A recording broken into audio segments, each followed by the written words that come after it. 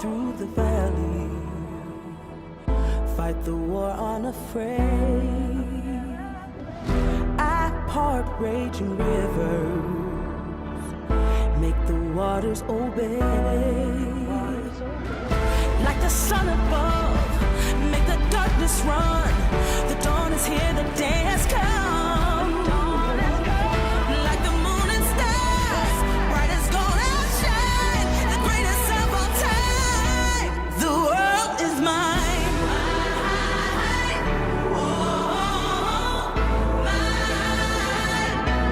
The world is mine.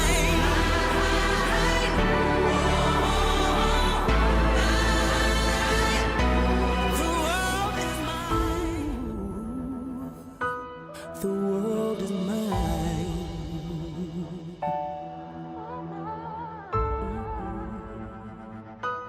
The world is mine.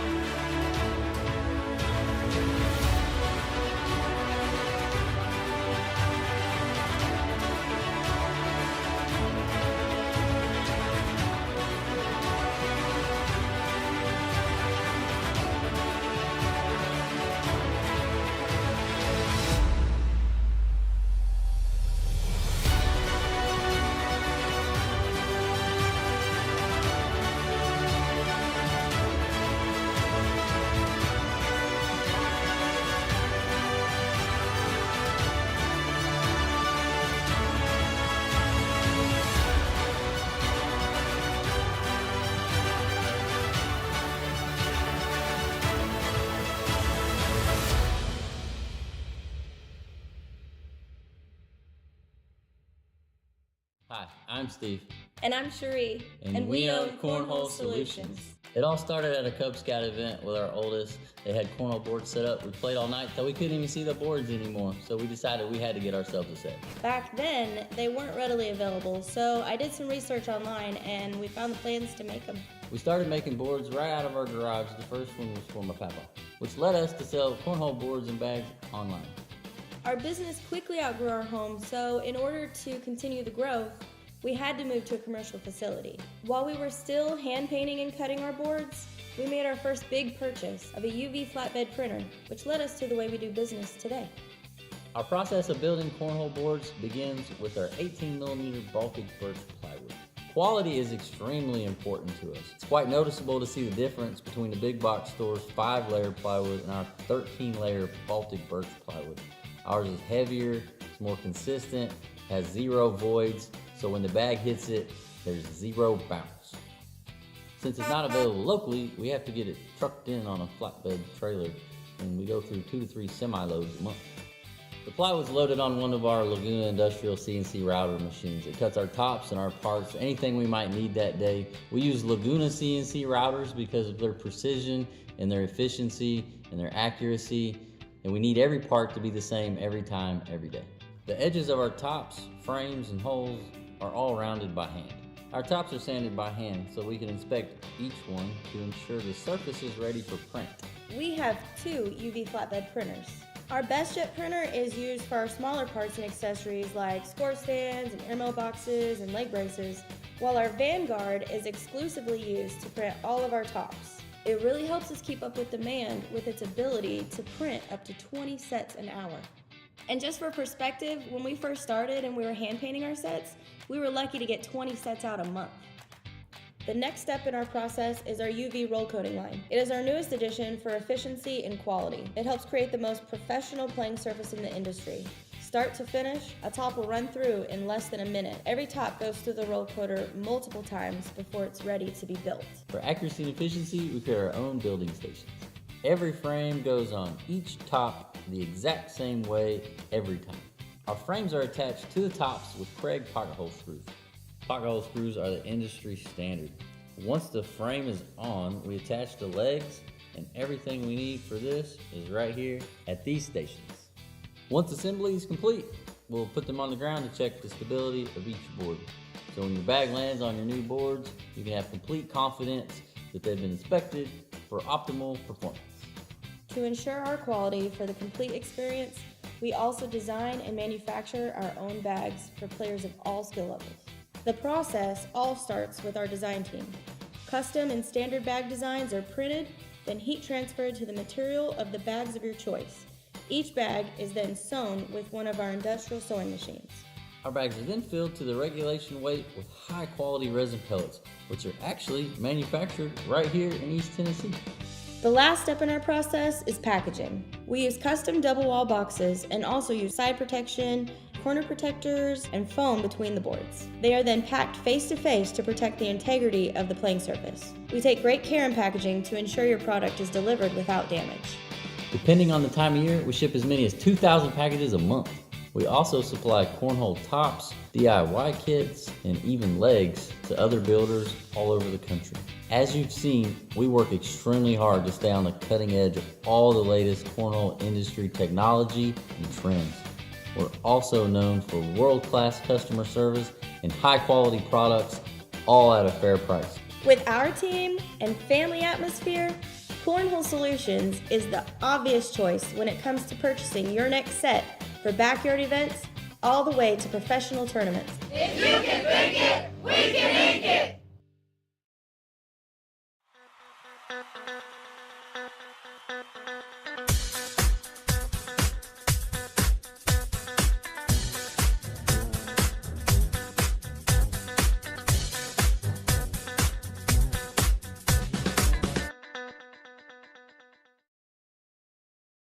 Gentlemen, the show is about to begin.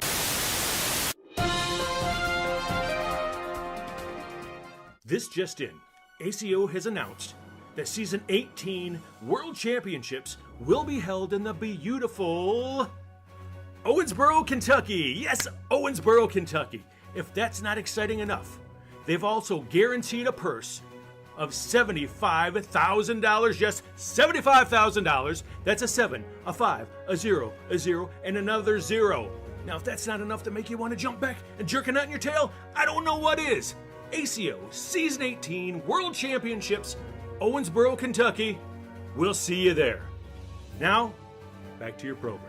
These guys both out of the SVC. It is time to get their game on. That's right, and Austin's going to start out with a block, and I think he's going to try to throw a lot of blocks against Caleb Hurt right here. But you're right, SVC, these guys play each other all the time, all the regionals. It's always a battle. One row. This is going to be the battle. I mean, I feel like General Patton put this together. There's going to be a ground assault and an air assault. I mean, you're going to roll those tanks, and then you're going to airmail. It's insane. And this is the best right here. This frame right here could be outstanding. Wow. Outstanding. That's all you can say is wow.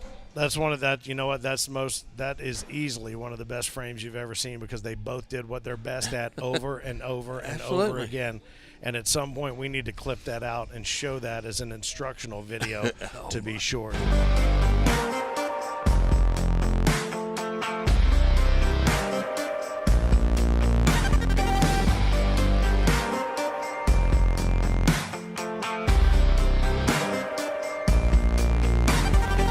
I've seen the proof, I know the truth.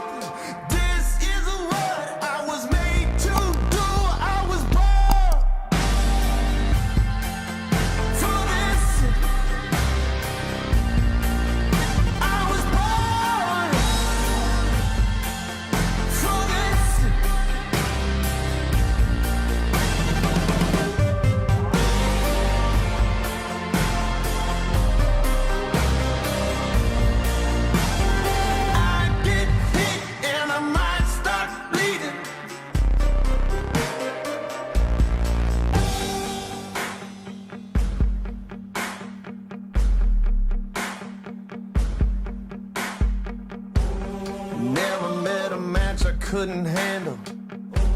No one else could ever hold a candle. Get ready for a battle, 'cause you know that I was born for this. I was born for this.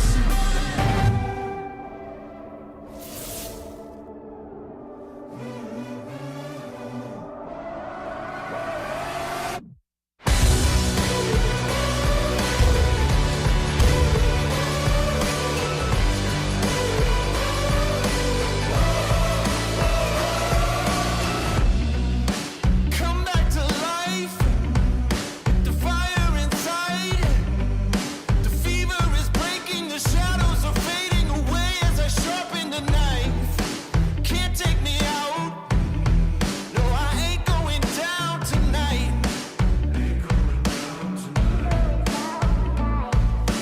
Not over yet. Ain't gonna quit. No matter what. Never lay down, never give up. I am a fighter. I'm a fighter. I'm a survivor. Even if I fall, I'll be up again, 'cause I'm a fighter. I am a fighter. I'm a survivor. Never lay down, never give up. I am a fighter. Today we will find out for sure there will be a brand new King of Cornhole, and there's going to be new champions in every division. We got women's, we got doubles, we got seniors, and of course we have singles. The World Championship King of Cornhole is coming up. Warn ya, there's something about to change. We're standing at the border where history is made. We're cranking up the lights now so everyone can see. It's all happening right now. We're gonna make you believe. It's about to get crazy. It's about to go down. It's about to get crazy. It's gonna be loud. This is our house. We do what we wanna. We'll blow the roof up. Everybody's coming. It's about to get crazy. It's about to go down. It's about to go down. We'll make the whole world hear us. So throw your hands up high. We're about to show you why they fear us. Here comes the battle cry.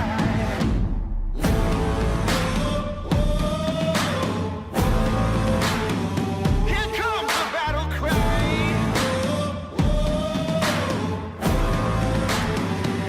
It's about to get crazy. It's about to go down. It's about to get crazy. It's gonna be loud. This is our house. We do what we wanna. We'll blow the roof up. Everybody's coming. It's about to get crazy. It's about to go down. It's about to get.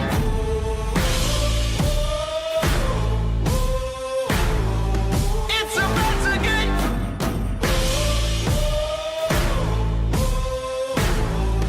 It's about to get crazy. It's about to get.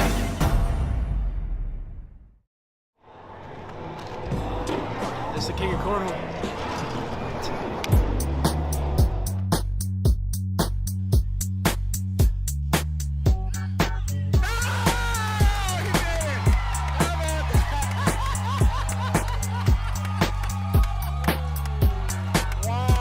It is now time to crown the brand new King of Cornhole. Champ, what's up, champ? What's up, champ?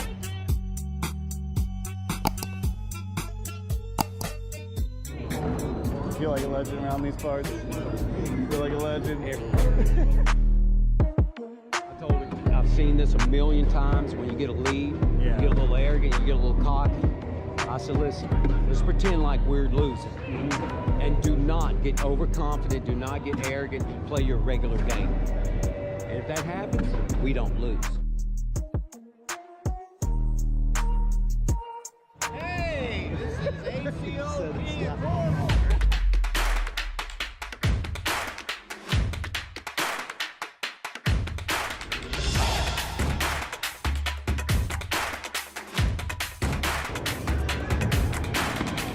She is a swinger. Oh my God. Oh my God. She's incredible. You feel me? Yeah. That girl's incredible. Watch out, everybody. She goes, I was as nervous as I've ever been. And I'm like, you were nervous? Imagine if you were calm. There's nobody here can beat you. Even the king. This girl here is incredible. And I told her, I said, we're not supposed to win. And we may not win, but we're gonna have some fun. I come here to get away from the crap, the crap of life, and have some fun with people and partner up with people, meet people. We have a great time. This is what it's all about. ACO, baby. ACO. ACO, baby. All day, every day. Jerry Armstrong, if he hadn't calmed me down last year, he goes, Fergie, you can win this. I'm like, Jerry, I don't care. He's like, no, you're gonna win it. If he hadn't done that, I would not be wearing this jersey. I would not have been the Wolves.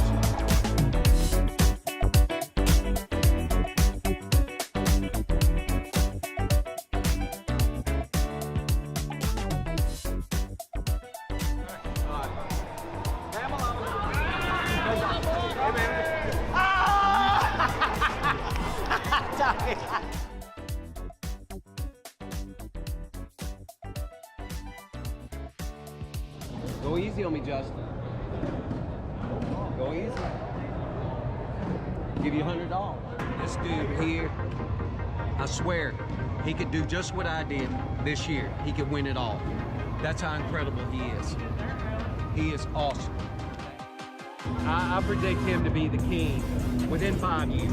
He was there when I won it. I'm gonna be there if he wins it. Now, there's a lot of other players that I love, but this dude is a master of this craft. Appreciate it.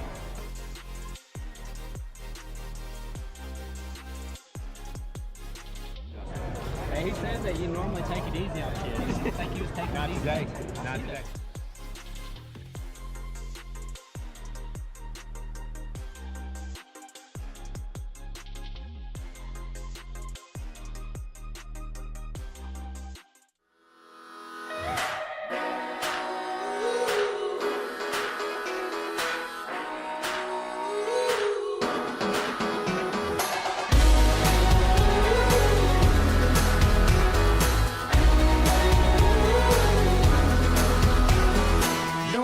Not the fingertip, I get the whole hand dirty. It's the injuries and elbow grease make a body sturdy. And at the end of that, turning on like a thermostat. Hot mess, effortless, throw yourself with the heater's eye. Make it work somehow, get all over it. Pour it all out, get all over it now. Make a mess, throw it down with a little grit. Let it all out, get all over it.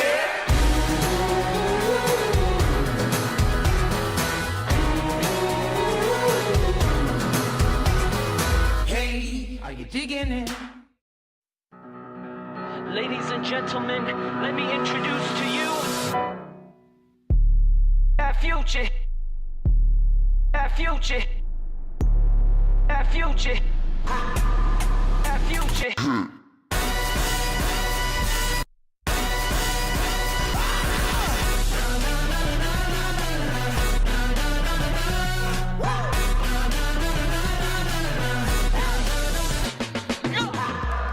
Y'all please hold the applause to the end of the ceremony. Let's go. Look around.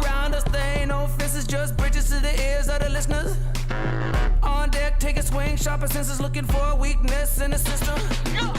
Finally, it's you and me, here shaking like a tambourine. We in this finally, both sides of the cemetery. Attention people, y'all get ready. This is for everybody. Try to catch up, we out ahead. Let me introduce to you. Try to catch up, we out ahead. That future hit. Are you ready? That future hit. Take a minute to refrain from acting green. If you're losing, you should join another team. Y'all should breathe, let me play another theme. At the start, this one nothing but a dream. Now it feels like victory, about to live another fantasy. Everybody clap with me, we're about to make history. Come on, attention people, y'all get ready. This is for everybody. Try to catch up, we out ahead. Let me introduce to you. Try to catch up, we out ahead. That future hit. Are you ready? Do you believe in magic? Here it's automatic. La la la, ooh. Amazing how it's happening. Look here, mom, we made it. La la la, ooh. That future. That future. That future. That future. That future. That future.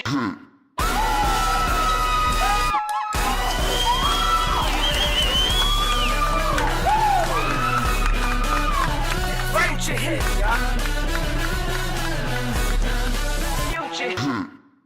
Future. That future. That future. That future.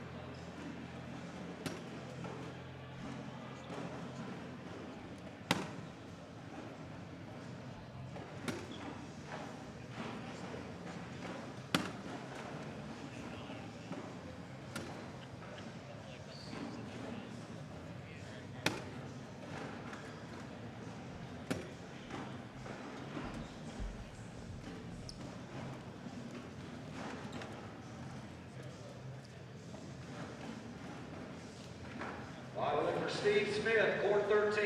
Steve Smith, court 13.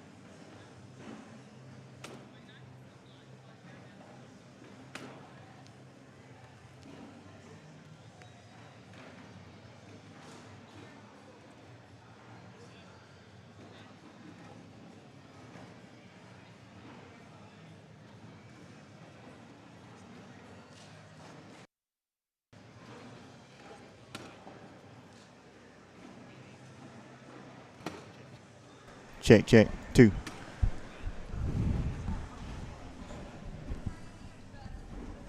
Brigaloo.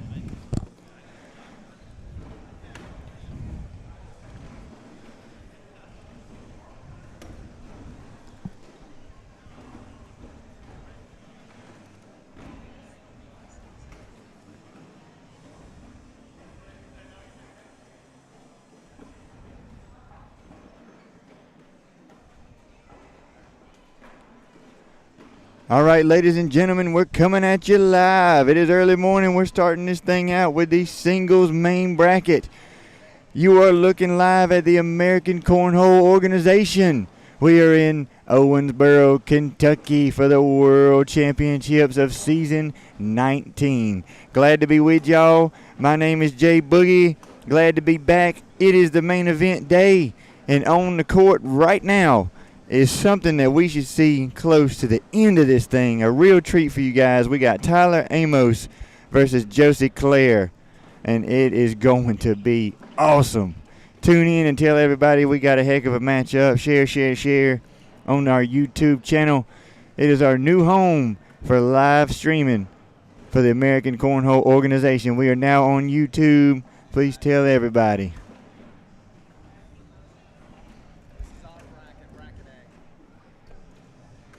This is bracket A you're looking at with Josie and Tyler. I got a lot of scores going around the building right now. I got a huge upset that just happened on court 1. I just got word that the former king Fergie just lost to Dakota Payne. Dakota laid a smackdown on the king. Something that's crazy. Still 0-0 right here on center court. Again, I am Jay Boogie. Glad to be with you. Looking around the courts, on court 23, we got Matt Gammon and Ashley Irvine. Ashley is down 11-18 right now. Jonathan Devine is up on Chris Clark 20-7. Justin Gibson and Matthew Hewitt are battling it out on court 22. Score is 18-16. Just giving you guys some updates. Zach Johnston is battling Seth Ballou. Zach is losing 15-17. As Tyler takes an early 2-0 lead right here against Josie. And it's going to be a long, long day, folks. We had a heck of a battle for the doubles finals last night. Congratulations to the Hurt Locker, the Hurt tag team of Caleb and Isaac, for taking down the current king, Mr. Craig Irvine and Tyler Amos, in the doubles championship. That was awesome. Of course, all 4 of those players are in the singles division today and going to be battling with everybody across the board. Nobody's safe.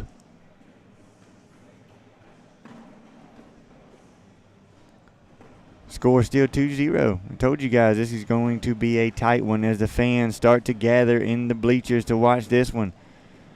We now have Mr. Jeremiah Ellis joining us. Just had a great game right here on center court. Up against Tristan Rudy. Didn't last long, but that's all right. The man is on a mission. I see Jacob Whaley in the crowd, one of our great juniors. Also a threat to run deep in this tournament today. Don't sleep on the man. And there you go. On to the next frame. Still 2-0. Want to give a shout out to Owensboro, the Owensboro Convention Center, for having us this weekend. They have been nothing but excellent. If you guys were with us in any aspect during the week, of course you know that. We've had a blast. Great riverfront view. Amazing. Had the band out there last night. It was awesome. And we got one more full day, folks. Do not give up on us now. We are on to the main event. Gonna crown a new king or queen of Cornhole this evening, as that's another 12-12 wash. Josie is not to be messed with. Telling you folks, it's not a secret. This lady right here is phenomenal and not scared of Tyler in the least. Both players rocking out the headphones, got the earbuds in, blocking out all the noise, staying in their zone. They're not listening to each other. They're not listening to me. They are locked in. And it looks like they're going to continue to stay that way as we go hole for hole for hole. And as soon as I say it, I messed Josie up, and she got one to the left. But it's a 10. Give Tyler 2 more. It's a 4-0 lead.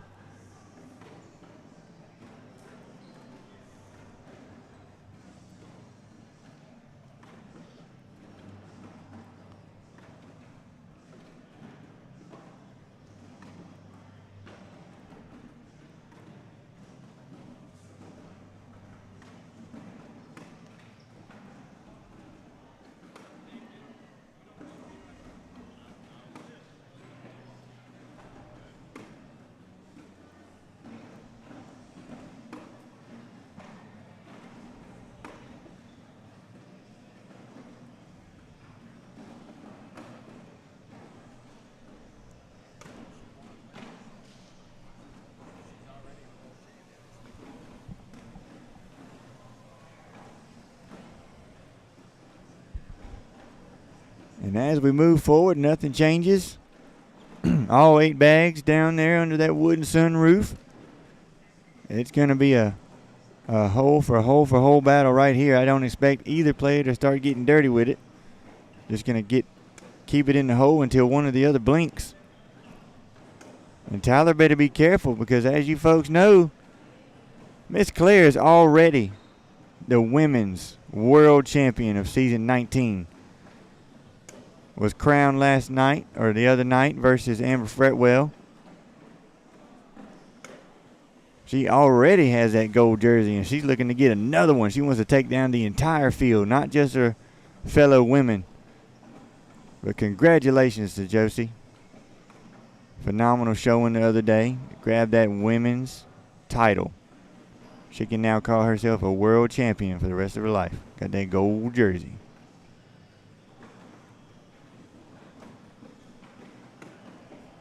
Bingo, bango goes the first bag from Tyler and Josie. Going in. Oh, and look at that. I jinxed Tyler this time. Little bumper action now they can use. And see if he tries to turn that corner and get it back. Is it too early to go for an airmail? Ooh, sneaky. Great finish up right there. And Tyler returned the favor as a couple frames ago. Josie was able to pick up 2 on that one.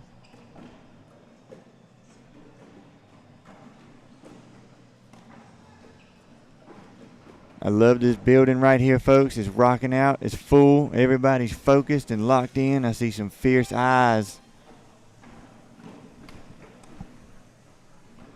Ready to take down the former kings.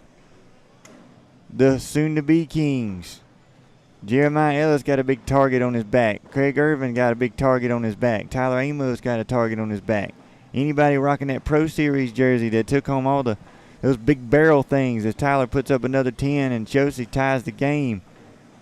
Anybody who has shown off this season has a huge target on their back. Don't sleep on anybody that just come out of the woodworks, folks. Anybody can come out here and win this thing if they practice and they put the work in.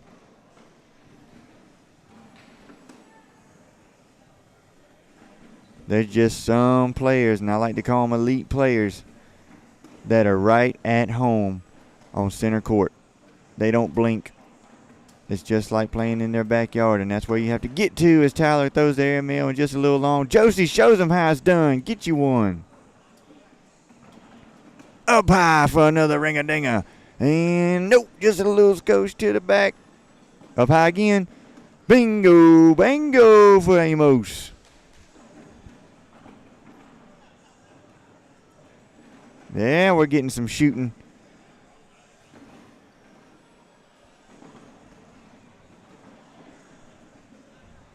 Very nice fireworks right there, but it's still 4-4. No points scored.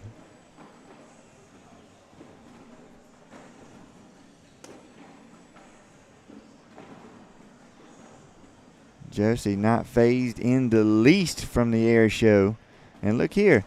We might be seeing a A bit of a strategy change from Tyler.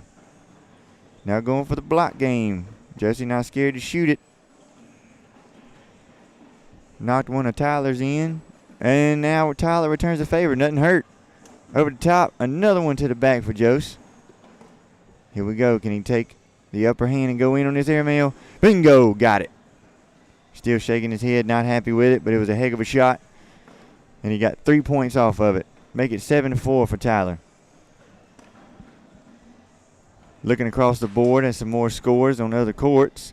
Paul Schroeder, Dayton Will, playing on court 19, is currently 18-8. The Schroeder is up in that game. We got Chloe Arrington, somebody that can absolutely take on Queen of Cornhole today. On court 29, taking on Steve Hayes. It is 15-11. Chloe has the lead. All she needs is 6 to close it out. She's moving on. Maddie McBride and Ryan Griffith are battling it out. Same score on that one, 15-11. Maddie has the lead. Another phenomenal woman that can win Queen of Cornhole today. I've been saying it all week, folks. The women are absolutely stealing the show as Josie, tries to get her another airmail.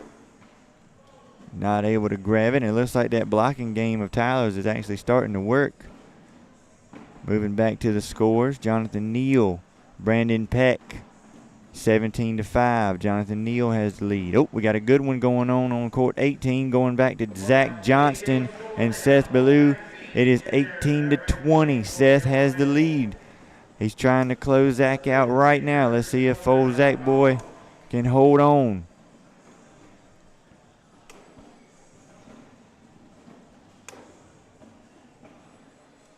The odds-on favorite, Jeremiah Ellis on court 22. Got a 14-3 lead on Sean Phelps.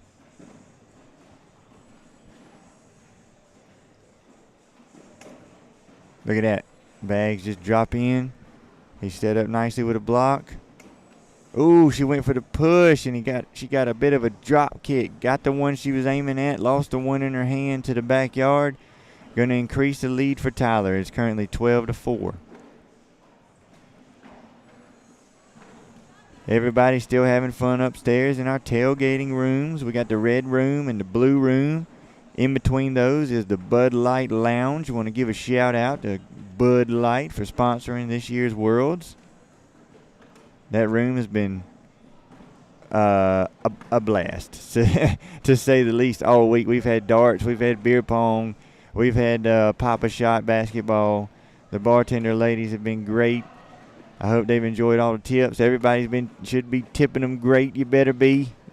And that's 8 more in the hole right here on center court. Let's check it out.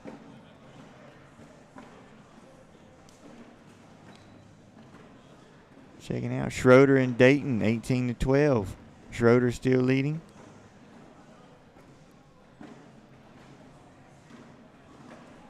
That Maddie McBride game is 14-15. Maddie still leads. The Chloe Arrington game, 15-13. Chloe still leads. Now Tyler's going to have to really reach out and grab that one up high. I think he can definitely get the one in front of the hole. Push, push. Got it. Ooh. Oh. A little soft push on that one. Oh, now we got a clogging action going on here. See if an airmail does it. Jackhammer.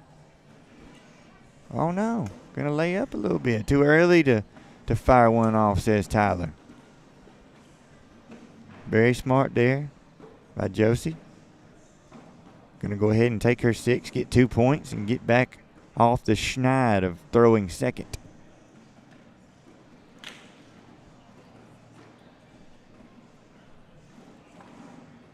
Leads the way, shows Tyler what to do, gets in the way. Perfect shot. Got a little V action going on. Tyler's going to have to deal with that corner. Ooh, good push. And she was able to bring her own bag towards the middle. Another block there by Tyler. Is this the blocking strategy going on here, or is Tyler kind of leaving some of these short? Kind of seems that way. Nice cleanup right there. Got him a 12. Josie will take a 10, and now the lead increases 14-6.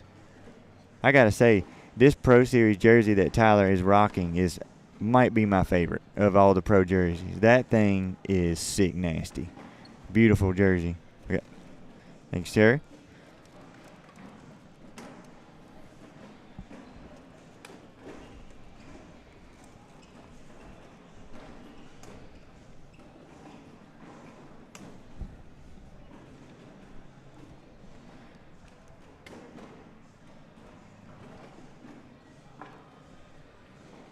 Oh, good push.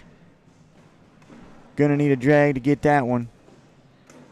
Oh, and Tyler gives her a gift and gives that bag a buddy. She goes up to try and get it anyway. Not the result that she wanted on that one.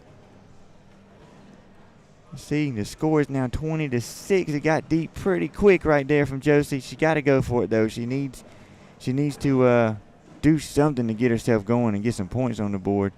As this game is getting closer to an end, I want to bring in my partner right now as he's finally made his way to the table, Mr. Dio Lascalet. What's up, brother? Hey. Welcome back, man.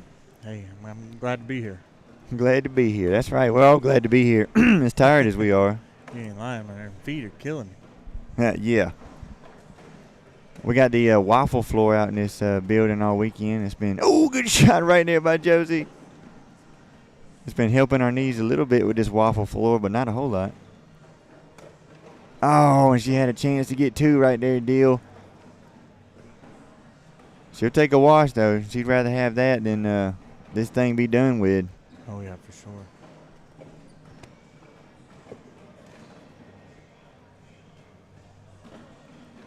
And it seems here lately Tyler has been throwing a little block action. See? That's what he's been doing here. What do you think Josie needs to do to change that if she's got a big comeback to pull off? Oh. Blocks make it really tricky with today's boards. They're sticky, tacky. Sometimes the block may be unintentional, but I think the best thing to do is go through it. Yeah. You're down big. You're going to have to take some risky shots. But look at her airmail like she game. just did. Yeah. But I also think you need to go hole for hole and keep it close. Yeah, she's not scared to fire the airmail off. She's been showing that. And that's it, though. That's going to do it, folks. I think. She hadn't put a score in yet. That was it, wasn't it? Yeah, that was it. Yeah. Just just counting up a score. Got to get the PPR right. PPR's got to be right. PPR right. That's right. Give the victory to Tyler Amos, 21-6 over Josie Claire. And don't forget, folks, she's not done. She's still got a lot of work to do coming through the elimination bracket. But either way, she's still your women's world champion. She's got a gold jersey. Before this whole, Tyler just looked over and said, man, she's tough. He just took a big sigh of relief right there getting that one, didn't he? Yep, for sure. So Josie moves on to do some more work. And right here on center court, she's not going anywhere. She's staying on center court with us. This is awesome. We got Josie Claire versus Steve Redkemper. Why do all these people got to have such hard last names that I can't read? You know, we say that and then Lascalet. But yeah. Yeah. But anyways, I'm sitting here with Deal Mill Lascalet. I am Jordan Lascalet, Mr. J Boogie, as it were. And you are looking live at the American Cornhole Organization. We are in Owensboro, Kentucky for the season 19. I almost said 2019. Season 19 World Championship. We love having you guys as we're getting underway with the singles main bracket. We got people all over the place playing some great games. Brandon Lacewell versus Ashley Irvine on court 23. Ashley is up 16-13. Old Luke Ferguson over there, a guy we hung out with a lot yesterday, is up 12-7 against Sean Anderson Sr. See, we got some. Chloe Arrington just took the victory over Steve Hayes, 21-14. Chloe moves on. Maddie McBride and Ryan Griffith are still batting. Oh, no, just as I say it, the game is over, and Maddie loses to Ryan Griffith, 21-19. It's a big win. Yeah, it's a big win. Maddie and Josie starting off early with a loss. Looks like they're going to have to do a little bit more work to climb back up there, as they both are in high contention of taking home Queen today. Another one I watched earlier is an ex-king, Fergie. Mm-hmm. Fergie lost 21-4 to Dakota Payne. Dakota Payne, bringing the pain. Yep. Another one of those SVC boys right there. Really showed off in Pennsylvania. Yeah, he beat Jeremiah Ellis in Pennsylvania. I mean, you got a victory over Jeremiah, and now Fergie. What kind of confidence does that give the man? Exactly. You know? Beat not last year's king, but the king before last, and then one of the favorites this year in the same season. Same season. He's hungry. He's hungry. Young and hungry. And he's got what it takes. He's got every shot in the book. Oh, yeah. But I told Craig last night, I said, if you put it forward in the hole, they can't beat you. Well, you're a genius. Hey. Hey. It's a simple game. That's right. Not hard to figure it out. It's hard to be good at it, though. It's hard to do it. Not hard. Not hard to know what to do. Just like Josie right here.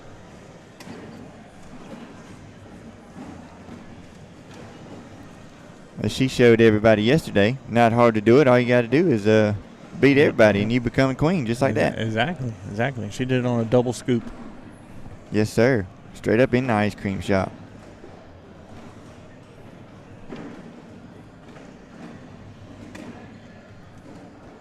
Do you think if you're Josie here, it takes a little bit more of a filling out process, going from someone that was blocking you last game and now you're going hole for hole with somebody? I think it's probably a bit of a relief. Because it started out last game, her and Tyler were going hole for hole. Yeah. And both of them were just not budging. I think that's why Tyler switched to it. He was like, okay, this isn't going to work. We're going to do this all day. It's a long day. It's a long day. You can't just throw one game for 2 hours. Exactly. It's a long day. You know, I think he decided to change up the game plan just to try to maybe even save his arm a little bit. Yeah. And it ended up working out for him. And that's another thing about being a great player. If you can say, okay, this is what I need to start doing, and you just do it at the drop of a hat, get the job done.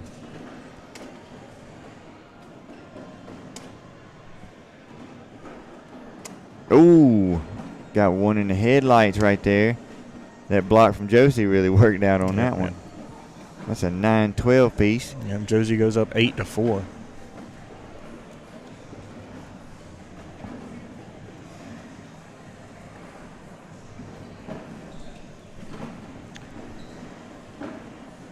Alrighty, we're 8-4.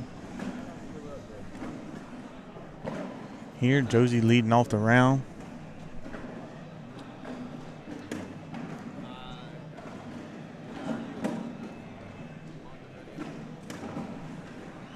Sorry, guys, we're trying to get the YouTube pulled up so we can look at the comments that are coming in.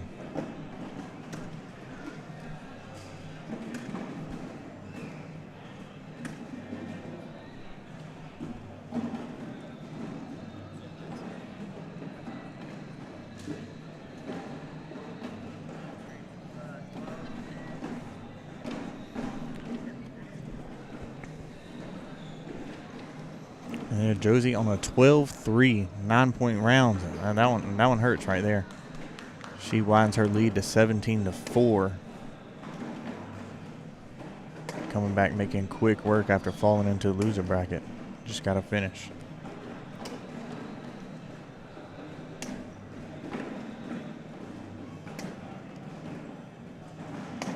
I will look for Isaac Hurt, Chad Jackson, court number 1. Isaac Hurt and Chad Jackson, court 1.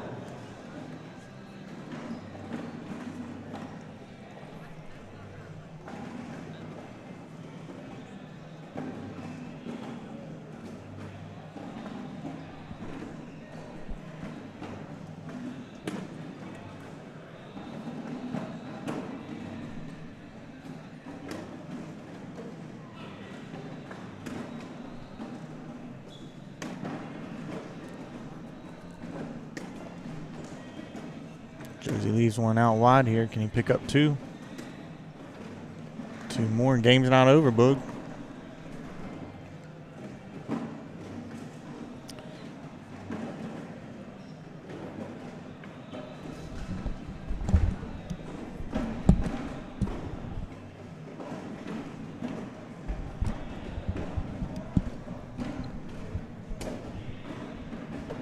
All right, I'm back, folks. Sorry about that. Trying to figure out how to look at these comments. I hadn't been able to talk to people all weekend. Now we got it. I'm seeing everybody out there now. What up, Jace? Old Jace Thompson back home saying hello. Dylan shouting out to Jack Hammer, Jeremiah Ellis. Yes, it's season 18. Excuse me. Yep, sorry about that, guys. I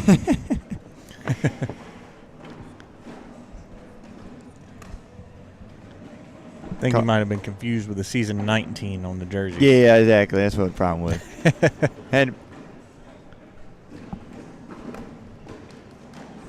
And just like that deal, 16-17. Look at this. 17-4. Josie put a 9-point round on him, but he's crawling back.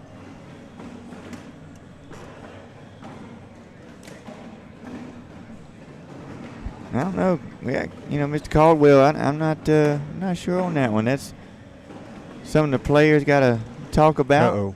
Uh-oh. And there it is. Josie moves on. Yep, just like that. It got close quick, and it ended just as quick. That was just a whole lot of big point rounds that game. Mm-hmm. I saw a 9. I think he put up a 6 to start his comeback going. McLovin. McLovin, that's right. That's a great jersey. Other courts going around the building. Tyler Goodwin and Todd Gammon, 16-16 right now, battling it out. Sean Anderson is up 20-15 on Luke Ferguson. Finally able to talk to you guys out there in YouTube world. Give us a shout out. Talk to me and deal. Ask some questions. Let's chat it up. Hadn't been able to talk to you guys all weekend. Now we got it figured out. We're still learning this tube of you deal.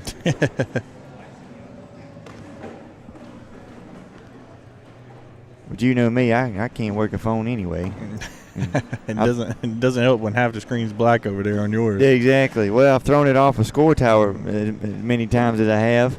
I don't know if it's throwing it off a score tower or a long air mill. Yeah. One of them knocks it off. And our next matchup coming on center court right now is Tristan Rudy with the Roofless Cornhole battling Rob Cooksey. As we wait on Rob to get here, I know Tristan's excited to get up here on center court, as we had a great time last night watching the band with the old Roofless team. Old Cisco. Old Cisco. Let me tell you, I don't know who has more fun than Team Gusto and Team Roofless. I'm telling you, man, when we get together, it's just an absolute blast. And I heard a "Let's Go" across the building. Somebody just got fired up. I believe it was an LSU. Was it Ellis? I think it was an LSU. He's right over here beside us, cheering someone on. He's looking at Zach right now. Yep. What was Zach Johnson? Zach Johnson, a Gusto guy, is now down 6-19 versus James Hill. Yep. He has pulled the hat off and trying to mount this comeback.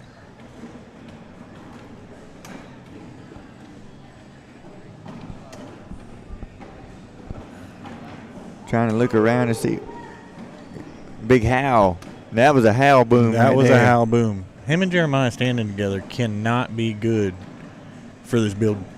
Exactly. They're going to be loud as all get out. It shows you the acoustics of this building is phenomenal, though. Yeah.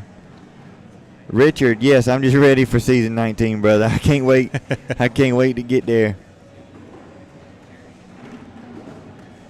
And I'm probably just like everybody else. They got their butt kicked. I'm saying, okay, I'm getting home. I'm going to practice all through August, and I'm kicking ass when I go to the regionals. And I'm making pro next season, daggone it, no matter what.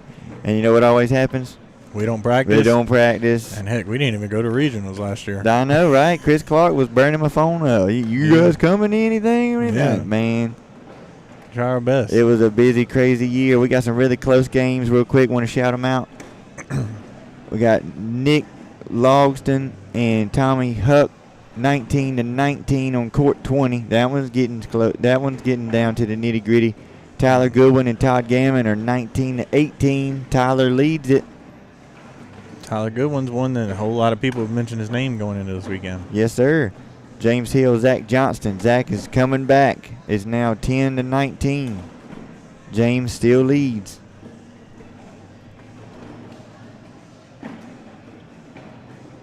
Robert Booker and Ricky Dennis. Oh, Ricky Dennis. I call him Dale Earnhardt. Over there on court 31, 16-16. Tyler Amos still kicking butt. 18-14 versus Matthew Davis. I'm telling you, man. All your favorites are burning through these first couple rounds today. Yeah. Not playing no games. Even this matchup against Josie, Tyler had. The score didn't show how close that game was. Yeah. It didn't. Then you start getting down to the nitty gritty. You got the Douglas Parker and Zach Adams and Tyler Amos and Matthew Davis. The winner from those two games play each other. Oh, snap. So that's going to be a heavyweight match in the next round, either way. Yes, it is, no matter what. And Tristan Rudy going up in the hole. Jeremiah Ellis is waiting on Tyler Goodwin and Todd Gammon. He gets the winner of that one. That's going to be a good one. And this is just the A bracket. Yeah, that's just the A bracket. We got 2 brackets rocking out here. We got 4 brackets, pardon me. 4 brackets. And then I was talking to Ashley Irvin earlier. The losers bracket is loaded too. There's been some big names go down. Heck yeah.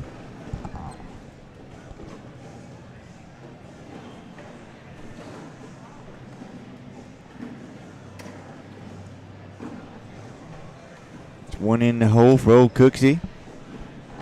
Rudy follows up right behind him. Little bit of a gift right there from Rob. Rudy takes advantage and lays a nice block, and it worked out perfectly. See if he can push this one on in. Got the roofless bag to fall. See if can you see what Rob's throwing there, Deal? Cannot.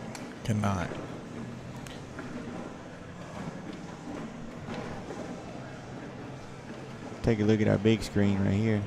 Still can't really tell.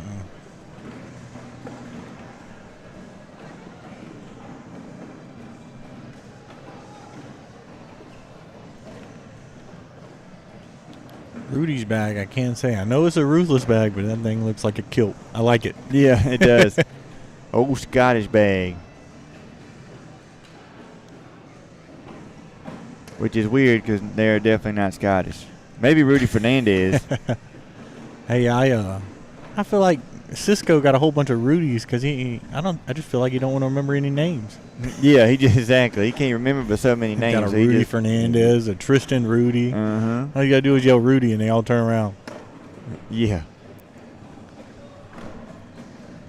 And Gammon and Goodwin still battling it out, 19-15.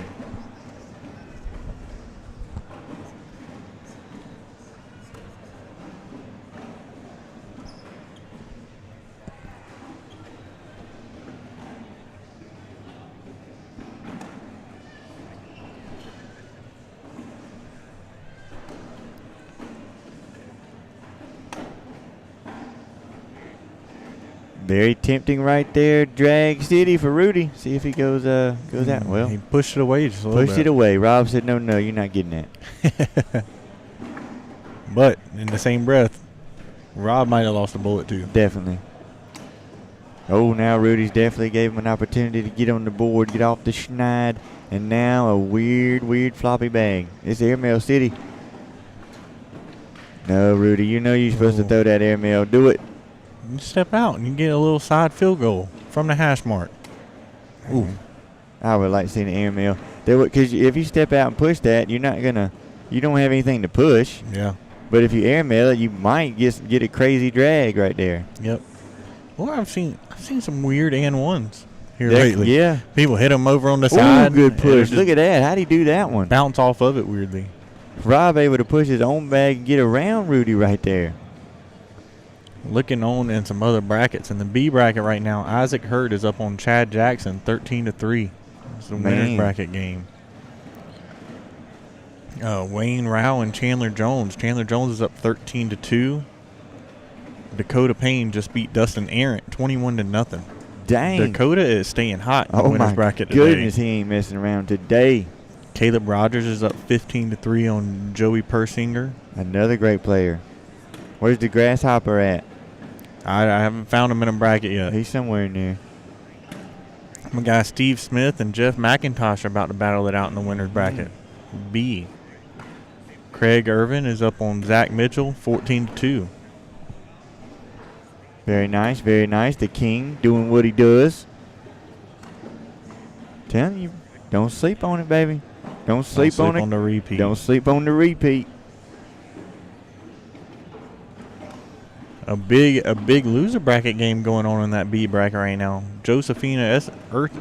I can versus say Kim that Dice. one. Ooh. Kim Dice. That's a big loser bracket game. Ernsberger and Dice going on Two right queens now. going at it. Let me pull up some other brackets here and I'll give it some more updates. Tristan's got one in the headlight deal. You know, I was talking to someone yesterday. I'd rather knock that score tower over behind the board than put one on the front. I would too. Knock somebody's kneecap off. Just don't hit the front. Start Dang. blowing out ACLs with a cornhole bag. Yeah. Now look here. I say put it on, but he wants that backside.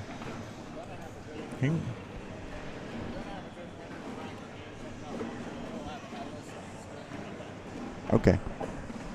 Coming from the Oz, the man himself, we will have Ellis and Goodwin on center court coming up, folks. So do not go anywhere. Ellis and Goodwin right here on center court. Ooh, I can't wait for that. Yep. Early on fireworks, baby. I love it. And some of these other brackets, they're getting down to close to the nitty-gritty. The little red hash mark to make this all one bracket.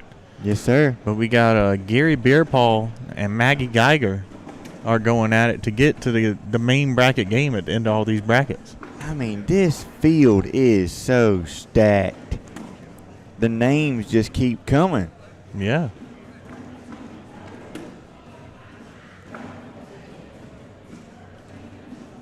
Drew Wecking is up 15-2 on Kenny Bolton. Now, Drew, also another model of consistency, always stays up in the hole. He's a marathon thrower as well. Hey, this one, Riley Drexler is still in the winners bracket. Moving on, he's near about to the play-in game. I'm talking about. The big one, Travis Jordan and Chase Puckett are going at it right now. Chase Puckett's up 19-8. Oh, Puckett.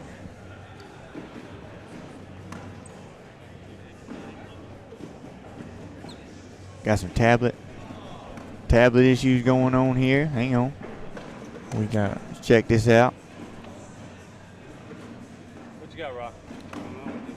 There you go. Oh, got a blank scoreboard. Let's get this right real quick. We got the old Mississippi Ninja in here helping us out. I mean, staying on some other brackets, we got a big loser bracket game going on. Brian Higginbottom and Sebastian Barger.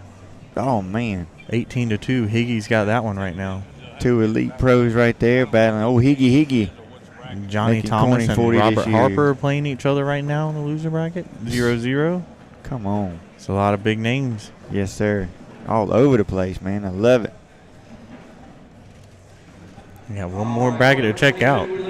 Yeah.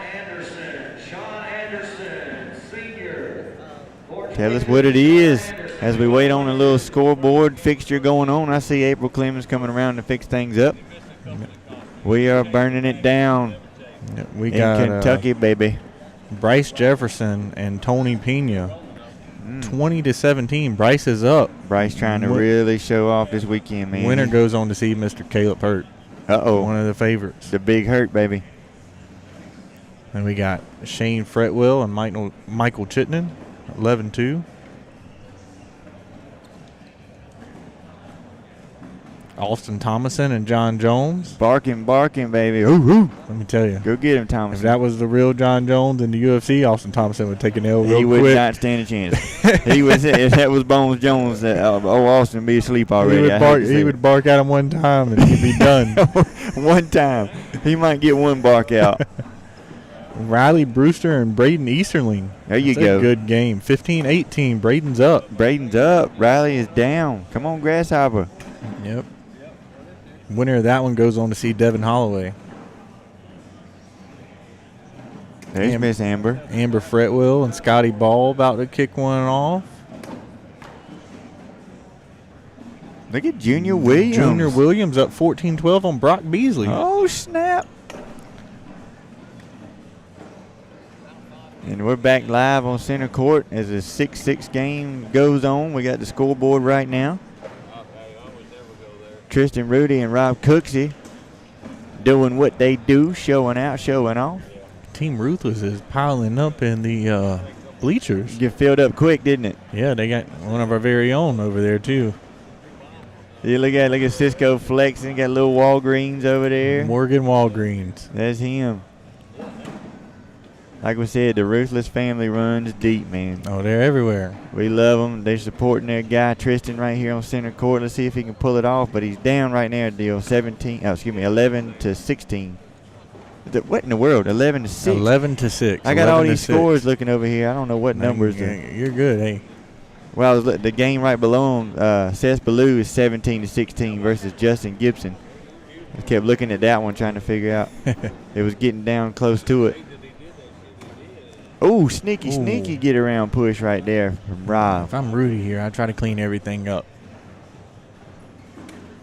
Push action, not bad. Still got the wash. Got a wash. Still got the wash. I was nervous that his bag might have been blocking him a little too much. You know? Sometimes you try to get that left corner and you just grab the side and loop around to the back. Mm-hmm. But that's still my favorite shot, though. Spin around the hole. I know it grabs it like it's on a fishing line, just reels it back in. A lot of people say it's luck, but hey, I love it. I'd rather be lucky than good any day of the week. Usually if you're good, you can control a little bit of your luck. Exactly.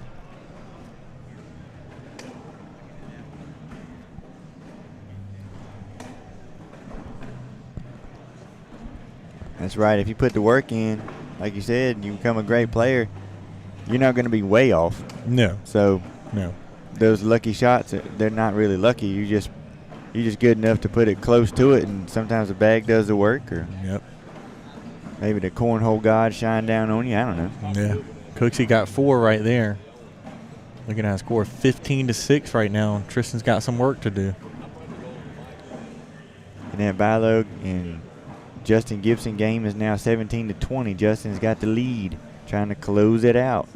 I'm not seeing anything real close right here on my board.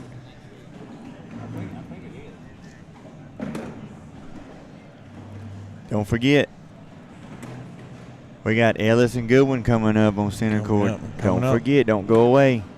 Big matchup right there. Let's see if Big Goodwin can try to take out the favorite early. Take out the favorite and live up to the hype. That's right. Both of them. Yeah. Both of them. I was saying yesterday, I'm looking for that guy that's got that fire in his eyes. Yep. Excuse me. My voice is trying to leave me. He's got that fire in his eyes to say, no, sir, you're not going to talk all this junk and run up in here. I want this crown just as much as you do. Yep. He said, I'm going to give you one, and Cookie's bag fell. That's going to be one for Cookie. And check this out right here. We got a little rule controversy right here. So once this bag was hanging, Tristan decided not to throw that bag because he didn't want it to fall, and he relinquished his last bullet. Yep. So once he done that and it fell, you can't get it. You can't do it again. Yeah, because his bag crossed the line walking. He already gave up. He already gave it up. Yep. He crossed the line walking with that bag. Yeah. Yeah, he already done it. That's just like taking time out. You got to drop the bag before you walk down there and all that good jive. You know, it's just sucks for Tristan. Yeah. But, you know. But that's like we were talking about yesterday about how if a bag is still moving, you got 5 seconds from the time it stops moving. Well, if you're playing singles, you can't see if it's moving or not. Just like Tristan right there. He didn't know that bag was still moving. If he saw it drop, he wouldn't have gave up. And again, ooh, and I think that might have got in his head a little bit, and that's it. They're bean bags. They the little beads are just gonna keep on falling. If that weight shifts just enough, you're gonna have one in the hole. Yep. So you never know. You never know. That's why it's beneficial to have a partner for situations like that. But congratulations to Rob Cooksey as he takes down Tristan Rudy on center court. You know what? That was Cisco's fault. He was doing his thing until Cisco showed up. I blame Cisco. It's all his fault. And he's looking at us. But no, great showing right there from Tristan. I know he's disappointed, but hey, he needs to keep his head up. That kid's got a bright future. Did his thing. Yes, he did. Yes, he did. Next matchup.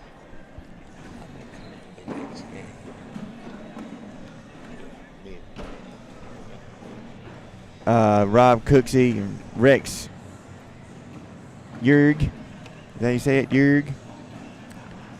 I think so. Rig. Who knows?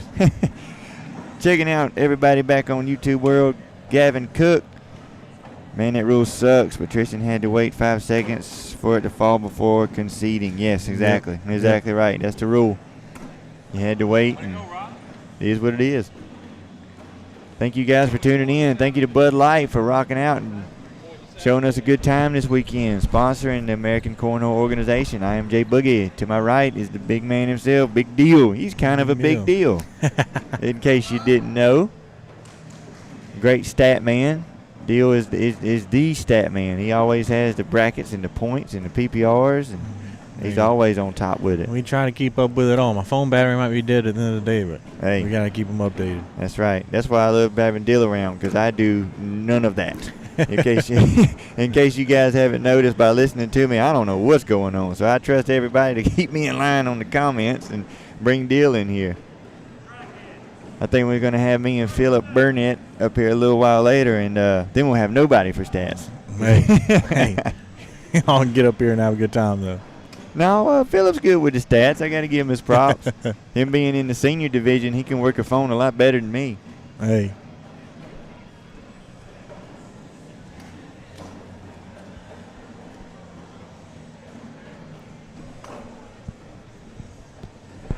Man, I'm excited to figure out who's going to take this thing home tonight.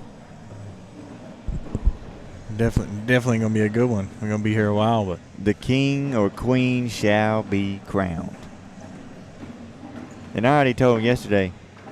They asked me who my favorite was, and I'm going for the repeat, baby. You know me. It might be biased, Team Gusto, but I'm going for the repeat. I'm saying Mr. Craig's going to do this thing again because he slept. I think he's been slept on, and he saw, he's doing it for the family, and I love him to death, and I think he's going to do it. What are you thinking? I like my man Isaac Hurt. Oh, snap. Oh, Mr. Hurt, Little Hurt. Little man's hungry. I said it at the beginning of the year. I like Isaac, but then Craig's coming in with a whole lot of motivation as well. Yes, he Craig, is. Jeremiah. Well, you can't pick Craig. I took Craig. No, I'm not picking him. I was just talking about people coming in with motivation. Jeremiah's coming in with a lot of motivation, a lot of height. Yeah. He's going to be loud. He's going to win some big games. And hey, you know somebody else? Don't sleep on the Big Hurt. Never sleep on the Big Hurt. Big brother is due. He's Never way overdue. Hurt. He's been there year after year. Tyler Amos.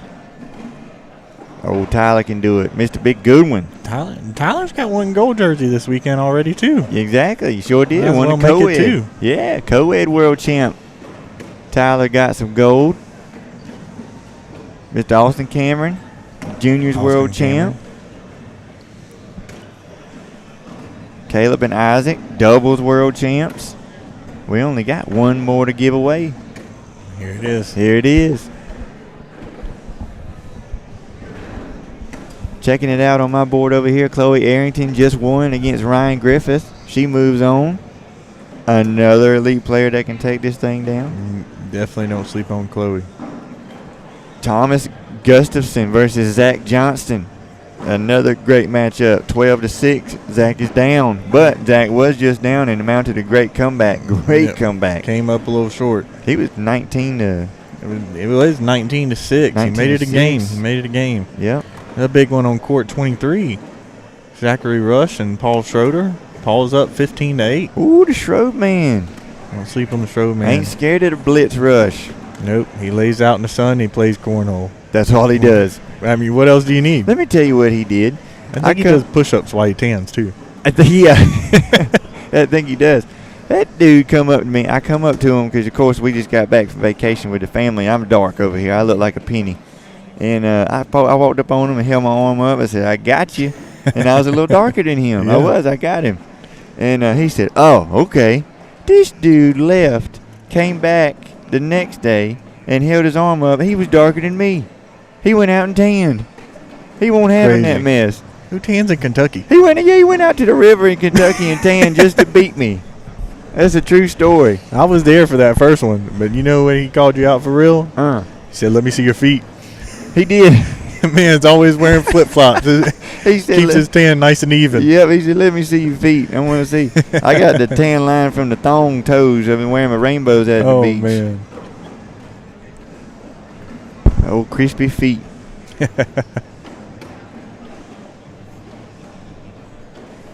Look, Zach battling back 12-10 now. Zach is on his way back up.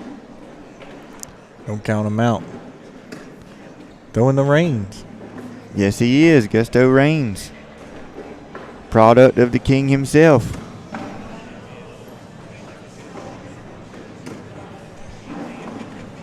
This one right here looks to be a battle deal. Yeah. Rex and Rob are, woo! What a big airmail. Yes, it was. Wanted that bag, though. He did. He wanted that IMF. Wasn't able to grab it. Ooh. Looks like Cooksey got one right there. Cooksey got one. Lost 9-8, one to the 9-8. backyard, but scored. That was a suicide bomber right there in that last bag. It was.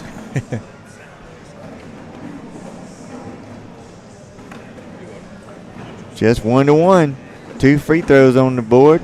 Rob, Cooksey, and Rex battling. 2 pro jerseys right here, deal. Got the slick black one right there rocking out from Rex, and Rob's got that brand new crispy red, white, and blue. Season 19. That thing is sweet, baby. Yeah, season 19. Season 19 pro jersey. We are in season 18. Yep. These are the 19 jerseys. We're closing it down. Closing time. Don't start singing on here. We should have went to karaoke last night. I know, man. LaBelle was telling me to come on over there, and we got caught up with Ruthless and Craig, and we're having a good time listening to actual people who can sing. Yeah.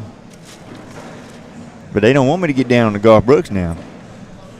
I'll burn it down. You know it. Friends in low places, baby. And we in Kentucky, too. Come on.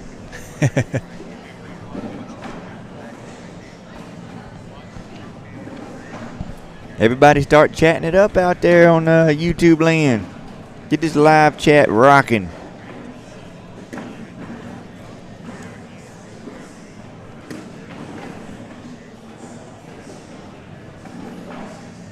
Most of these guys are dialed into the middle right now. Yep. Not phased by anything. Still don't know what, maybe you guys on YouTube know what Rob is throwing. I can see from here that Rex is throwing those IMFs. That's a covert deal? I believe it's a covert. Yeah. Clint Barlow, always a great role model and veteran of the bag game. Yep. OG of the bag game. I'm telling you, he is the man. I've learned a lot from him. Try to pick his brain as much as I can. Yep. And him and his IMF team, IMF Strong is what they like to say. They always show up and they show out. I love the team. They're always fun to hang out with. Up there in the tailgate room. Tailgate room's been a hit this week. Yes, it was. Let's see if we can remember it. Of course, we were rocking out with the Gusto Cornhole. Then we had Clint with the IMF. Next to him was Killer Bees. Ben Bogdanowicz. And then next to him was it Sack Slingers that was next to him? Sack Slingers. Sack Slingers was up there. Blueprint. Pitch. Jody and the family up there. Pitch Bags was up in our room. See, another one was up there in our room. Over the top. OTT. As I knew there was a big one I was missing in our room. OTT was up there. In the other room, we had some of our good buddies, TNT. Craig and the family was rocking out TNT Cornhole. And then, of course, Ruthless was in the other room. Over Arcane. There Arcane Bags. Lucky Bags. Lucky Bags with Charlie Case. BD Bags was over there. I mean, the list goes on and on. If I'm missing anybody, I apologize. B3. Oh, yeah, man, B3. Basement Bags. Basement Bags was up there. B3's been up there rocking out the live stream. That's a beautiful live stream. I love the way they got the whole background stars and stuff flowing. He does a great job. The Elite Bag Company. I mean, the list goes on, and every bag company had their own court. Yeah. Had their own boards with the branded logos on them. Somebody tried to buy ours, the one with Gusto, and I said, "Oh, you ain't getting that. That's mine." Well, we were raffling off boards last night. Yeah, we brought boards with us and raffled them off. They said, "What are you doing with those?" I was like, "Look, that's our first tailgater. We got to keep that set." Yeah, you can't have the tailgaters. Them things are awesome, man. They were beautiful. From Cornhole Solutions, who is another person that was here this weekend. Cornhole down Solutions. At the bottom. Yep. Down at the bottom. CBC. They're over on the other live stream. How could I forget the CBC guys? Right down here at the bottom. Yep. Always love Bill and Dylan, the other Dylan. So we got Big Deal, And then what we call him? He's a man, running deal. That's the runner deal. The running deal. He never stops moving. He's on a stair stepper or running across in some forest somewhere. And only thing I was running to was the donut trailer. That's not counting that one out. You betcha. I'm telling you. The Irvines come strong with them donuts this week, man. Yeah. All week they worked. They worked late last night, and what an AML shot right there for Rex. And they worked late last night while the band was playing on them donuts. I mean, he almost got to drag it. He didn't want. Now, Deal, he's got to go for this one. Those are both IMFs right there. He's got to go for this drag. Complete the air show right now. I got the ringer dinger loaded up. Come on, Rexy, fire it off. Thinking about it, getting his mind right, getting his aim locked in. It's up. Oh, didn't get it. He still gets one. Yep. Oh, no. Cooksy's got one in his hand. He's got one in his hand. Does he go up? Nope, push shot. Ooh, got a drop kick. Was able to push one in. Thankful not to lose it to the backyard. Man, I was going to be pumped if he got that double drag. That was nice. Yeah. At least he did get the suicide bomber. We didn't see that Cooksey still had another bullet in his hand. That might have been why he sat back and thought about it for a minute. Yeah, that's true.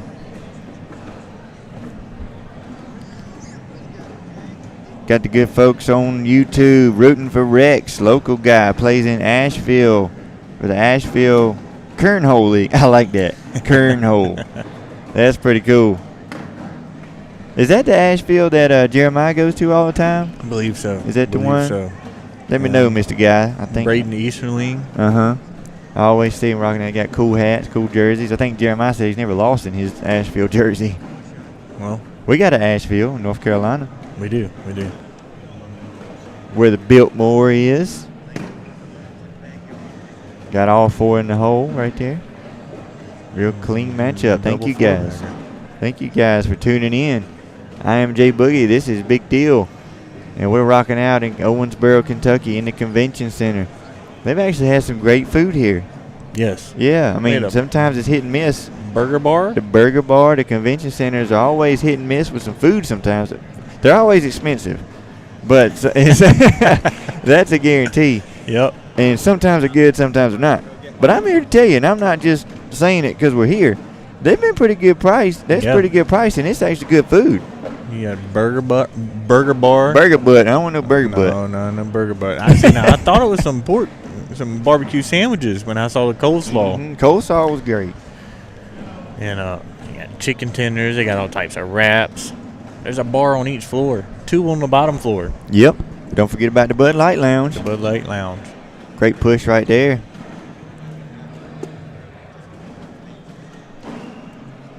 Bud Light Lounge got a little bit of everything. We threw some darts this weekend. Check this out, Dale. Matthew Hewitt is up 20-17 on Matt Gammon. Matt Gammon can go down. Yeah, there you go, Josie up there, Priest. Everybody up in Nashville. And Ellis is loud. He's not lying about that one. Yeah, he's usually on 11. Hey, but I mean, we started in the backyard.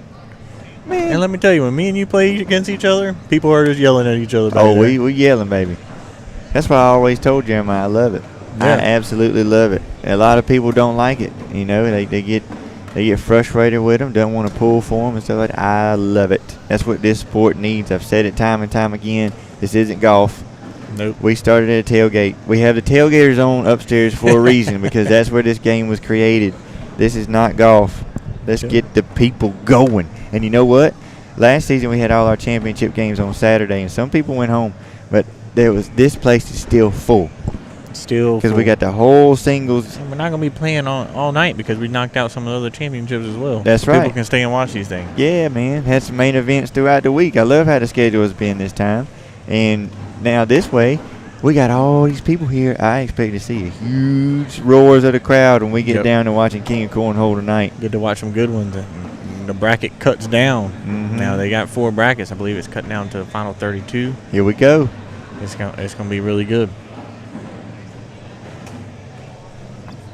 And Rex now has created a lane. Field goal.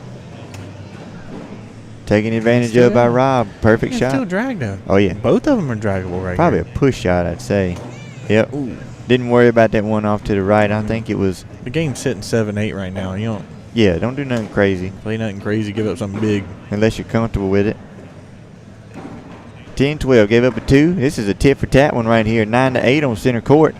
Rob Booker and Dayton Will on court 17, 18-11. Booker has a lead on that one. Chloe Arrington 21-3 on Ken Goodhue, and that one didn't last long. No, she is on fighting her mission, way to stay alive right now. She is on a mission. Zachary Rush and Paul Schroeder still battling it out deal. It's 16-20. Paul still with the lead. That last one's the hardest to get. Yes, it is. Charlie Case, the luckiest man, is up on Justin Gibson, 15-10 on court 19. What you got on the bracket throughout the thing there, the big dog? I'll have to find it. I see Josie Claire still fighting to stay alive. Yep, too. Josie Claire's not done. Up 2-0 on James Hill. That's an early one. Got some Rob and Rex fans right here on center court starting to fill in the bleachers. So looking on, Shane Fretwell has made it to the big bracket. Look at him. Congratulations, Shane. Caleb Hurt and Bryce Jefferson are going at it. Uh-oh. 15-3. Winner goes to the big one. Who's up? Caleb. Caleb up, 15-3. Austin Thomason has made it to the big bracket. Last year's runners-up. Don't count him out. They're barking. He's barking. Braden Easterling. So he didn't get beat up by John Jones. He did not get beat up by John Jones. Okay, that's good news. He beat John Jones up 21-13. All right. I'm glad we don't have to tote Austin out of here. Braden Easterling and Devin Holloway are playing. Braden Easterling beat Riley Brewster earlier. Did he take him down? I know it was close last time we checked. Winner of him and Devin go on to the big bracket. Score right now, Braden's down 12-14. Nice. Amber Fretwell still alive. Her and Scotty Ball are still playing. Really? 19-19. Oh, man. They have been playing for a while. Yes, they have. Amber's had a tough weekend. Winner of that one goes on to see Brock Beasley. Nice. So Brock ended up coming back. I know he was down against Junior earlier. So Brock ended up coming back and winning against Junior. Yep. And going back to Amber, man, she's had a tough weekend. She was absolutely smoking on the way to the women's final. Yep, she was on fire. She was in the queen seat, ready to roll.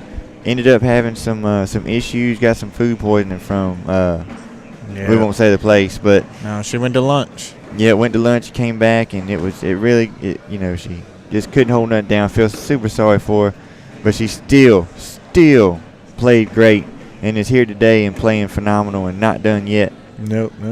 Looking on, Nicholas Gardner just won against Thomas Ward. He moves on to play Riley Brewster. Everybody's playing for their life down here. This is the loser bracket, but they can still make it to the big one. Tony Pena and Richard Jones are going at it. And one of our own from North Carolina, Jacob Whaley, is going at it with Devin Wiseman. Okay. 6-6 right there. I'm talking about. Winner of that one goes on to see Bob Hill. Oh, the many faces. And that's just bracket D.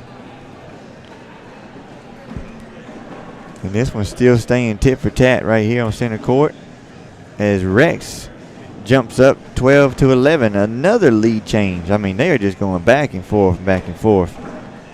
Looking on at bracket C, Gary Bearpaw and Chad Chestnut are into the big one.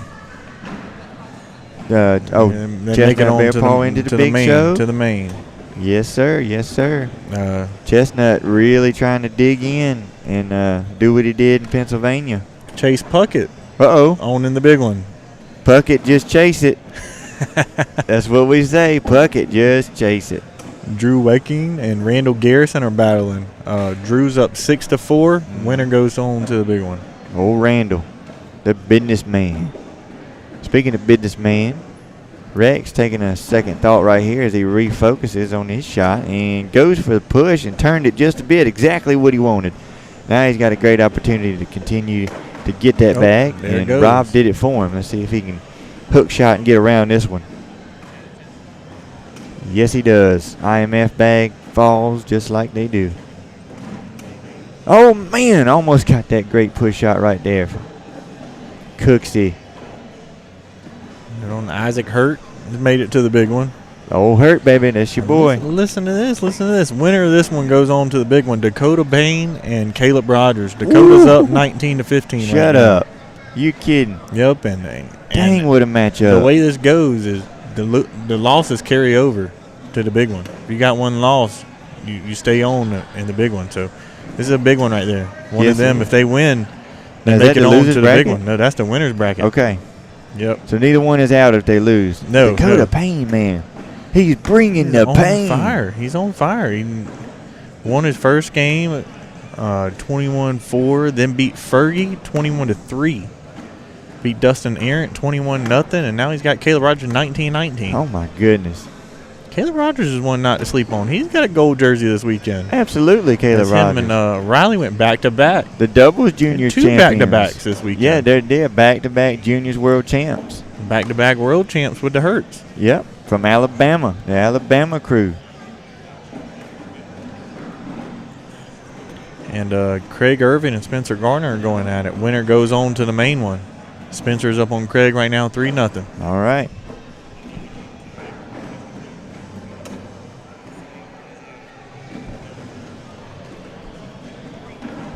And don't count Fergie out as he's still alive. Going Yes, on sir. with Zach Mitchell. That one just started 0-0.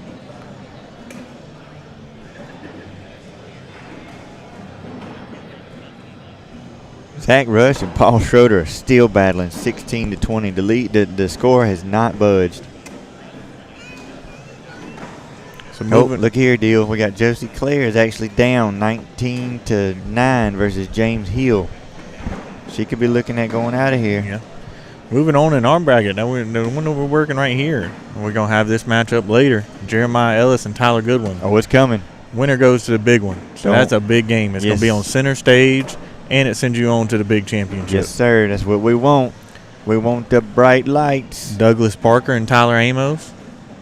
All right. Winner of that one goes on to the big one. It has not started yet, but those are 2 big ones in this bracket right here that we got. All right, we're going to have that one here, too. That one's going to be here, too. Yes, sir. We got some big ones coming. Matthew Hewitt has made it in. And then that winner of Zach Rush and Paul Schroeder goes on to play Jonathan Nail. Okay. And whoever wins that one makes it in. Moving kind of quick this morning. Yeah, they're rolling on. The winner's bracket is going now. If you get in the loser bracket, it makes it a little bit harder. You got to win a little bit more, but it's still possible. Mm-hmm. Absolutely.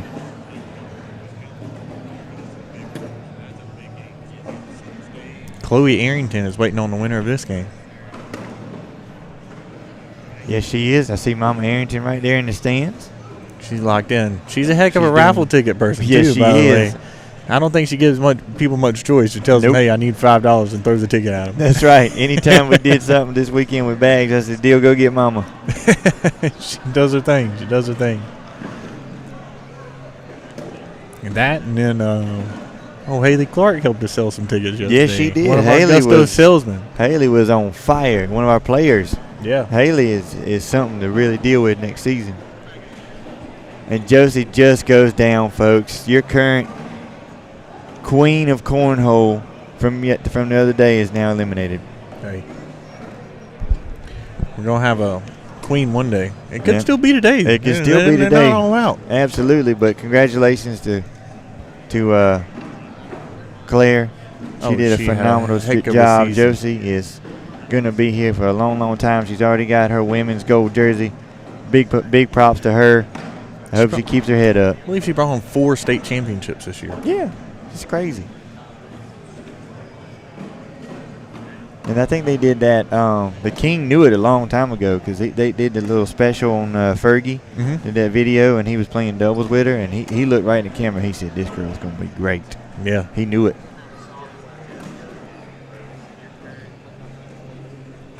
There's a lot of young talent out there. Rex is nearing ending this thing, Deal. Could be a wash. Oh, yep, it's a wash. Not exactly the bags I thought were going to fall, but it still ended up the same way. Hoping for just one solid cleanup, but he got it. He got what he wanted. Yep. Washed and rolled on. Little 2 would have been good to crawl back into this thing. Nobody chiming in too much on YouTube. Talk to us. Tell us what you think about these awesome matchups we got coming up. We got Jeremiah Ellis and Big Goodwin.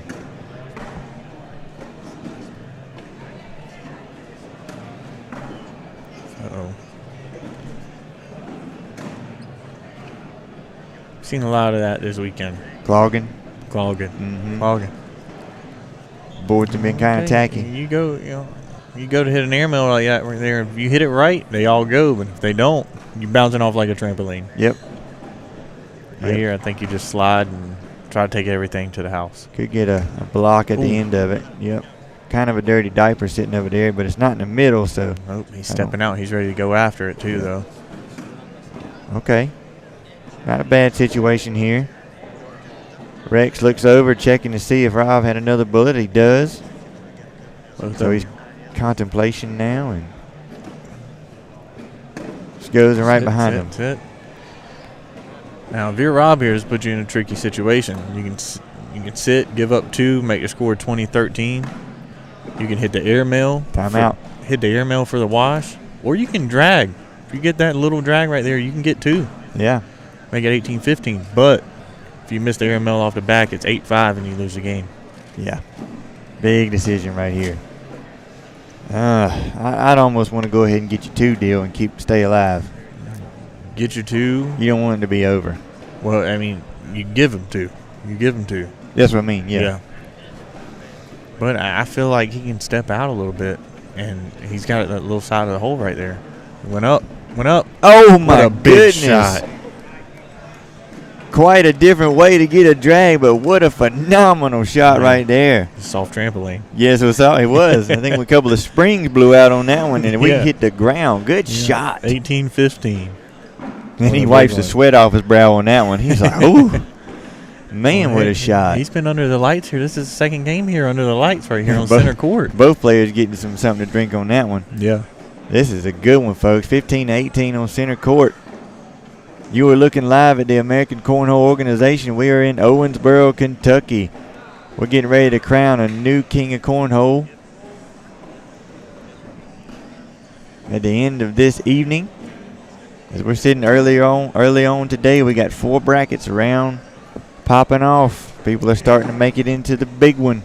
Yep, and here on main center court, this game's not over yet. This is going to be a barn burner down to the end, but we got Jeremiah Ellis and Tyler Goodwin coming up. Oh, yeah. Douglas Parker and Tyler Amos. Oof. That's 2 big games coming after this one. Dougie Fresh on center court again. He played phenomenal the other day. He's been on a mission this year, too. Yep. Dougie Fresh has. Yep. Quite a mini cornhole player, too. We learned that in Punta Gorda. Yeah, we did. Out there playing by the pool. As soon as we got up that morning, I was barely breathing. They come out there, and Craig and Dougie's out there playing mini cornhole by the pool. I'm like, y'all stop. Y'all got to stop. It was 112 degrees down there. I'm playing mini cornhole, throwing 10 feet. Yep. And look at here, deal. Chipping away. Chipping away is Rob. Got him a couple more points. 17-18. This is a good finish. Was a barn burner. It's a good finish coming up. Do not go away. 2 great matchups coming up. But this one right here is going to end well. Got a Missouri pro right here. I'm sure he probably has to deal with the king quite often. That's no fun. That's no fun. No fun at all.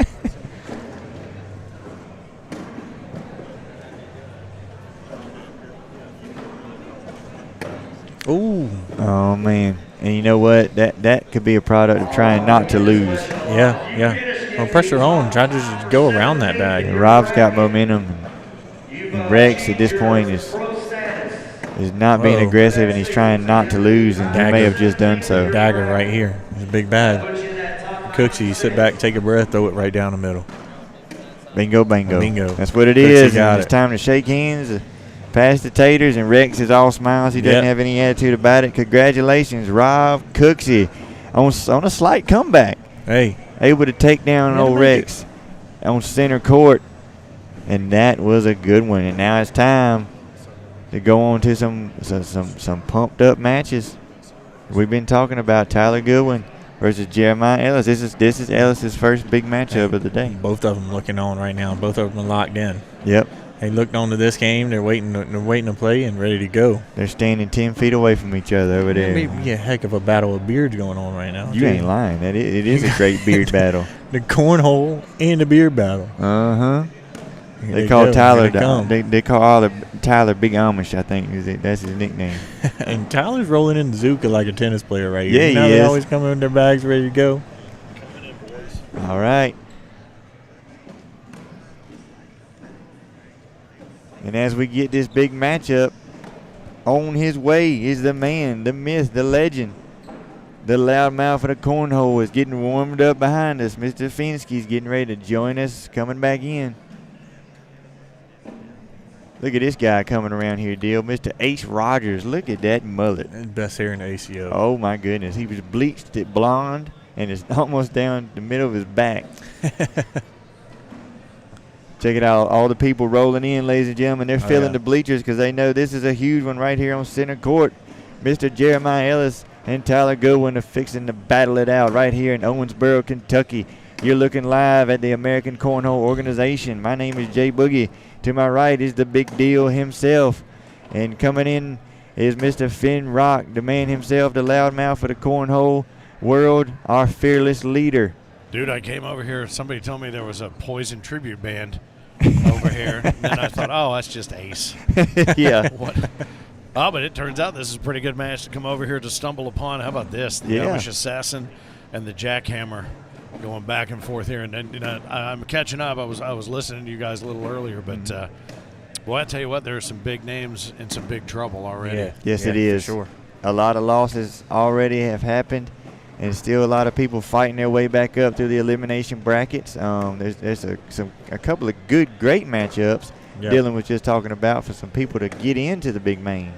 Well, I'll tell you something. You want to talk about working your way through an elimination bracket. How about doubles yesterday with the Hurt Locker? Those guys, I think they swapped out the frowns on their faces yesterday for determination. Yes. And they really, really went through it like a hot knife through butter and found their way back. And I'll tell you what, I asked Craig Irvin later, he and his stunt double, Tyler Amos, played them and had to be double-dipped, and were convincingly double-dipped because they just had it and we didn't have it. I mean, they had it all day long. Yes, they did. And that and one from Isaac. You talking about the nerve on that kid. Yeah, we clipped it and we showed it, and I don't know if you saw it, but the two of them just both pose flexed. down at the flex at the exact moment. Exact same time. You knew right then. Well, I saw him around 3 o'clock in the afternoon yesterday, and I could tell something was different. I didn't know what it was, but I could tell something was different. And, boy, they turned it on and hit a new gear, even for them. And what's interesting is we found out in the post-game match or the interview, that they used the bags. They hadn't used them since the doubles championship last year. No kidding. Those are the same exact bags that they won with last year. Oh, man. So they went back-to-back.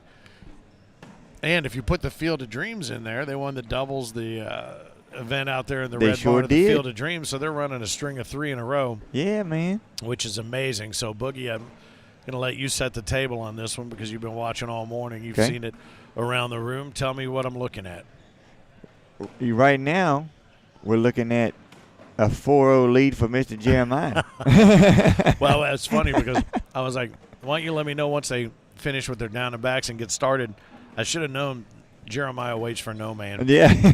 I should have looked up. It would have been 20 on 18. Yeah. Just because he's like, come on, let's get it done. Yeah, let's get it done. Get it on out of here. He told me the other day he's going to start working for Chris Clark because he's in here to get it in, get it done, and get on out of here. He's not playing no games. Run it like Clark work, boy, and that's going to be a couple more that he's going to add to the tally, and so 4-0. That looks like. Now, does that one go through? I was looking at you. Did that one go through or off the back? I think it went off the back. Off the back. Yep. All That's right, a 9-0 lead real quick. Yeah, it becomes 9-0, and the Amish Assassin might be in his horse and buggy out of here off center court in a moment. He may very well be. He needs to shake these nerves off right here because he's a whole lot better player than this. No, he'd been running all over people with his partner yesterday. They had a great day, if I'm not mistaken, yesterday during ACO World Doubles. Mm-hmm. Once again, here center court, Owensboro, Kentucky.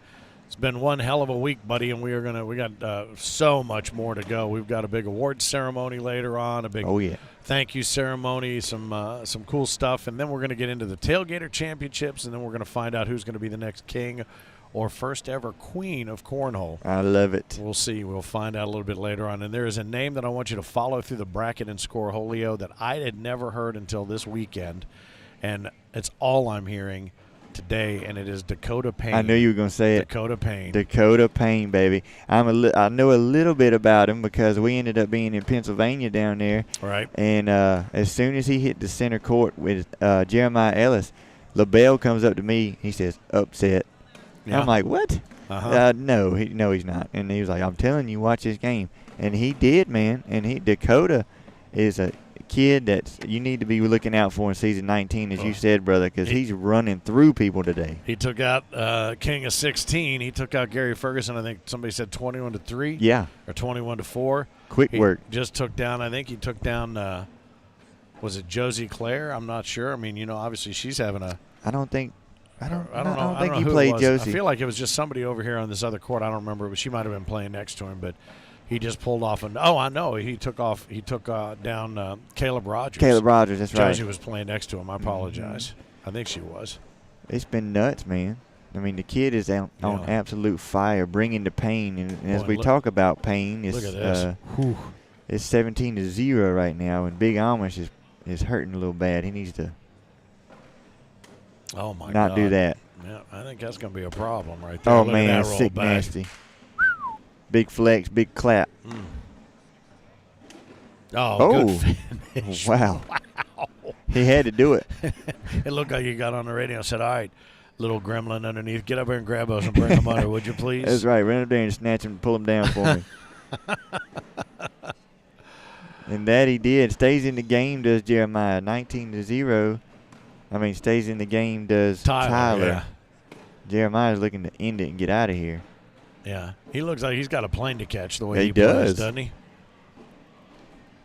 But, yeah, later on we're going to be crowning a new king or maybe our first ever queen right here on center court. And I'll tell you what, I mean, we have an opportunity for a repeat. I do believe Craig Irvin is still out there hammering away. Absolutely. And so we have the first possible repeat in quite some time here in the ACO.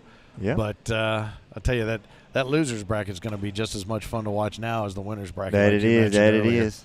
And look, it's think that might be it. Did he run one off the back? Yep. He sure did. 21 over the goose egg. If you're going to tell me that Tyler Goodman, I mean, good Lord. Come on. Ellis. I don't even know what to say. To be honest with you, 21-0. Nothing. I mean, we knew he was locked in and he was the favorite coming in, but I mean. Well, here's the funny thing, because a lot of us started making picks. We started thinking at the beginning of the season, it was basically Caleb's to lose. That's the way we kind of looked at it. Yep. We saw a lot of them. He and Isaac both maxed out very early on. Then we didn't see as much of them because they didn't go to as many majors late in the season because they had their points. We saw a discombobulated team come into here, and they had a lot of player of the season stuff they had to do and everything else. And it wasn't until yesterday that they found that other gear and flipped that switch. But the back half of the season, and I saw it in Traverse City, Michigan, the jackhammer, I'll tell you something, he knew. He knew he was destined for he's a head-on collision with those guys. And he didn't mention names at first. He has been recently. Yeah. If your last name is Hurt, bring it. And yeah. He wants to beat the best. Yep. And, if you want to be the best, you got to beat the best. I'm not exactly sure who said that, but I believe it was Ric Flair. I believe it was the man himself. I knew exactly who said it. He's somewhere right now having a hard time holding them alligators down, baby. That's for a fact right there. But he wants to beat the best so that he can legitimately be the best. Right. And I'll tell you what, he's not shy about it, and you can hear him no matter where he is in the room. And you heard him right there. Even if you've got the earbuds in, he gets that clap. Oh, you going to hear him. I don't care. We were talking earlier. He stays on 11. I think he might be all the way up to 15. But you're going to hear him, and he's going to let you know about it. And that's just confidence. That's not being rude. That's just he's clapping for himself. And this is another play-in game. Did we get that right to get into the big final 32 bracket? How about that? Yes, sir. And another. Let's see if we can get a little bit closer game than that last one. As Douglas Parker comes in here, Dougie Fresh looking to take out Tyler Amos. And I was saying earlier, Finn, I think that Pro Series jersey that Tyler's rocking might be my favorite. Yeah, that's a good one. Next to ours. I mean, ours are very, very stylish, very handsome. I literally, though, I fill mine out differently than you do. We sit next to one another. We look like the number 10. Yeah. But, that's a killer jersey. When those guys wore those out to Jeffersonville, Ohio, that was a pretty good look when we got them all together. Sweet. Really cool. But I'll tell you what, Jack and Paula Stevens and Glover Designs do a great job bouncing these jerseys out. And they are the coin of the realm, as you know, in the cornhole whole world. You want those jerseys. Every single one you can get as a prize jersey, and to tell people, you run around like the cock of the walk, depending upon the jersey that you got on. Yes, sir. And the Hertz stepped up yesterday in their gold doubles champions jerseys, and that's intimidating. That's intimidation right off the bat. Yep. The Top Gun 20 jerseys that Craig and Tyler had on, also very impressive. Yep. But gold begot gold yesterday, and congratulations. And congratulations to Austin Cameron, our juniors champion. The last chance for him to take a juniors championship, and he did it. He did it. Nicely done. I'm sure all the other juniors will be glad to see him go out. Glad to watch him going out the door. And his voluptuous hair that he's rocking nowadays. I'll tell you what, he's really got something going on up there. There's some lettuce. Yeah, he does. And then I tell you, Josie Claire taking the women's division, she was throwing fire all day long. It was Wayne Corprew and Michael Hoaxang out here on center court. Hoaxang made one mistake. Unfortunately, it was the one that cost him the championship. Yeah. And now we've got Tyler Amos and Douglas Parker. Douglas Parker, the closest to a perfect 156 in the frame game all year long. Excuse me, a perfect score, 156. He threw a 153. Oh, man. One off the back of the board, every other bag in the hole. That's just nuts. Absolutely insane as he walks up rocking that OTT hat. Shout out to Adam Gilbert. Been doing a great job all weekend. The other thing besides Jeremiah Ellis's clap that you'll hear no matter where you are, Adam Gilbert. Is Adam Gilbert. He wants everybody, if I'm not mistaken, to do work. Yep, do work, baby. Do work. He was telling me yesterday, he said, I'm coming to get Craig, Boogie. I'm coming to get Craig. I said, you can borrow him anytime. Don't worry. I love him. We've had a great time up in the tailgater zone all weekend. It's been super busy. Been some super tough tournaments that went on all weekend, man. And, everybody's been really, really trying to get in for today. And I believe we start our tailgater tournament at 1:30. Is that correct? Yeah, that final bracket is of 32. We'll start at 1:30 this afternoon upstairs, and we'll have the tailgater finals down here on center court later on. And again, that's something that our pros cannot participate in. So those jerseys and those trophies are additional coins of the realm that pros cannot get, which makes them that much more special. And 16 different bag partners, including Gusto, you guys up there, and supporting different individual tournaments with bags and customized boards and the whole thing. It's been a lot of fun because it gave everybody something to do. It did. If they got bounced out of their if they went 0-2 and they had something to do. Now it was super fun. We did airmail challenges and stuff. We were doing all kinds of stuff up there. Anything you can do to throw an extra 32 boards in the convention center, 32 sets of boards, I should say, and make it happen. And connected by the Bud Light Lounge. In fact, all week, anytime I went looking for anybody, I started in the Bud Light Lounge and then worked my way back around the building, because that's typically where they started. Well, speaking of the tailgater, I'm going to try to do you a favor, something you've never done before, Finn. What's that? I want you to call a J Boogie match. Oh, well, we'll see. I'm in the tailgater. Are you in it? Yep, I'm going to see if I can come down here and let you guys call it. All right, well, you've got about 2 hours. I hope you're not nervous. 2 hours till that bracket gets underway. Well, I'm not nervous. The other day I told the Mississippi Ninja, Philip Barnett, he had 2 matches on center court during the 45 minutes that I went out to grab a bite to eat. Yep, I got one of them. You did that on purpose. Yep. You did it on purpose. I loved it. I saw him walking up. He was like, oh. I said, I promise I won't pick on you at all. Well, I always wanted to do it, and then in the thousands of hours we've sat here next to each other, the 45 minutes that I was out of the building, he steps up on. I stole it from you. That's all right. I'm sure you did it justice. Well, hopefully we'll get to call a J Boogie match here on center court. Hell, we might even put a lavalier mic on you and let you call it from out there. And that'd be great. Let you walk it. But I tell you, we've had a good time here. We've seen some great matches, some great gameplay. Congratulations to Tyler Amos and Philly Rainier. They took the co-ed championship. Already got some gold, does Tyler. He'd like to walk away with that crown, and he'd love to have his doubles partner put it on his head. Yeah, man. But his doubles partner is not ready to let it go, I do not believe. Absolutely not. I can tell you that firsthand. I tell you, and it wasn't. I believe Dougie Fresh was in the co-ed against Tyler the other day, right? So this is some sort of a rematch. A little bit of a rematch. I believe you are correct. So I think you look at that score. Jeremiah Ellis, he took out Preston Rao 21-3. Tristan Rudy, 21-3. Sean Phelps, 21-5. Tyler Goodwin, 21-0. I don't see anybody getting his way. I picked him right there in Traverse City. I said I think he's going to win it all. Yeah. And I mean, your heart says you want to see Caleb after all these years take one.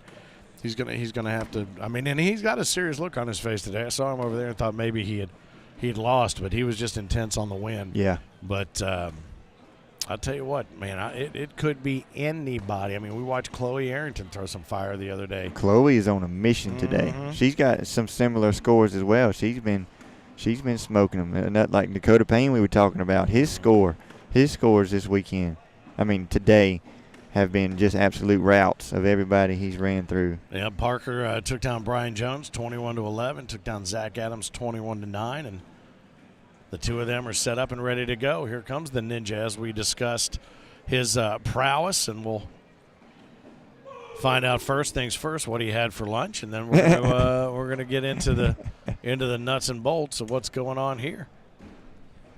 My man, you want to transition? Let's go. No. You come in. Let's talk because we were just talking about you anyway. Yeah. You being on center court because there's a chance we might have to call a Jay Boogie match on center court because he's in the tailgater. bracket. Oh snap! Man, if you think I wouldn't have fun calling Jay Boogie's game on the tailgater, you are crazy. We were just saying all the times all the hours you guys put in, he wants to pick on you a little bit, and I'm the one that gets to call your match on center court. I walked out of the building for 45 minutes, and you're on here twice. Yep. Well, here's the thing I can guarantee you 100% lay your house payment on it. The reverse will never happen. You will never miss me with a center court match. Know that, oh, man. hold on now. We got a lifers right. tournament today. We might get a Finn Well, match. you haven't seen the bracket yet. I signed up as a ghost. Is that your nickname? Yeah. Or? Yeah. And I said, April said, how do you spell your name? I said, BYE. Yeah. So whoever gets me in the first round gets an automatic push to the next round. Oh, man. Let me tell you something. You're looking at two guys right here, and not to change the subject, there's going to be a lot of bags in the hole right here. How dare you change the subject of what's going on the court? How dare he? I love it. I've been looking forward to this matchup. Douglas Parker, he's from my area. Yeah. Known Tyler for a long time, so this is a really good matchup. But how about, let me tell you something. I really thought that the Tyler Goodwin, Jeremiah Ellis would be a good game. I know it. How about Jeremiah Ellis destroyed Tyler Goodwin? No, you didn't hear us talking about this. Jeremiah beats Preston Rao 21-3, Tristan Rudy 21-3, Sean Phelps 21-5, Tyler Goodwin 21-0. Unbelievable. He is on a mission, man. Yeah. They're scoring less and less on him as the tournament goes on. He is out to prove me wrong, I can tell you that. Yeah, and prove me right, actually, for once. But I'll tell you what, I hate to be who's up next because I've never seen a negative score in Scoreholio. Wow. 21 to -6. Yep. Yeah. If the pattern continues. Well, we shall see, but they got a long way to go to get back to him. Nice bag. Good stuff happening on center court right now, as a matter of fact. So OTT's coming out of the right paw. And the last time Douglas for Vortex. Parker. The Yep. last time for Vortex. That's right. Yeah, we're seeing a lot of swan songs for bags in this tournament. We've been telling people all weekend upstairs, man, where all the bag tents are, you got to make a decision.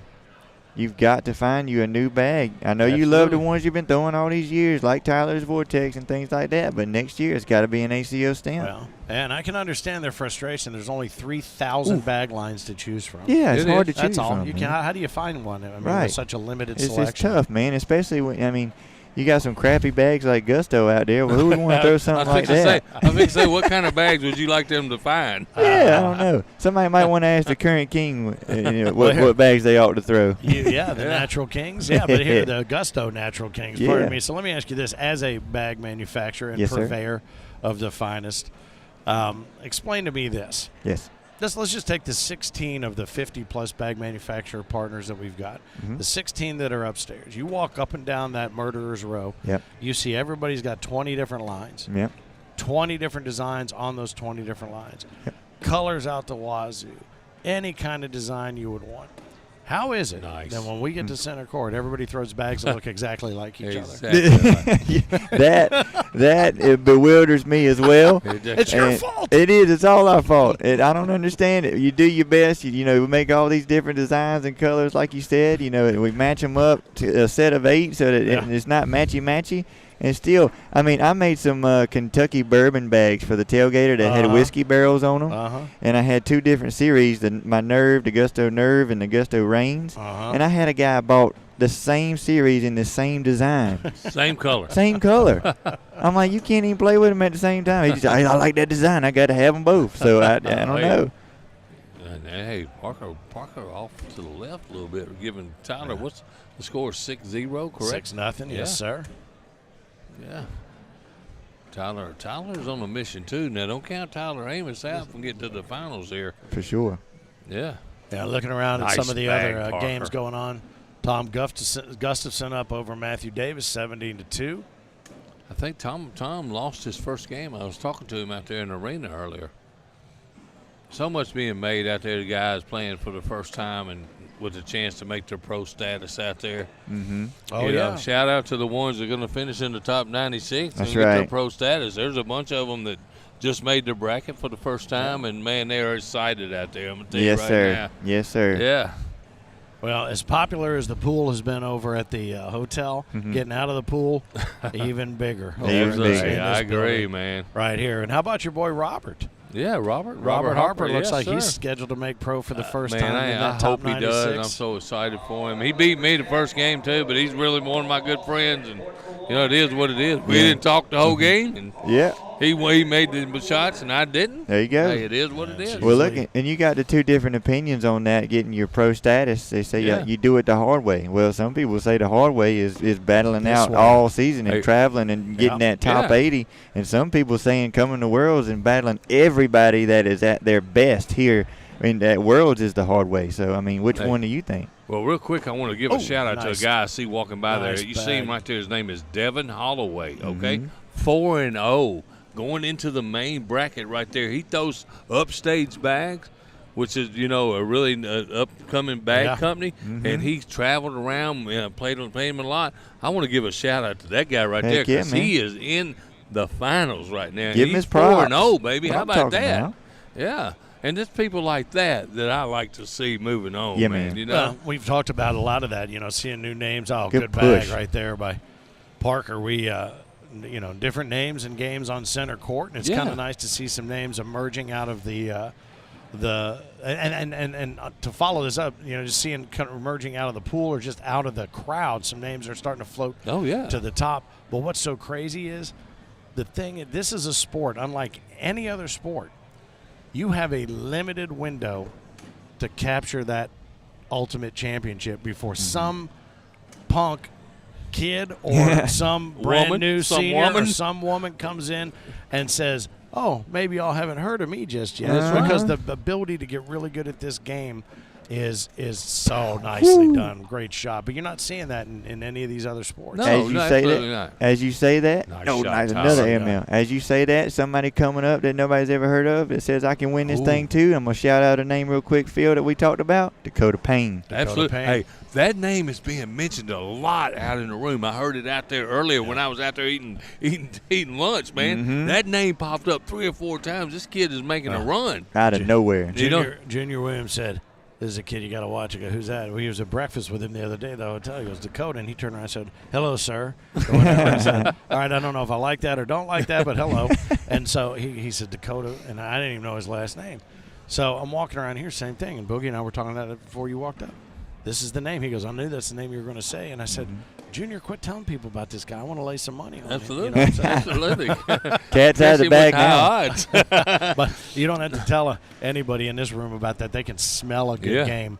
And they are starting to gather around. He took Fergie out. Yeah. He took out Caleb Rogers just before I came over here. And there's a couple people who said they picked him to take the slow ride, Shane Cantrell. Yeah. He said he picked him to win the whole thing. Well, you know what? That kid plays in the SVC. Oh, and that's 4 points right there for Parker. Look this at game's that. kind of getting away from him right now as Tyler is throwing bags in the hole. He's not giving Parker a whole lot of chances to score right here as we're talking about everything but this game. Well, you can see what's happening. Yeah, It's just what happened in the last game. Yeah.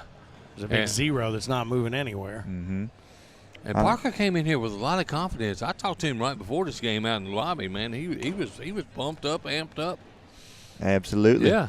And he knows center court. And we were talking about him being the closest to a perfect frame game. Absolutely. We've had all season long, and that started right out of the chute in Panama City Beach. What was it, a 153? Yeah, 153, potential one bag. 156. And it blows my mind all the stout matchups we got across the entire building. There's so many great players that could win the thing that are playing behind us right now. It's crazy when you look. I looked across there, and the first game I went over there and watched was Maddie McBride and Josie Clare. Yeah. First matchup of the day. Come on, right man. out the gate. Yeah. Yeah, that doesn't even seem fair, does it? No, it doesn't. But if you look all the way across the boards, that's what you see all the way across. Right now, it looks like I see Matt Gammon playing Chloe Arrington. Yeah. You know, think about that matchup right there. It's crazy. Look, Paul Schroeder and Zach Rush played earlier. Yeah. That's a heck of a match. And Schroeder took him down. wins, then he loses to Jonathan Nail. Yep. And Matt Hewitt takes down Matt Gammon, who took down Rex Urig, and Gammon took down Ashley. I mean, it's just, you're right. It's just name after name after name after name. That is, and I took Tyler Goodwin, Todd Gammon. Todd Gammon, yeah. Oh, Tyler Goodwin, yeah. That's how he got to 21-18 to get to Jeremiah. But we talked about the big names that are in the winners bracket still, and the losers the ones bracket. in the losers bracket. Yeah. And that's going to be an interesting bracket to watch, just like doubles was come on, yesterday. Parker, Is just shooting his own foot off every chance he gets. I think Zach Mitchell's getting ready to play somebody really good. I heard that name out there earlier. But, man, it's 4 brackets loaded. 4 brackets loaded. And they're going to 8, 8, 8, 8, right? Top 24, correct? Or 32? 32, yeah. Top 32. That's how we roll. This is correct. This is a playing game for that 32, right? Yeah.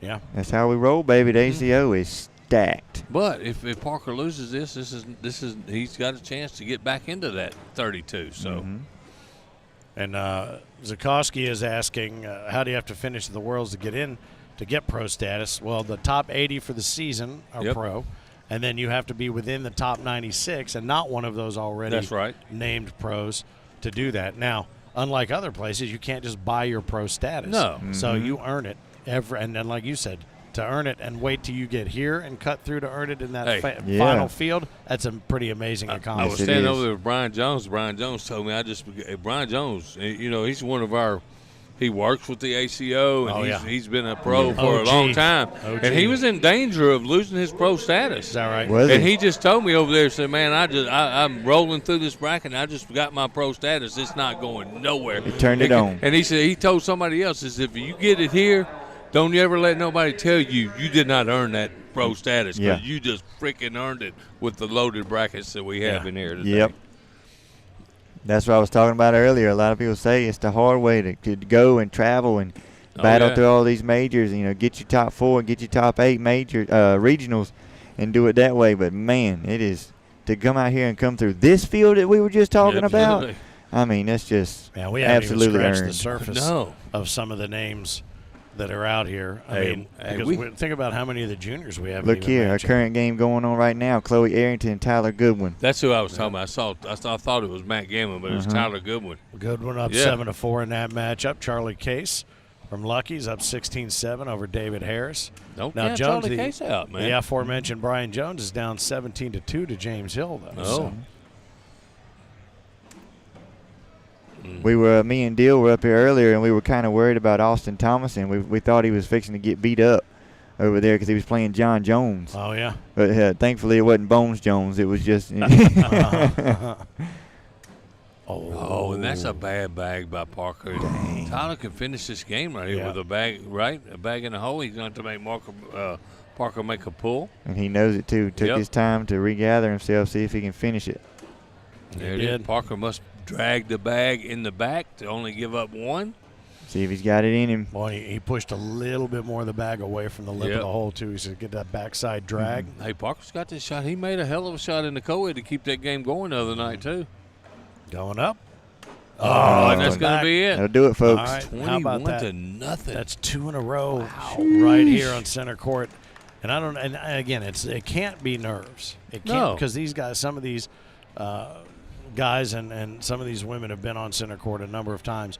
What I'm amazed as, and you and I talked about this a lot, Phil, is we sit a lot of times, and Boogie, you watch it at tournament after tournament after tournament. Sometimes you just get in these grooves, you have to wait for somebody to make a mistake and then repeat the mistake and then repeat the mistake. We haven't seen that Hardly at all. Not a whole lot of mistakes. If we do see a mistake, it is critical. I mean, the one mistake is critical, but we haven't seen a lot. We've seen some great matches. The early matchup of Josie Clare and Tyler Amos was on center court earlier. They were going hole for hole for hole, and one of them was waiting on the other to blink and make a mistake, and it wasn't happening. So Tyler went to the block game. Yeah. You know, that's really when it gets down to it, that you have to have a strategy when you get to this level. You got to beat people. They're not going to blink and make a mistake and give it to you. Nope. Well, we saw it. I think the greatest example of it was Mike Hoaxang. The only mistake he made in that game against Wayne Corprew was the last bag, and it cost him the championship. Absolutely. But he'd be the first one to tell you he was proud of the way he played and the way he worked his way through that senior. How many? 96 seniors. 96 seniors. Hey, and let me tell you something. And what's great about that, I was talking to Scott Beck. You know Scott Beck. We met him in College Station. Heck of a player out of Texas. And he said he's going to play a lot of ACOs. And he told me, he said, I had no idea how many of the seniors are pros. Yeah. I mean, that's how good that seniors field is we have in the ACO. That's for daggum sure.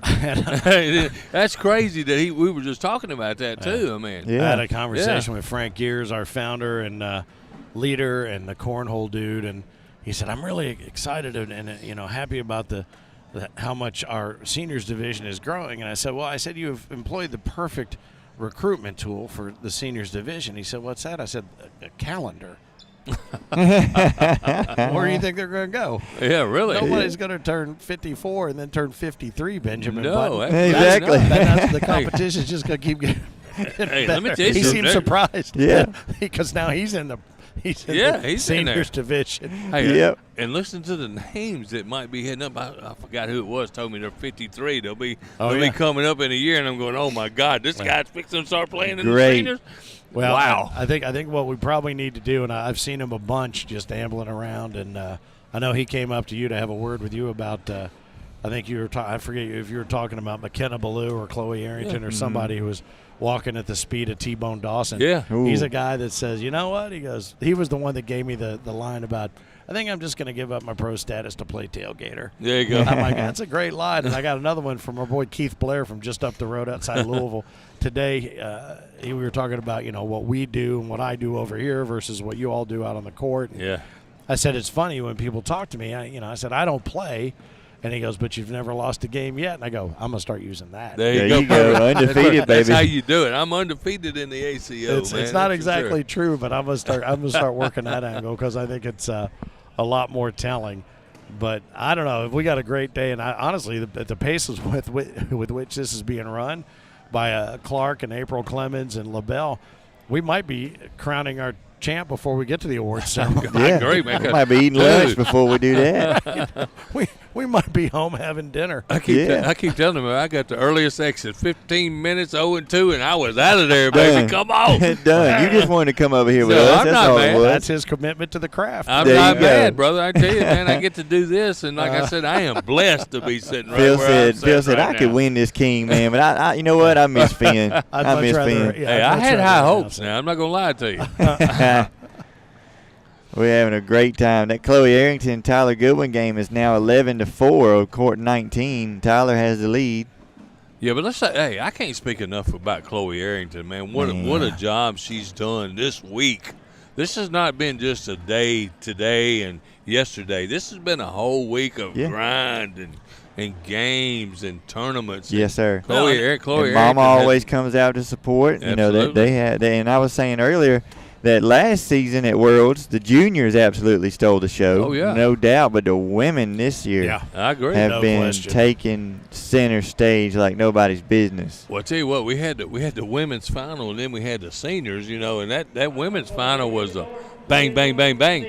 And let me tell you something, the seniors didn't disappoint. They shot some airmail drags. There were several of them in that match, and Wayne Corporal told me, he said, well, we're going to go out here and put a show on, man. Yeah. You just said the key phrase. Everybody has put on a show. Absolutely. We are seeing more and more of that. We are seeing some of the best shot making. Boogie and I were talking about that and one last night from Isaac and the post down, the flex down that the two of them did. I mean, you see how important it is to everybody because they invest no lie, a year into it. Because look, we get home clean ourselves up. We head out to the Field of Dreams. Yeah. We get home from that. We clean ourselves up. Season 19. Season 19. Underway. I mean, people ask me all the time, when is the off season for cornhole? I say August. yeah. Not really, not anymore. Yeah, June. I had trouble finding places to play. I'm not gonna lie to you, it was miserable. Yeah. Miserable. Well, a lot of those state championships and everything will play in June because we get done in May with the points and everything. But I mean, working in the home office the way that I do. That's when all the work has to get done to get ready for everything else and get all these different things together. So there is no downtime. I mean, I thought NASCAR didn't take a break, or the NBA didn't take a break, or the NHL or the Premier League didn't take a break. Well, there's no break, no rest for the wicked. No, sir. In this sport and in this company, to be sure. But I'll tell you something, from a tentpole standpoint, that Field of Dreams event is a remarkable event. I can't wait. Awesome. I can't wait. Be sitting in the barn with my man Finn. Up in the barn. You ain't going back talking. The headlight shot. Here's that and one. Watch it. Watch the pose down. Bang and boom. Nice. I do. My favorite thing was Caleb Hurt because he don't do that, man. He does not do that. He doesn't. No. He's been letting the emotions fly a little bit more here lately. Parker. Yeah, right in front of us here. We're looking at Doug Parker. James Hill.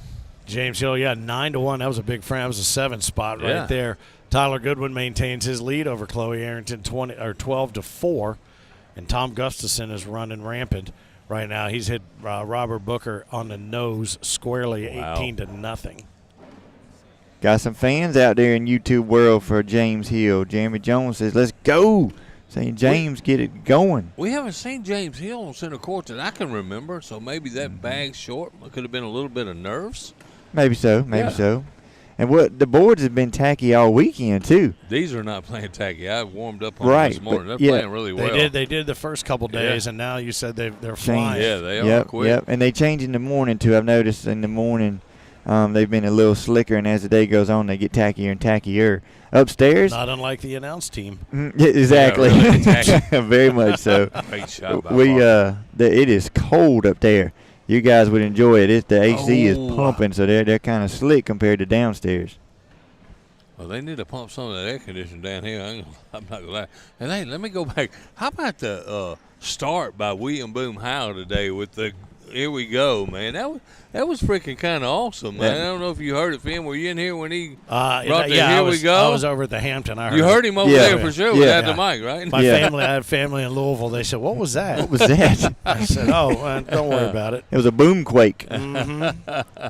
And that's how we're going to start things off here after the ceremony with all the awards and whatnot later on this afternoon. It's going to be big fun. We're going to stream that for you as well. You're going to get to see everybody gather their awards. It's kind of fun. And if you're watching and couldn't make it here, it's another chance for you to feel like you are here. We always try to tell you that you have the best seats in the house.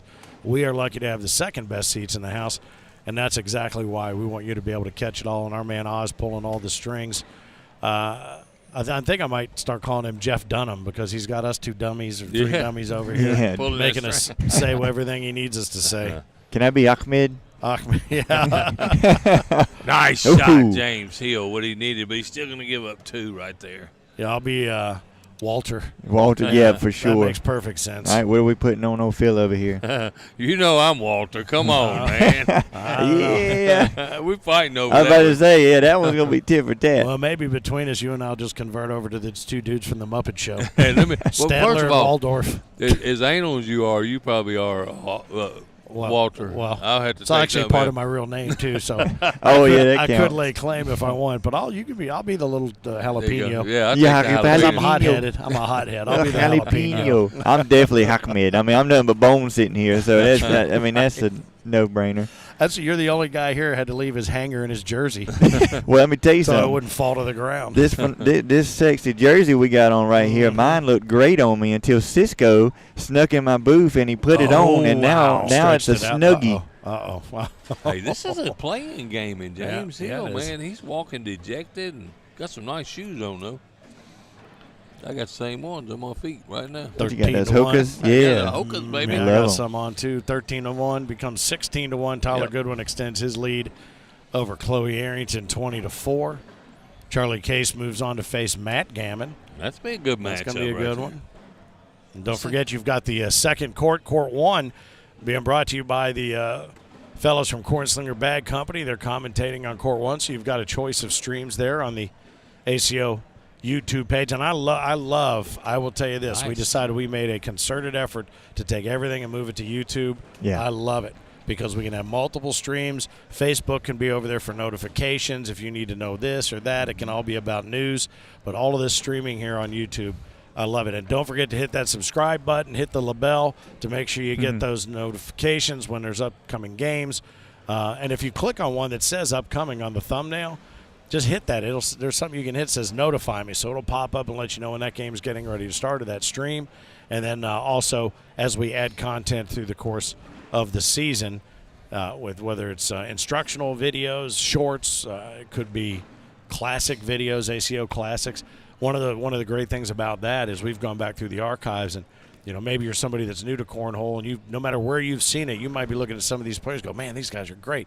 Well, guess where all of that original footage is? In our archive. Absolutely. Yes, sir. And we will trot that out for you to check out and see where it's always all come from right here in the ACO. Hey, on that subject right there, I got a message this morning about how the quality of the stream and the sound gorgeous. and everything is awesome, and thank you so much for those comments. We really appreciate it. Heck yeah. Yeah. Yeah, even though I love talking to everybody out there on the live stream, I just now figured out how to pull them up today so I can finally get to talking to people on the internet. Right. I told Dill earlier, I said, our senior division dog over here, Mr. Burnett, is well more versed in using the phone than I am. Yeah, and that's sad. That's sad. I got a lot of time to myself, right? Sad for you. 18 on 3. James Hill's got a hill to climb to get back up and over Douglas Parker, but we're starting to see the Douglas Parker we expected to see last time out here. I don't know what happened center to Douglas last game. He got kind of beat up pretty bad, but he refocused. Maybe intimidation? Yeah. You think it was intimidation from I don't Tyler? know. I like this comment. Stephen Holloway says, how about a seniors division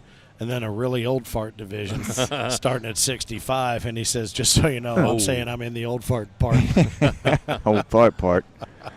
Oh, nice shot for 3 points right there by James Hill. Great Good stuff. Yeah. Ring-a-dinger right there from James Hill to get off the schneid. The snad. Get his first throwback. The most useful word, second most useful word in the English language, I'm still schneid. trying to figure out how to spell that damn word. S-C-H-N-E-I-D. It's the old German. It's classic German spelling. There you I go. have no idea. I got some German friends. I'm going to ask them about that. I promise. You try that. See how that goes. You'll What probably is- end up calling their mom a What hooker. is a snide? What is a Pow, you slap said my about face. my mother. You know, we call that information you just gave us right there, Finn. When you say something, and it sounds great, but you really don't know what you're talking about. Yeah. That's dad knowledge or dad bull. Dad There you speak. Yeah. It's dad speak for sure. I like the commercials. I'm turning into my dad. There you Yes. go. Oh, yeah. Progressive. Yeah, those are great commercials. It's funny until you realize you're doing the stuff. True. It's funny that it's true. Not paying to air condition the whole neighborhood. Yeah, No. that's one of them. I come out the other day, I said, I need to wash my trash can. And I was like, what did I just say? Time out for Parker needs to focus. This guy's trying to make a little run at him right here. Yeah, I think he wants to put a nail on this thing as soon as he can, because that's the last thing you want to see happen is lose an 18-6 lead and then have to think about that the rest of the day. Yeah. And your life. Charlie Case knotted up with Matt Gammon, 4-on-4 right now on court number 17. What a great matchup. The Tyler Goodwin, I guess he went on to win. Tyler Goodwin is such a good player, man. Did he? Ever since that day I watched him play Gary Bearpaw in those 42 rounds. Yep. He took down Chloe 21-6. Oh, good bag by Parker to pick up 1 point. That was a nasty, nasty shot right there. He's so nasty. Oh, I couldn't believe it. Look at this shot. When you see it, man, dude, that's not an easy shot. No, it wasn't. When you see it, watch it. Yeah. We say the same thing here, Boogie, when somebody just puts one on the board. Uh-huh. I say, that is Nasty. not an easy shot. Yeah, look at this right here. You can see it right here on the delay. Bing bong. Oh, my goodness. I mean, how does he do that? Nicely done. He went in there and threw a lasso around a bunch of them and grabbed them.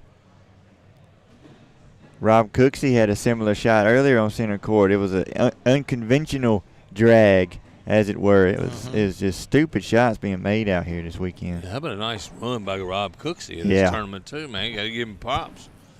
He came in with a lot of practice and a lot of confidence, that's for sure. Yes, sir, he did. How about the mayor yesterday throwing with the Kings? Yeah, that was Former fun. King. That was awesome. Yeah, that was good stuff. We had folks from Owensboro Health. We had the mayor pro tem, his brother, one of the lead. And I always say judge advocate. It's not judge advocate. I don't know. He's Judge Judy, Judge General. He's some kind of judge. He's Well, he's not though. That's the crazy thing. It's not. He has more to do with the city. Yeah. And I think the mayor or the county and the mayor pro tem is the city, but they're brothers, which is awesome. Then we had David, I think, here from there's a Green River Distillery. Yep. Unfortunately, we didn't.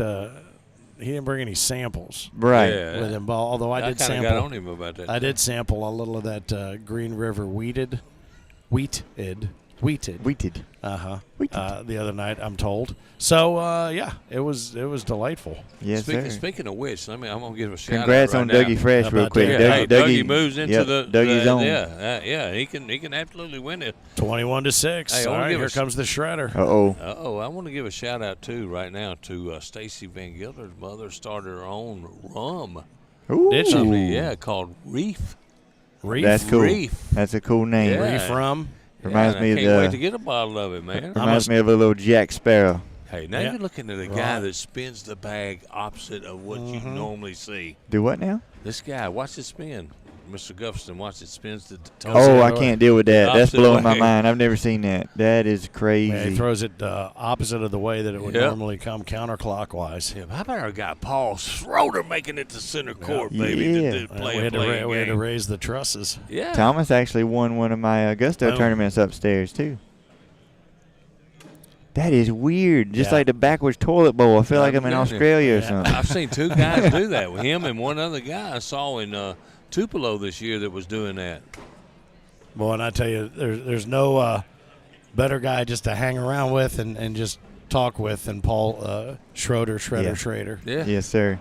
He just a good dude all the way around, and I've not had a chance to sit with Tom as much. He sort of showed up the back half of the season, and but seems like a really good dude, and yeah, he's easy to find in the room with those shorts on. Absolutely. I'll tell you. Oh, yeah. Those things are rocking out Well, now, man. there's some sick, nasty apparel over there at On Board. Is that what it is? Yeah, we've done some work with them, Melissa St. John, and she has got some awesome stuff. Very clean shorts. Selling some stuff. Yes, too, they are this selling weekend. stuff, man. Shirts, hoodies, jerseys. She does a phenomenal job. You guys look up On Board at Cornhole Apparel. Yeah, that's what's been fun about this entire. I mean, it's like a midway. It's vendors. It's like being at the state fair. There's so much of everything. It's somewhat overwhelming to be honest with you. But great gear, great partners, great bags, great everything.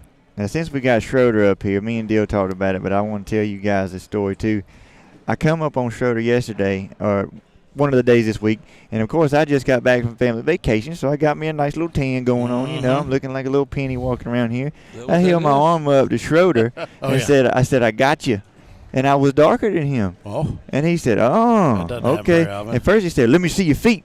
He said, "I want this got to be the feet too." So I said, "Yeah." He was like, "Okay." You know what he did? He leaves that evening. He comes back to me a couple of days later. I saw him up in the tailgater room. He held his arm up. He was darker than me. He went out and tanned by the river just to beat me. No, he didn't. He went and got one of those spray tans. He went to the booth, didn't he? He went to the booth. Yeah. That was hilarious. Here now. He's wearing an onboard full-body tan suit. Yeah. It's the thing that they make that only he knows about. Man, I tell you what, that bag drives me Hell, crazy. he might get a sunburn off of Gustafson's shorts off on his left Nice thigh. shot, Shredder. All right. I think they're still down and backing, to be honest with you. I don't think they've hit the start button just yet. They're still warming up. See Chloe Arrington across the way sitting there. Just as calm as she can be. Yep. How about all my guys from Mississippi sitting right there in a row with elite bags, you know? Mississippi crew. That doesn't bode well, to be honest with you. Huh? That doesn't bode well. Why is that? That they're all just sitting there. Oh, They got nothing else to do. Well, there was only one other than me that made it to the main bracket. He's standing on the back. And I don't know how he did, but he's holding his backpack like he's about ready to pack up and leave. So. And tell you what, though, listen to that name, Larry Young. He's going to be a great player. He works at a high school and practices every damn day, and it just drives me crazy. Every day. Don't practice, don't win. Yep. That's how it goes. I agree with that 100%. He's still. Hey, remember that name though. That guy's going to be a player in this game before it's over. Oh, and there was the airmail. I think they're going to start here. This could be the slowest down and backs I've ever seen. Very well might be. Play-in game also, yeah. Yep. How about Schroeder at the play-in game? It would be great to see Schroeder make the play-in game. Yeah, we can go to Rendezvous if you want to. Over here. Sounds good. Rendezvous, that's a rib place in Memphis. Mm-hmm. Sounds good to me. Book it. Somebody called a reservation. As we hear a pop from the crowd behind us, somebody made a nasty shot. We went over and caught a little Old Hickory barbecue. I heard a lot about that here. Man, never had barbecued mutton before. You know what that is? No. I do not. Why about that?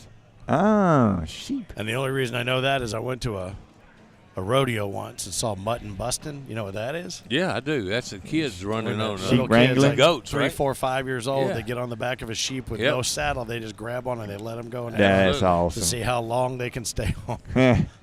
Mutton. I got to be honest with you. That's funny. But it's one of the most horrible rodeo to me. Is one of the most horrible things I've ever seen. Especially if a kid does a head plant. Well, that part was cute. The rest of it's brutal. Well, I've seen some kids running around here that probably we need to put on sheep and let them get some of that wildness out of them. Maybe we'll ought to put the sheep on them. Oh, and that's 4 for Schroeder. Yeah, to start the exactly. Game off. Yeah. Run the opposite right there. there. Yeah, there's a bunch of kids running around here. We need to bring some sheep in here and just put them on and say, hey, if you can ride it, you can stay. You can ride it, you can stay. How about that? I got to be honest with you. I can't believe nobody took my idea years ago. If we had started this 10 years ago, we'd have a movie in theaters right now, The Children of the Cornhole. Yep. Yeah. Come and follow these kids year in and year out. I agree. Find out which direction they go. Especially after this season, man. They have had a blast. Yeah, they have. That was Craig Irvin. And our team has gotten to know the venue security more than any other venue we've ever been to. They definitely have. Excuse me, sir. Can I borrow? Could you make an announcement about? Yeah. Does anybody know who the? I just had a lunch beside one of the security guards. He said that announcement Frank made to calm the kids down really, really worked. Yeah, it seemed to do the trick. Yeah. He was lying, of nice course. bag, Right? Schroeder. Yes. Good shot. And how about that push right there? How does he do that? I don't know, dude. I can't figure it out. I can only Seems know like if I a- could try to do He's it. right-handed. Seems like it would mess up your wrist. Yeah, like a. Yeah, you'd have a little carpal tunnel but he holds it very delicately, and then he just, I don't know, that's crazy. It he doesn't has the seem whole like bag in his hand, and he just kind of flicks it where it Phil- bends the opposite there's way. no grip. No, No, Phil, not a do grip. you butterfly, Phil? No, I don't know. What's a butterfly? The grip. Do you No, I just kind of hold it kind of loose. And Yeah, I hold the whole thing. Well, we both got big Yeah. hands. Yeah. I hold it all in my hand as well with a thumb, in the middle, kind of get all the beans in my me hand. too. Me too. Yeah, but this butterfly grip that especially all the young kids are doing when they pinch the middle down like that, I don't understand how you aim.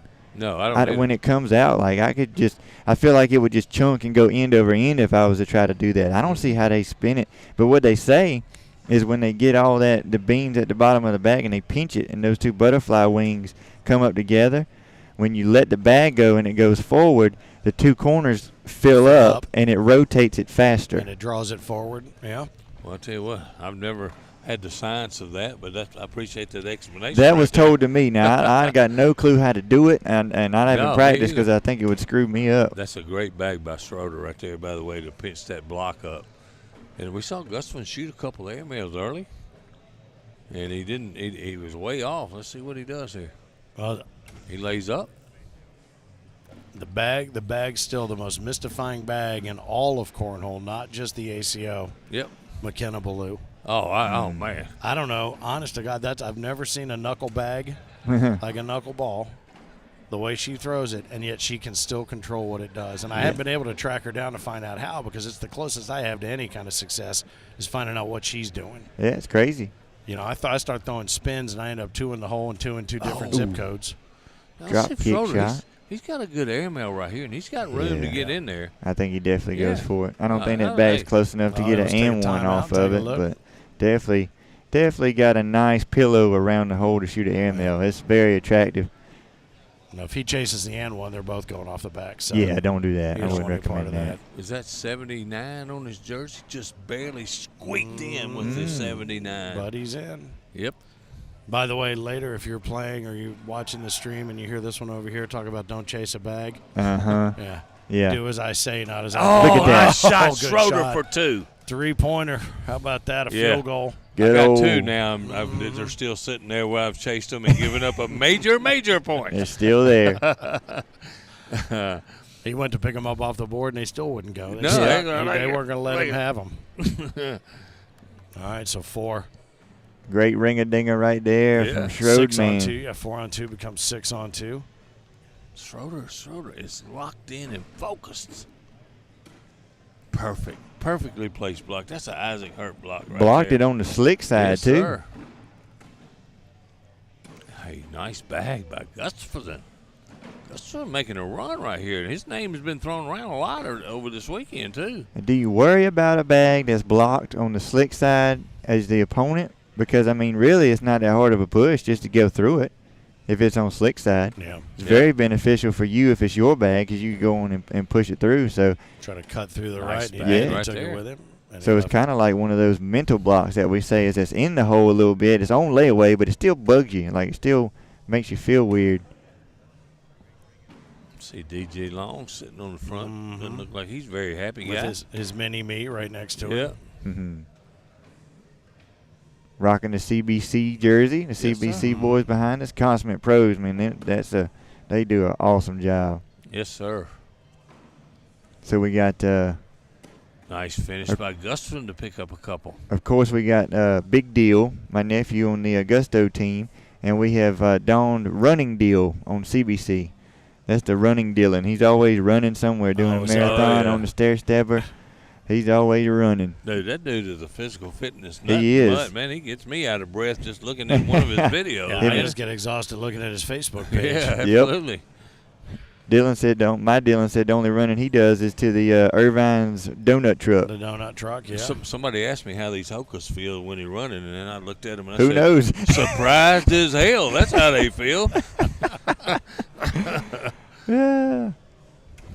Yeah, the only running I've been doing all week is a tab at the bar. Big round right here by Schroeder, possible. Right, Justin's got 2 out of play. Nice replacement bag right there. Would have been perfect, but he Still went going. around it. Look at that. That's a good bag. Oh, and he kicked to the right. I thought he was going to go right through it.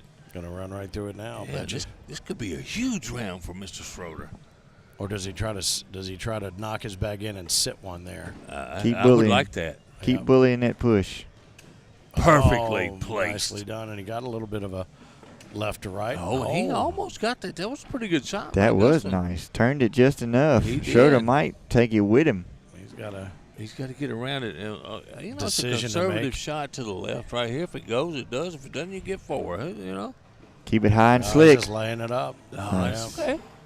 It's all right. 4 You're points? right. It was, no risk, no No. reward right there, but it No. didn't hurt him to do that. I'm playing right there. I'm going to try to go in on the left side. Yeah. If I make it, I'm okay with that. If I miss it, I'm okay with that, And too. if you make it and pull his in, you're still taking the 4. Still getting 4. Absolutely right. Don't want to come in too hot and do anything crazy. Yeah. Just keep it high and slick. Let the bag do the work. Get around that corner. The corner of the hole that we talk about. What a Michigan boy over there. Remember him from Michigan? I can't Oh, yeah. remember his name. Yeah. Oh, we're having a good time. I saw him in the main bracket. He's a good player, too. And since this has just happened and it is Mr. Schroeder, it's no longer that way, but that bag was a shark fin for a second. For Schroeder. Not a Make diaper. sure. Not a diaper, but it was a shark No, fin we've for the gone to the Schroeder. fin. Oh, and that's a bad bag right there. That was a diaper. 'cause That it was my full fault. of- He probably heard me say shark fin. And That's where my roll bag goes. Yeah. Same spot. he might have been throwing it at me. That's one of those. That's why I have a set of bags called carpet burns. Hey, Gusman, he's been throwing really well on his outside arm. He's Yeah. struggled a little bit on his inside arm, and this is a chance for him to Think get about back in this this spin. game. This spin right to left. Yeah. I mean, Oh, Dang. and that is a bad bag, too, in that situation. so congratulations on the Jinx jar once again. Yeah. Nicely done Yeah. there. Who does the Jinx money go to? Because somebody's going to have a good.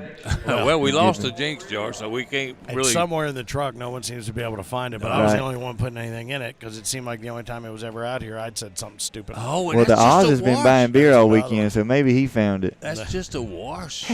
That's a pretty remarkable wash? Well, the bottom line was we were going to use it for an end-of-the-year party. But it could have been a champagne gala. We're just going to join. Could have. Hey, we're just going to join the ACO party tonight at the end of the year. How about that? We could have turned that into a sponsor. Sponsored by the broadcast team. Absolutely. You're welcome. And sorry. Yeah. Yes. We have jinxed many a player this year. He's the best in Pensacola, says J Warrior 62. He's hard to beat. He really is. Jeremy says when it's 110 with humidity here in Florida, it's easy to get a tan. You go out for 15 minutes. That's it. That's all it takes. We learned that in Punta Gorda. I hate you missed it down there, Finn. It was a heck of a I can party. hear you guys sweating over the broadcast. Well, you know what? I was hate you wasn't there, too. I mean, that was a blast. I told Frank, I said, funnest tournament in, in a few years, But man. that was just one of those great one-offs. I mean, Yeah. you know, $20-some thousand in prize money, playing daytime outdoor cornhole. Yep. Not having to get up Didn't have early. to get up early. Yeah, that was the greatest part for me. Of course, I'm never late, right? Well, here's the thing you've perfected. You are so late that you're early for the next thing. Bingo. See, that's what I target. Look at that. Left one up to the right-hand side, so he's going to give up 2 there. Give up 2? Yep.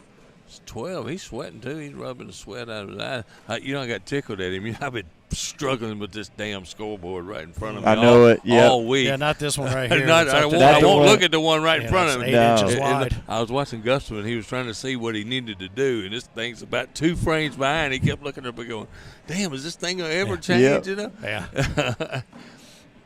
Yep, don't look at the big, beautiful screen we got right up there. That thing is awesome, though. It's the first thing I saw when it came in. No, we put it up so the folks around the room would be able to just kind of keep up with what was happening on center court or court 1, but it's not meant to be an actual game monitor because we found that, honestly, when we were in Vegas, if you remember at Topgolf, had those 6 giant screens and everything different on them.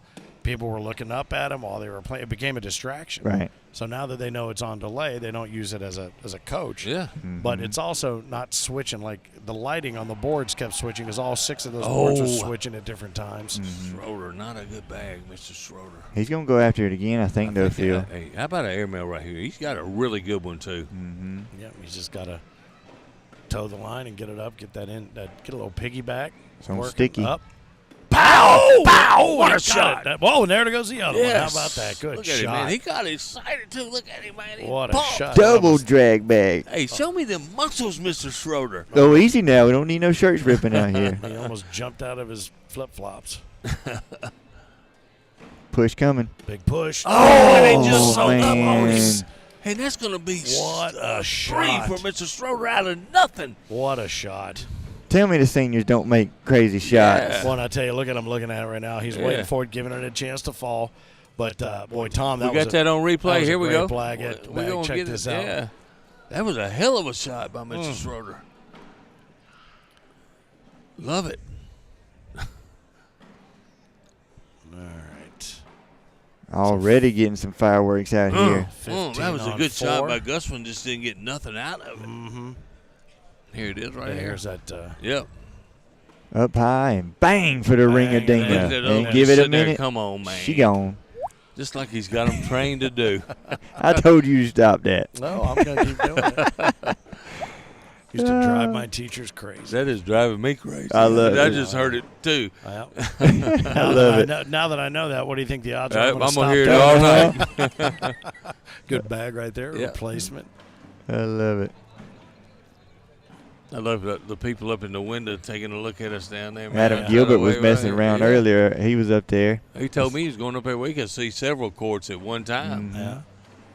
I have looked up there and seen way more bits of skin than I had ever thought I would either. Same situation. Look at this. Oh, it is. It Exact is. same. Is he going to go again? Going up. Here we go. Oh, he just got one to go there. He's not mad. He likes it. Tom Look just at shakes him. his head. What the heck? Kind of left his blocker right there. Slick side, as you were saying, though, so he wants to run through it. But can he grab enough of his bag? Oh, and that's man. airmail. Is it going to be 8 on 7 for one? Think so. Well, and it's a pretty big lead for the Schroed man, so Tom's got to do something. You know, it's time to start pulling some shots out and really motivate himself. I felt like he had to go for that one. Well, you know, even in the warm-up, I didn't see him making any airmails. He Right. shot several of them, too, so maybe maybe that part of the game is struggling with him a little bit. Yeah, they looked at each other. That's one. It's going to go to 16-4. A little bit of something me and Dill were talking about the other day is sometimes when you go through and you come out here and you're nervous and you want to be kind of conservative and you only shoot the airmails when you have to, when you need to. It's tough. It's tough to do that because, Yeah, it really is. Yeah, sometimes you got to go for those shots. Like Craig told me one time, he said, "You ain't gonna shoot. You ain't gonna hit it if you don't shoot it." Yep. I'm like, "Yeah." And Jonesy gives you that. He goes, "The only shot you don't make is the shot you don't take." Yeah, so you got to fire it away because you can really knock some confidence out of your opponent if you put a 5-piece on them. Whereas if you just put it on the board and only get 2. Look what Paul did there. I mean, he knows because of the rotation of his bag. If he puts it down a little left, center right, he's got the perfect bag. Now, unfortunately, that went a little bit further right than he would like, but he did exactly what he wanted for Tom's bag, that first bag. That's a good bag by Tom right Way there. to get it out of the way. Clean it up and start over. If I'm Schroeder right there, I probably would have shot the airmail right there and tried to leave that blocker in place. Right away. Yep. I asked you that the other day, is if when you got a block, do you go ahead and push then, or do you wait? And you're saying the same thing. You go ahead and do it. If they got one out of play, I'm shooting the airmail and trying to leave my blocker right there. Go ahead and do it. Yep. Push. Ooh. Oh, good he stuff. left it in play. Well, and that plays to your point about if you've got one, you might as well use it. Nice. You might as well play it if you got it. Hey, I feel like I'm a lot better at that than I am pushing, so I'm shooting away every chance I get. Because if you wait till the 4th bag, that's the only one you got. And you got to hit it. Well, if you're a golfer, you don't carry a club around you're never going to use. Yeah, I go back to the game I played first. I made all my airmails in the first half of the game, and the second half of the game I didn't, but I didn't stop shooting them. And it cost me the game. But that's my game, and that's I'll lose like that every time, or I'll win like that. How about that? I like it. 16-4 remains the score. That one did not do what he had hoped. Nice bag right there.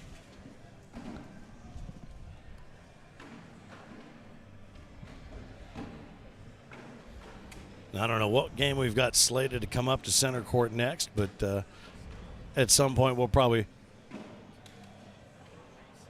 reschedule and take a little break and then get back into that final 32. I know you've got to get going soon to get up to the tailgate. Yeah, man, got to get up there, get some bags up in the air, see if I can make it back down in front of you guys. Dude, I can't wait. So I hope you make it, man, just so I can talk bad about you. I know it. You owe me one. I owe you one. You didn't talk bad about me yesterday. No, sir. I would never do so. I would never do so. Oh, and Tom could pick up a little momentum right here. If he can go through for 4 points right here, cut the lead in half. He's got the right rotation to come running through. Oh, he only gets 2, though. Missed an opportunity right there. Yeah. I'd love to see a good comeback. 16-on-6. 16-on-6. I see Cole Whitehead standing off to my left. That's a kid that I think he took up racing a little more than cornhole, but that kid had all the potential, all the weapons, everything. Yeah, man. And one of the coolest stances you'll ever see. He does, and his daddy sleeps through all of it. Does he? Yeah. Sleeping Larry, that's my buddy, man.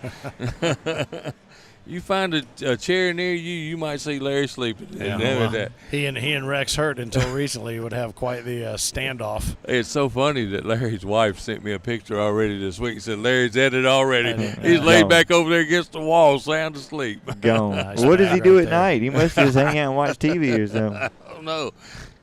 There's a nice bag right up the middle there by Tom. There you go, Paul. Took Paul's a little bit out of play. Yep. Paul says, I'll put that right back into play. Thank you very much. That's a pretty good bag by Tom. Run it up the middle and clean it up. See if we can bully that bag to the right out a little further. That's all right. Got one left. See, Tom tries to block. Up and over. Wow. How about that shot by Tom? Good shot. Now he just needs to come in center left and clean it up and grab 2. And there it is. That's what it is, right? 2 Nicely points. done. There's a couple points right there. A little tater exchange. Yep. I'd be afraid between these two exchanging taters might break each other's knuckles. Absolutely, boy. Tom, he's put together pretty well, too. What are you thinking on that airmail decision? Was that an accident? I think he was really trying to go through it. Look a little bit long. Uh-huh. Maybe just a hard push that got high on him. Yep. Well, 18-on-6 here from center court, Owensboro, Kentucky. I'm going to call it the second home of the ACO right here. We've spent a decade plus coming to town and growing right alongside everybody here at Owensboro. Thanks to Visit Owensboro and Mark and Dave and Chris and the whole crew here. And then the Owensboro Convention Center staff been very welcoming, all good stuff, and so much to do. You got the bluegrass music Hall of Fame and Museum. Nicely done. Backside He action. didn't have a airmail. Look at Yeah, that. buddy. Good stuff. And then saw an automobile Hall of Fame cruising up and down the street down here. All kinds of great things happening along the Riverwalk, and it has been Bingo. How about that? Hey, and how about coming soon to Owensboro near you? Super Major. Yep. Let's First see it ever ACO Super Major, a 2 in a row. 3-day. Yep. See if we get a 3-piece. Is he going to do it? Oh, he went for the push. He tried to get around. I think he tried to get around that. Stay in your zone and shoot another airmail. Yeah, he was on I think fire. your brother or nephew's hollering at you. So. He's trying to get. He wants you. You want to wait till this one's over? I don't blame you. He's but trying it to could be get a you minute. pumped up, man. Yeah, he is. They need you. They need you. I felt like that's been my story all weekend. I go upstairs, they need you downstairs. I go downstairs, they need you upstairs. I'm running up and down the stairs. It's nice to be needed. The only thing I can't figure out, I have to say about this building, is that the escalators only go one direction on each side of the stairs. And I can't you know the direction that is? The opposite of the of one what that you I need. want to do. Absolutely. Yep. Mine's I the always same forget way. which one. When I want to go down, they're coming up. When I want to come up, they're going down. It's all right. The elevators work. Yep. Yep. I heard about these things too. They had installed here called stairs. I'm gonna maybe try those. Well, that's the thing. When I don't really understand why they would put a sign up that says "out of order" on the escalator. It's like, I'm sorry, these are temporarily stairs. Yep. That's one of the best Mitch Hedberg's bits ever.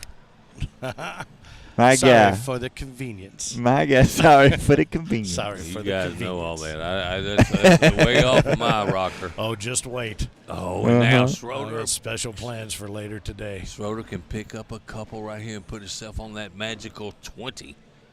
Just run it through. Oh, Yes. that bag was flying kind of funny It was through a there. duck. We're going like, whoa. It was a duck for sure. He said it was ugly. That's what he said. It was a duck, but it worked. I didn't call it ugly either. Anybody old school football knows that's a Billy Kilmer. Mm. Remember when he'd throw a ball and Yep, fluttered? I don't know how absolutely. anybody ever caught that ball. Absolutely. Well, Peyton Manning won a Super Bowl throwing ducks. Throwing ducks. The last one he did, he was just chunking them. It's a true 20 story. on 8. Yeah, I like that Paul turned around and said, that was ugly. It was ugly. I couldn't have called it any better, Paul. Mm-hmm. John Garlick checking us out. Excited to watch some of the games today. And you got two options. You can go center court or court one. Great games as we run through the singles bracket here. Either one you're checking out. Good stuff. Paul shifts the bag from hand to hand probably because he doesn't know how to spin the bags. You Yeah. know, when they stand there and just spin Oh, them. yeah. Mhm. I've taken people's eyes out trying to spin them. I don't even Fly try. right off my finger. It's I can like- spin a basketball. I can spin a football. You can? Anything. I cannot spin a cornhole bag. I played basketball my whole life. I can't do it. Really? Nope. I can't spin that bag either. I think, well, it's because my middle finger is so strong. Yeah, that's what it is. It's probably gotten a I'm better sure it exercise is. than anything else in I'm my sure entire it life. is. Yeah. Just like I used to deal. I used to work at the got casino and jammed deal up. cards too, and they did the roulette thing. You have to take that ball and spin it around. Uh-huh. I sent that thing sailing through the casino several times. I'm trying to get it just right going around that thing.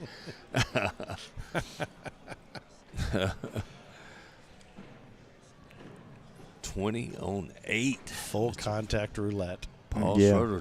Schroeder's trying to punch his ticket into the top 32. Yeah, this is the play-in game that we were Yep. talking about. They're going to reset the top 32 after this, I believe. If I understood correctly, we'll probably take a little bit of a break. I'm Absolutely. going to run around the room and high-five some folks, and then we'll be back a little bit later on for opening ceremonies for the final. Are we going to do that before the matches. 32 starts? That Is was that my the question. plan? That's a great question. I Yeah. think, we need to get down. We need to drill down to what's going to be the final few games. Yeah, I agree. So we'll get those 32 running. About 5 o'clock, we'll have our national anthem. Yes. Ashley Irvin's going to be singing our Yeah, man. Queen to our King is going to sing the national anthem for us. Got a handful of awards to give away. Honor the Road Dogs in honor of Mike Schaefer. Lots of good stuff to come, so make sure. Oh, and that's going to be it. Check it Paul out. Oh, there it nice is. game. Very well Yes. played by both men.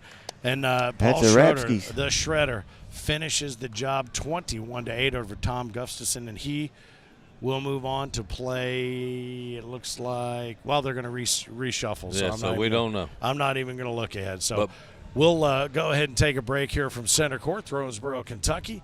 The World Championships of Cornhole Season 18 on the south bank of the Ohio River in Owensboro. The American Cornhole, American Hornhole. Hey. That's a whole. We're starting one of those houses. Not even in Texas. Not even in Texas. Let me tell you a story. When we get off here, I'll tell you a story about the Texas Roadhouse that is having a problem with some of its neon down by my house. I'll tell you that. You can probably figure it out on your own, which ones were burnt out. Anyway, we'll be back for more here on Center Court, the center of the Cornhole universe, as the drama continues. Who is going to face off? What collision course are these players on? Will it be Jeremiah Ellis? Will it be Caleb Hurt? Will it be Chloe Arrington? Who knows who it could be? Will it be Paul Schroeder? Who knows? Don't sleep on the repeat. That's right. The only way you'll find out is stay with us throughout the day here on the YouTube channel. Check it out, Court 1 and Center Court throughout the afternoon. Lots of fun still to be had. I'm Finn, the loudmouth for the ACO. In the center of this announcing Oreo is our man Jay Boogie, and to my right and to your left, it is the Mississippi Ninja Philip Barnett. More coming on the ACO Digital Network. It's Finn from the American Cornhole Organization with a question for you. Do you remember the most fun you've ever had playing cornhole? Think about it. You might think you do, but you don't. And you know how I know? Because if you're not a member of the American Cornhole Organization, you haven't had the most fun you've ever had playing cornhole yet. You're just a couple of clicks away from joining the worldwide cornhole community, where you'll be able to play down the street or across the country with players of all skill levels and even the pros of the American Cornhole Organization, the governing body of the sport and the fun of cornhole since 2005. Head to AmericanCornhole.com to learn all about the ACO and how to become a member of a local group near you. The most fun you've ever had playing cornhole is waiting for you. So, is it time to take your game from the sidewalk to center court? We can't wait to find out, and we can't wait to see you. Let's have some fun. AmericanCornhole.com and the ACO remind you, keep on pitching.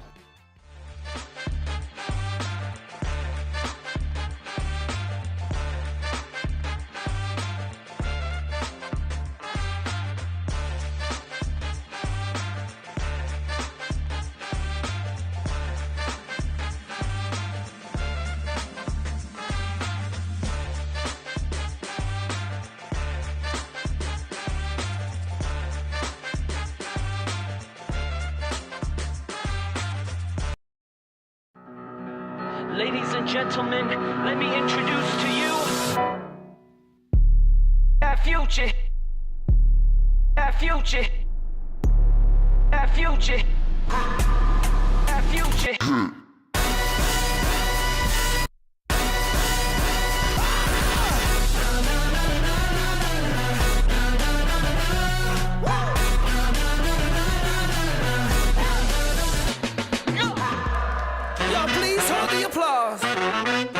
To the end of the ceremony.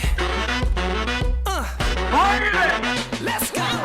Look around us, there ain't no fences, just bridges to the ears of the listeners. On deck, take a swing, sharper senses, looking for a weakness in the system. Finally, it's you and me, here shaking like a tambourine. We in this finally, both sides of the cemetery. Attention people, y'all get ready. This is for everybody. Try to catch up, we out ahead. Let me introduce to you. Try to catch up, we out ahead. That future hit. Are you ready? That future hit. Take a minute to refrain from acting green. If you're losing, you should join another team. Y'all should breathe, let me play another theme. At the start, this one nothing but a dream. Now it feels like victory, about to live another fantasy. Everybody clap with me, we're about to make history. Come on, attention people, y'all get ready. This is for everybody. Try to catch up, we out ahead. Let me introduce to you. Try to catch up, we out ahead. That future hit.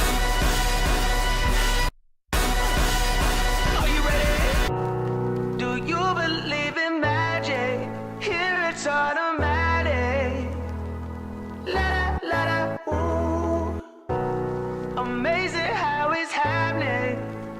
come on, we made it. La da, la da, ooh. That future. That future. That future. That future. That future. That future.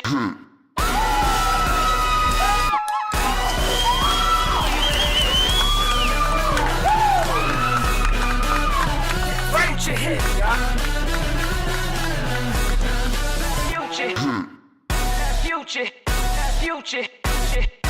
That future. Hi, I'm Steve.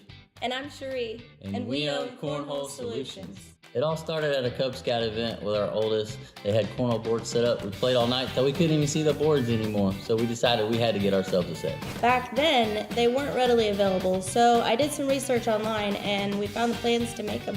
We started making boards right out of our garage. The first one was for my papa, which led us to sell cornhole boards and bags online. Our business quickly outgrew our home, so in order to continue the growth, we had to move to a commercial facility. While we were still hand painting and cutting our boards, we made our first big purchase of a UV flatbed printer, which led us to the way we do business today. Our process of building cornhole boards begins with our 18mm Baltic birch plywood. Quality is extremely important to us. It's quite noticeable to see the difference between the big box store's 5-layer plywood and our 13-layer Baltic birch plywood. Ours is heavier, it's more consistent, has 0 voids, so when the bag hits it, there's 0 bounce. Since it's not available locally, we have to get it trucked in on a flatbed trailer, and we go through 2 to 3 semi-loads a month. The plywood's loaded on one of our Laguna Industrial CNC router machines. It cuts our tops and our parts, anything we might need that day. We use Laguna CNC routers because of their precision and their efficiency and their accuracy, and we need every part to be the same every time, every day. The edges of our tops, frames, and holes are all rounded by hand. Our tops are sanded by hand so we can inspect each one to ensure the surface is ready for print. We have 2 UV flatbed printers. Our Best Jet printer is used for our smaller parts and accessories like score stands and air mailboxes and leg braces, while our Vanguard is exclusively used to print all of our tops. It really helps us keep up with demand with its ability to print up to 20 sets an hour. And just for perspective, when we first started and we were hand painting our sets, we were lucky to get 20 sets out a month. The next step in our process is our UV roll coating line. It is our newest addition for efficiency and quality. It helps create the most professional playing surface in the industry. Start to finish, a top will run through in less than a minute. Every top goes through the roll coater multiple times before it's ready to be built. For accuracy and efficiency, we create our own building stations. Every frame goes on each top the exact same way every time. Our frames are attached to the tops with Craig pocket hole screws. Pocket hole screws are the industry standard. Once the frame is on, we attach the legs, and everything we need for this is right here at these stations. Once assembly is complete, we'll put them on the ground to check the stability of each board. So when your bag lands on your new boards, you can have complete confidence that they've been inspected for optimal performance. To ensure our quality for the complete experience, we also design and manufacture our own bags for players of all skill levels. The process all starts with our design team. Custom and standard bag designs are printed, then heat transferred to the material of the bags of your choice. Each bag is then sewn with one of our industrial sewing machines. Our bags are then filled to the regulation weight with high quality resin pellets, which are actually manufactured right here in East Tennessee. The last step in our process is packaging. We use custom double wall boxes and also use side protection, corner protectors, and foam between the boards. They are then packed face to face to protect the integrity of the playing surface. We take great care in packaging to ensure your product is delivered without damage. Depending on the time of year, we ship as many as 2,000 packages a month. We also supply cornhole tops, DIY kits, and even legs to other builders all over the country. As you've seen, we work extremely hard to stay on the cutting edge of all the latest cornhole industry technology and trends. We're also known for world-class customer service and high-quality products, all at a fair price. With our team and family atmosphere, Cornhole Solutions is the obvious choice when it comes to purchasing your next set for backyard events all the way to professional tournaments. If you can think it, we can ink it.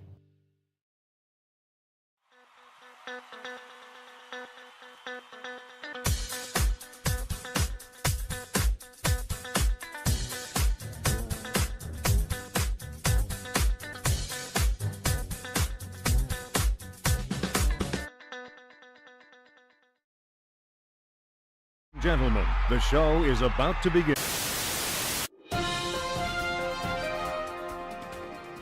This just in, ACO has announced that Season 18 World Championships will be held in the beautiful Owensboro, Kentucky. Yes, Owensboro, Kentucky. If that's not exciting enough, they've also guaranteed a purse of $75,000. Yes, $75,000. That's a 7, a 5, a 0, a 0, and another 0. Now, if that's not enough to make you want to jump back and jerk a nut in your tail, I don't know what is. ACO Season 18 World Championships, Owensboro, Kentucky. We'll see you there. Now, back to your program. These guys both out of the SVC. It is time to get their game on. That's right, and Austin's going to start out with a block, and I think he's going to try to throw a lot of blocks against Caleb Hurt right here.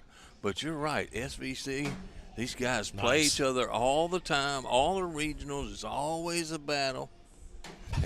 One row. This is going to be the battle. I mean, I feel like General Patton put this together. There's going to be a ground assault and an air assault. I mean, you're going to roll those tanks, and then you're going to airmail. It's insane. And this is the best right here. This frame right here could be outstanding. Wow. Outstanding. That's all you can say is wow.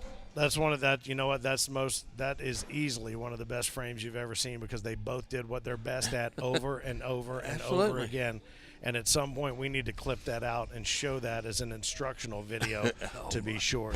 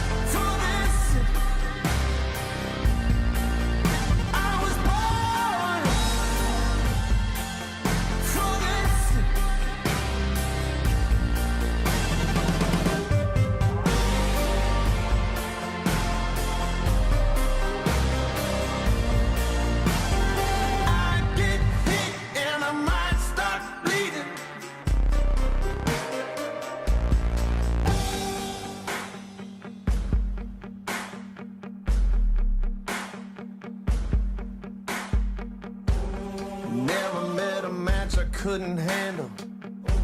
No one else could ever hold a candle.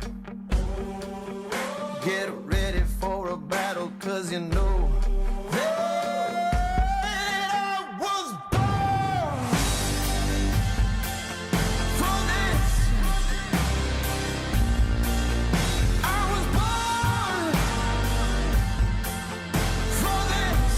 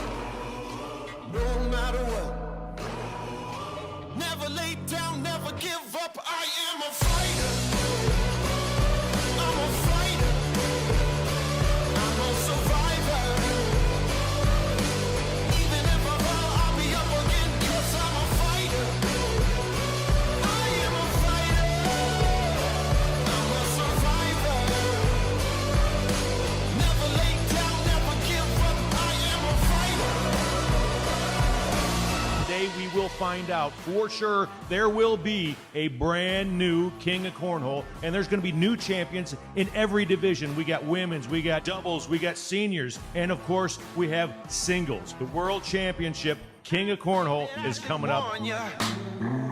There's something about to change. We're standing at the border where history is made. We're cranking up the lights now so everyone can see. It's all happening right now. We're gonna make you believe. It's about to get crazy. It's about to go down. It's about to get crazy. It's gonna be loud. This is our house. We do what we wanna. We'll blow the roof up. Everybody's coming. It's about to get crazy. It's about to go down. It's about to go down. We'll make the whole world hear us. So throw your hands up high. We're about to show you why they fear us. Here comes the battle cry.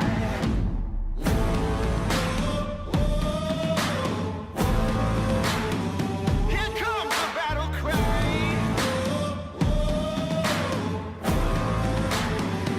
It's about to get crazy. It's about to go down. It's about to get crazy. It's gonna be loud.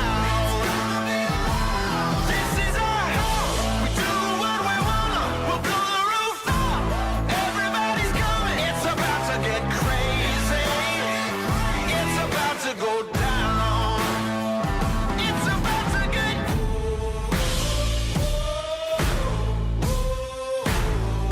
It's about to get.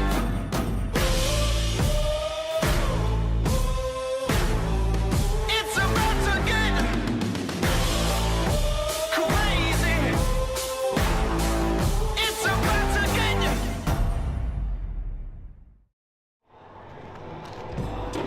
This is the King of Cornhole.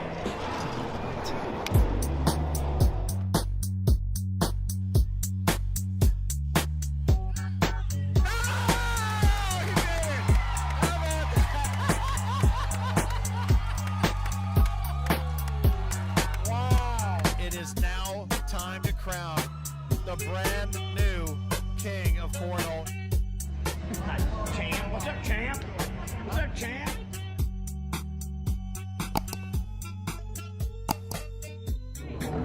You feel like a legend around these parts? You feel like a legend? I told him, I've seen this a million times. When you get a lead, you get a little arrogant, you get a little cocky. I said, listen, let's pretend like we're losing. And do not get overconfident, do not get arrogant, play your regular game. And if that happens, we don't lose. Hey, this is ACO World.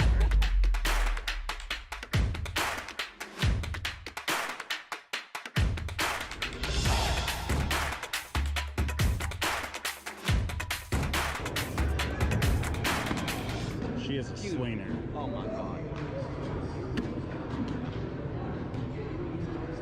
Oh my God. She's incredible. You feel me? Yeah. That girl's incredible. Watch out, everybody. She goes, I was as nervous as I've ever been. And I'm like, you were nervous? Imagine if you were calm. There's nobody here can beat you. Even the king. This girl here is incredible. And I told her, I said, we're not supposed to win. And we may not win, but we're gonna have some fun. I come here to get away from the crap, the crap of life, and have some fun with people and partner up with people, meet people. We have a great time. This is what it's all about. ACO, baby. ACO. ACO, baby. All day, every day. Jerry Armstrong, if he hadn't calmed me down last year, he goes, Fergie, you can win this. I'm like, Jerry, I don't care. He's like, no, you're going to win it. If he hadn't done that, I would not be wearing this jersey. I would not have been Wolves.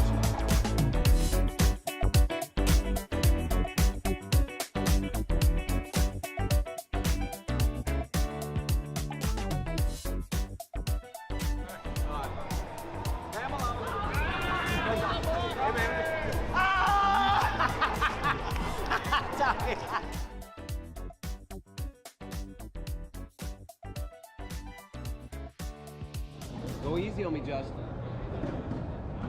Go easy. Give you $100. This dude here, I swear, he could do just what I did this year. He could win it all. That's how incredible he is. He is awesome. I predict him to be the king within 5 years. He was there when I won it. I'm going to be there if he wins it. Now, there's a lot of other players that I love, but this dude is a master of this craft. Appreciate it.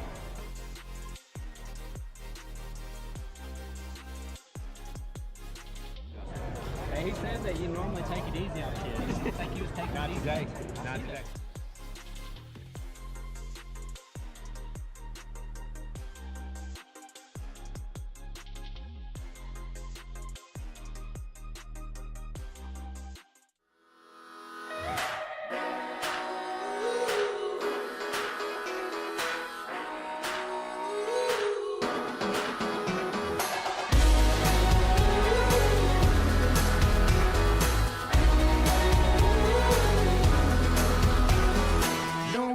Not the fingertip, I get the whole hand dirty. It's the injuries and elbow grease make a body sturdy. And if you're into that, turn it on like a thermostat. Hot mess, effortless, throw yourself with the heaters out. Make it work somehow, get all over it. Pour it all out, get all over it. Now make a mess, throw down with a little grit. Let it all out, get all over it.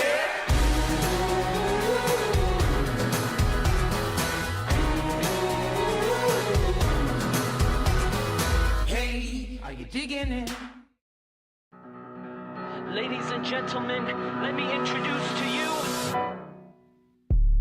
our future. Our future. Our future. Our future.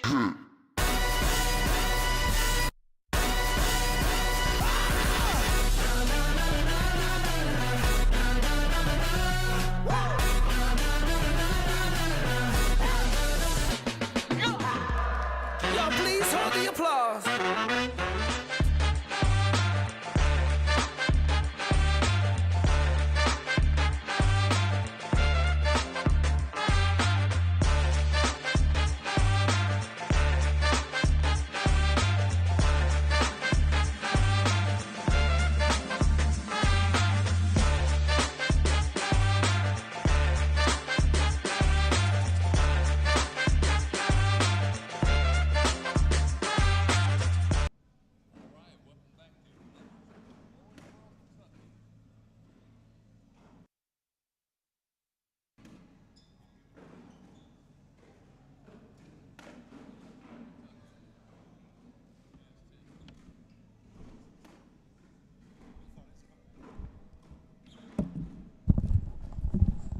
All right, welcome back to Owensboro, Kentucky. We're in the round of 32, vying for the king of cornhole. And right on center court round, we have Caleb Hurt taking on Shane Fretwell. And Caleb opened up a 6-0 lead, and Shane Fretwell's cut it into 6-2. First game, whatever, we have a reseeded bracket. The losers come in with their losses. The winner is Caleb's got another one out of play. Oh, and Shane with a chance to take advantage of a miscue by Caleb Hurt. And Caleb with a great push. And when we think they got one out of play that hurts, it's all of a sudden back in play. Nice shot by Shane Fretwell, and he picks up the back one too. And now that's a 12-point wash, and that is a good round by Shane Fretwell.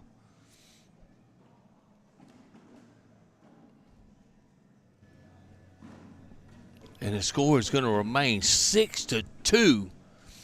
This is Philip Barnett with you. Finn will join us here shortly. The Mississippi Ninja, as he calls me. The mouth of Mississippi, people call me. And Shane Fretwell is not going away easy. That was a great airmail Shane had right there. As Caleb is going to have his hands full with Shane Fretwell. Perfect. And I can keep you some scores right there. Perfect, 6-2. How about this one? Aaron Lambert out of Missouri making it into the round of 32. He's up 8-4 on Tyler Goodwin. If Shane misses one, it's going to be the world-famous Hurt push to grab 2 points to go up to 8-2. Jeremiah Ellis, who is on a mission, who's only given up just a few points in this tournament right now, is up 10-0 already. Isaac Hurt 5-0 on Randall Garrison. Matthew Hewitt 4-3 on Chad Chestnut. Gary Bearpaw 4-2 on Dakota Payne. And Tyler Amos 2-0 on Steve Smith. Douglas Parker's knotted up at 3 with Donald Long. Mason Higgins down 13-4. Maggie Geiger trying to make a run as the two Wisconsins playing against Bob Howe. Bob's up 4-2. I'll try to keep you informed on some more scores. It's right here. Shane Fretwell has a couple out of play. He's going up and over, trying to drag again. Drags one with a nice shot. And Caleb does what Caleb does, finishes. He's up 6-2 right now. Shane trying to keep that up again, but he can't drag one. He only gets up 2. It's 8-2. Caleb Hurt. Paul Schroeder, who we just saw on center court, taking on Brock Beasley. He's down 3-2. Tyler Amos 2-0 on Steve Smith. Spencer Garner 12-0 on Chase Puckett. TJ Miller 11-5.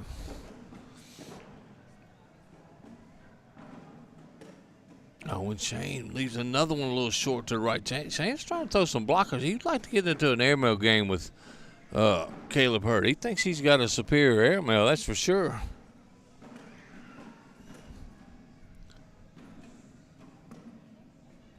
Douglas Parker knotted at 3 with DJ Long. These are all loser bracket games. Isaac Hurt now 10-0 over the businessman Randall Garrison. Craig Irvin 6-4. Kurt King over Caleb Rogers. Sebastian Barger 2-0. Man, big names in these top 32, that's for sure. It looks like Caleb's going to jump up to 10-0 on Shane Fretwell. 10-2 on Shane Fretwell. And he throws a one, and I'm not ever going to say that bag is out of play again because he can definitely get it. Shane would be, Shane, I think he tried to move that bag. And he just moves it ever closer. Pretty good bag right there by Shane Fretwell. Big push. Drives right through the middle. The Hurt push. Classic. See if he gets that bag that's sitting on the left right here. Can he get it? Oh, and it just drops in. And what do? You got to try to, and Shane gets up 4 right there. That's not a good bag. It's going to go up 12-2 now.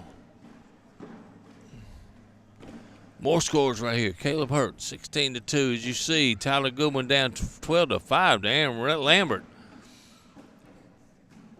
Austin Thomason down to Devin Holloway, who's making a run. Okay. I got you.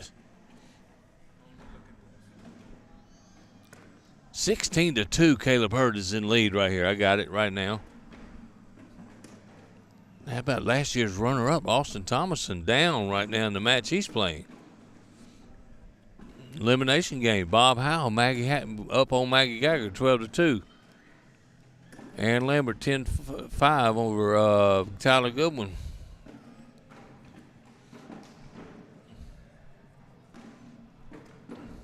Perfect.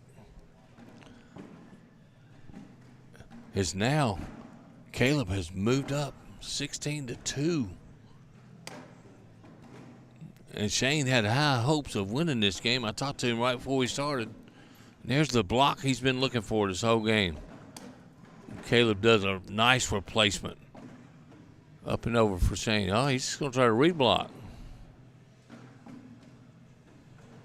Oh, and he tried to roll back. And that's what's kind of game you got to get the Hurts into, I think. Oh, Shane with the big push, but kicks off, goes off the back to the left. Backside airmail. He goes for it, and he hits it. Yeah, it only gives it 1 point. It's going to go to 17-2. Right now, Austin upstart Devin Holloway, who's taken out some big names so far, is up 12-5 on Austin Thomason. How about that surprise? I talked about him earlier. He is on a mission. Both men have a bag in. Caleb right down the middle. And Shane can match him bag for bag, but he'd really get you into a dirty game. He likes to shoot the airmails.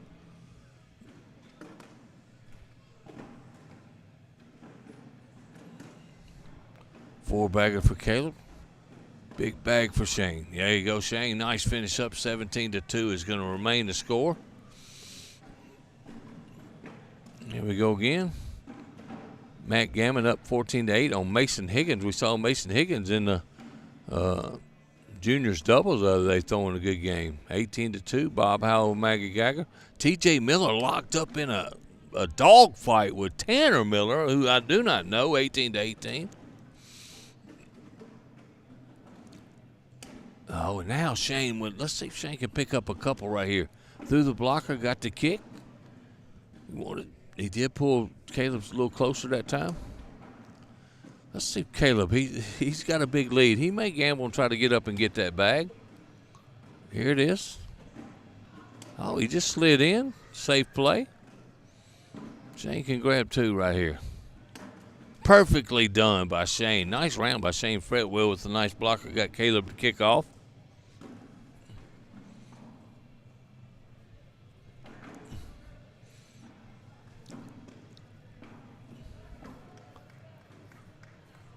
Now Tanner Miller's taking a 19-8. How about Spencer Garner taking the best of Chase Pupkett, 21-6. Shane trying with another one of those blockers. Not so well that time as it's off to the right just a little bit. I think he does the same thing. Tries to put one in the center here. Chad Chestnut up 11-6 on Matthew Hewitt. It's okay. Elimination game. Donald Long, Douglas Parker. Parker up still up 6-3. Bob Howell 18-3 on Maggie Geiger. Tyler Amos, who's having a great tournament right now, up 11-3. Gary Bearpaw only up 12-10 on Dakota Payne, who everybody keeps telling me that's a name you need to watch. Plays out of the SVC area. You know he's got to battle the Hurts when he's in that organization there. 17-4 becomes 19-4.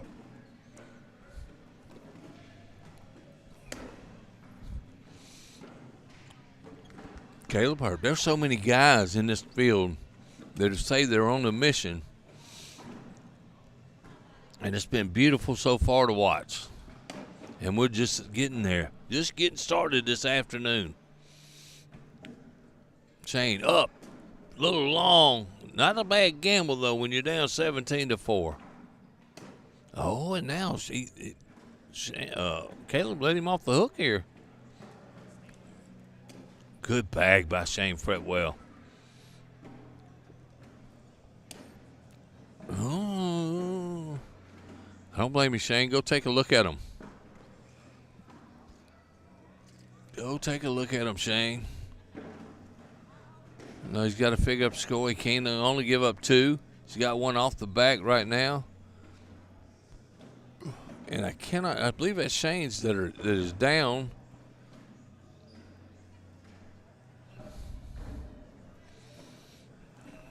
$19-4. Oh, and they bunched up on him. One for Shane. He gets 1-0. That was a good bag there by Shane Fretwell. The score's going to go 19-5. Tyler Goodwin just took the lead on Aaron Lambert, 11-10 on court 20. 19-5. As I am joined by the man himself, the mouth of the ACO. Hey, how about my man? The mouth. The mouth of the ACO. The tongue of the the Mouth organization. the loud mouth of the ACO. No, How I about love it. that? It's hilarious. Well, I told these guys, I said, I need you to play poorly till I get back from checking into the other hotel. Hey, you did good, man. They did not listen. That's all right. We've been rolling right along, man. Heck to the yeah. Hey, how about my man Devin Holloway? We were talking about it earlier. He just took out whoever he was playing and beat them pretty handily to go 5-0. Are we talking about cornhole or out in the parking lot? No, I'm talking okay. about cornhole. All right. Well, I'll tell you what. Looking at these final 32. Jesus. This is going to be. Oh, absolutely. This is going to be something to behold. Bob Howell just eliminated Maggie Geiger. Is that right? Oh, yeah. boy, that's going to be a rough couple of weeks up north. Absolutely. There's going to be some flaming bags on some front porches. I agree. And there's that hurt push that's so daggum good. Spencer Garner is fixing to go up against Jeremiah Ellis. Spencer Garner made quick work of Chase Puckett. Did he really? Yeah, he did. And he remains in the winner's bracket. And right now we're staring at Shane Fretwell.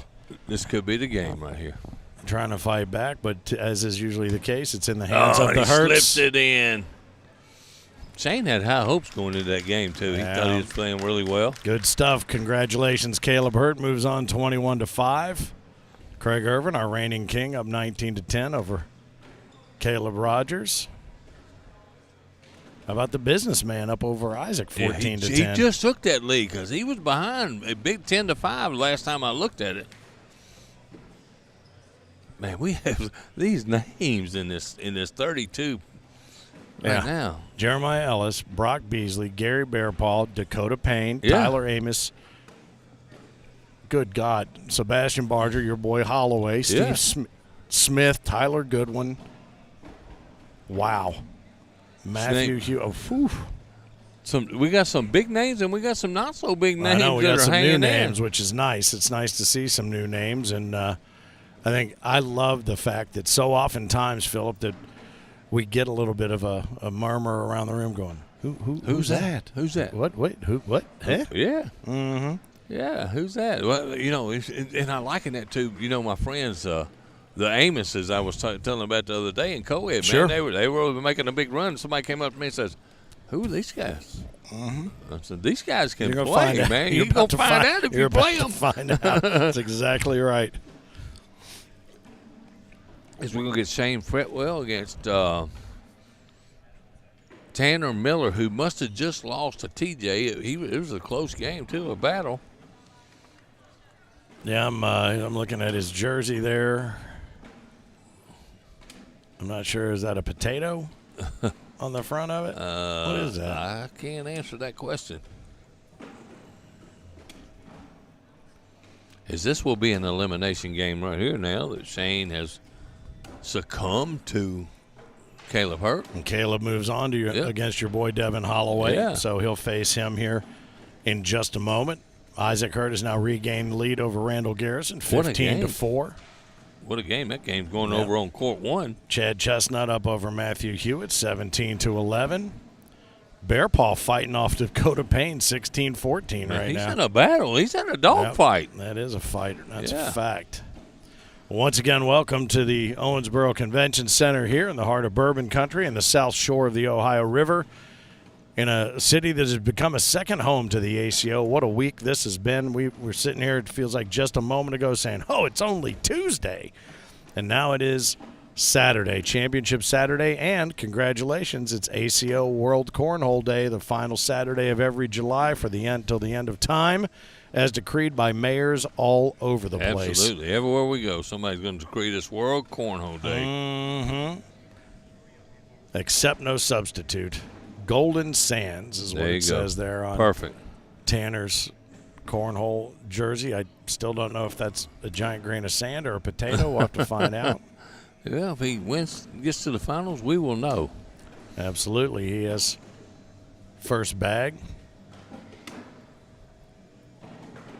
Jeremiah Ellis up over 6-0 over Spencer Garner. Jeremiah is not giving up any points to hardly anybody in this whole championship. No, sir. Shane Fretwell came in as the higher seed at number 13 in this match. Tanner, the number 30 seed. See, you always like to see those high seeds make those runs. That's just a wash. A wash. Wash. And, yeah, Craig Irvin is still waiting to put a point up on the board against Jonathan Nail. Both of them are, actually. And Jonathan Nail, I recognized from one of our Whole Nation challenges. Mm-hmm. He was out here on center court. I think it might have been the Shoot It challenge or the mini bag, one of the two.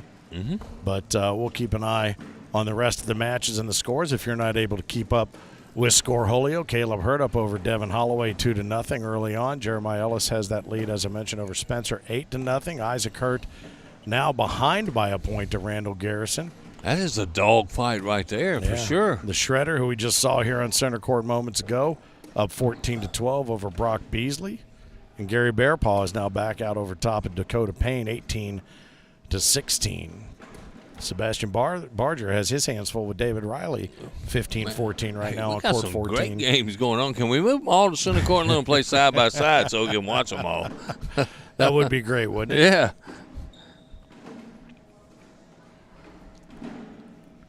Finn, the loudmouth for the ACO, the Mississippi Ninja, proud to be your hosts. My man Philip Barnett here for the entire week. And you know what? I just saw something that I have seen all week long as well.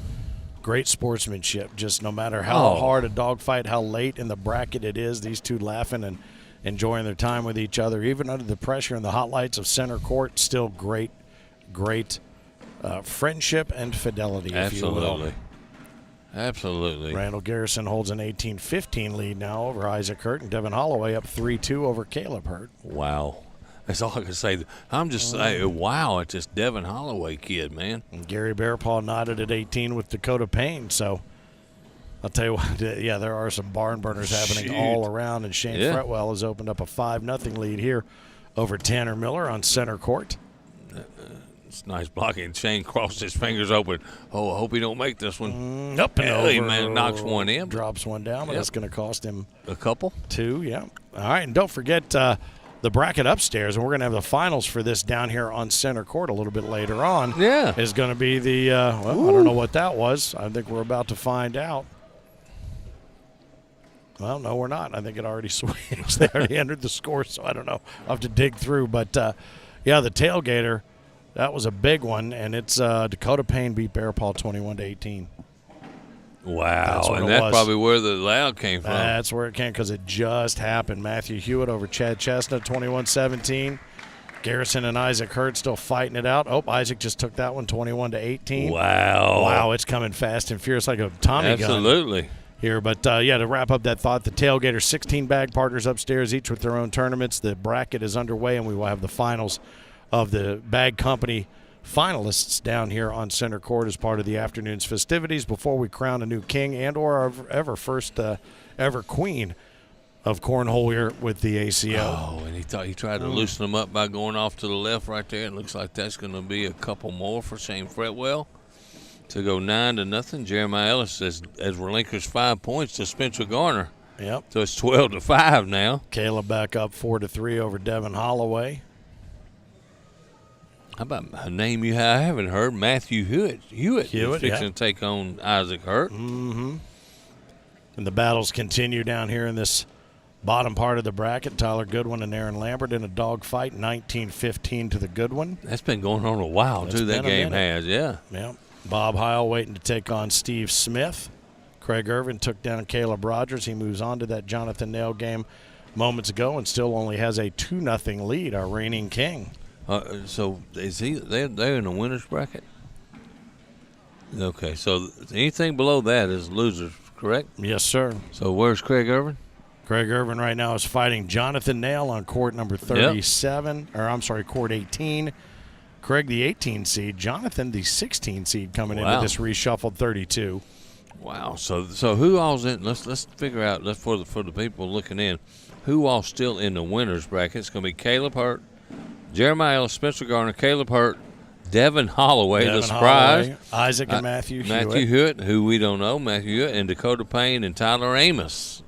That's the 8 players that are still in the winners bracket right here. Yeah. Shot at that king seat, and I think I'm changing our verbiage on "we don't know" to about whom we're about to find out more. Absolutely. Yeah, absolutely. How about that? There you go. Perfect.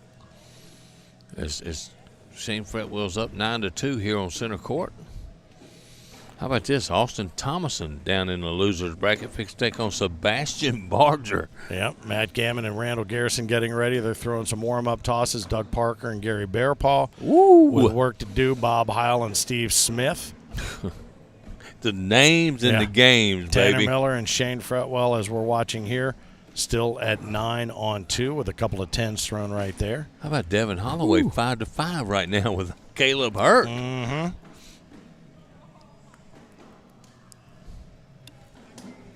Oh, and Tanner Miller has one out of play.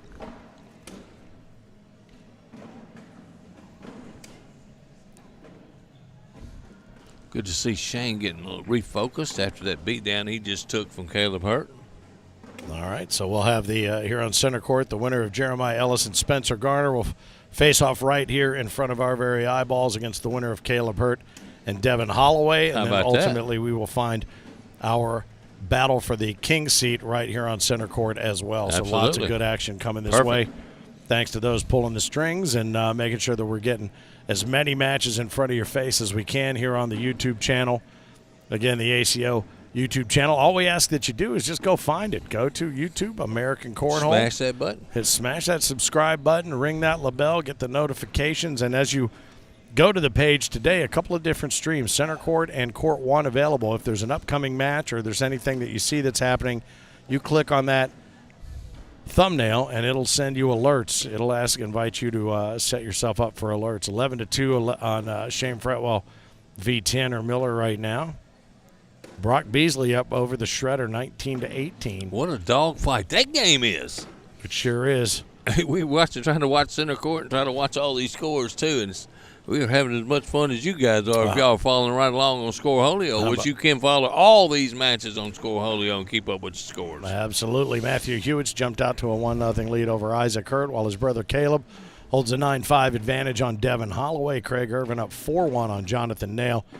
And Jeremiah Ellis about to drive the final nail, I think, into Spencer Garner's coffin here at 20-5. Yeah, 20-5. Jeremiah Ellis. He's not messing around. He's not letting anybody get to double figures today for sure. Nope. And I tell you, we've been talking about the building of the drama over the course of the back half of the season. Just since we have been here, we have seen collision courses building. And if you are a fan of Cornhole, then a lot of these names that you are hearing are names that you would expect to be hearing and expect to be in that into that collision course. But what could be the wild card here and what causes the drama is a couple of these new names, which are very exciting to have absolutely. out here. They could upset somebody's apple cart, as yes. we like to say. That's for sure.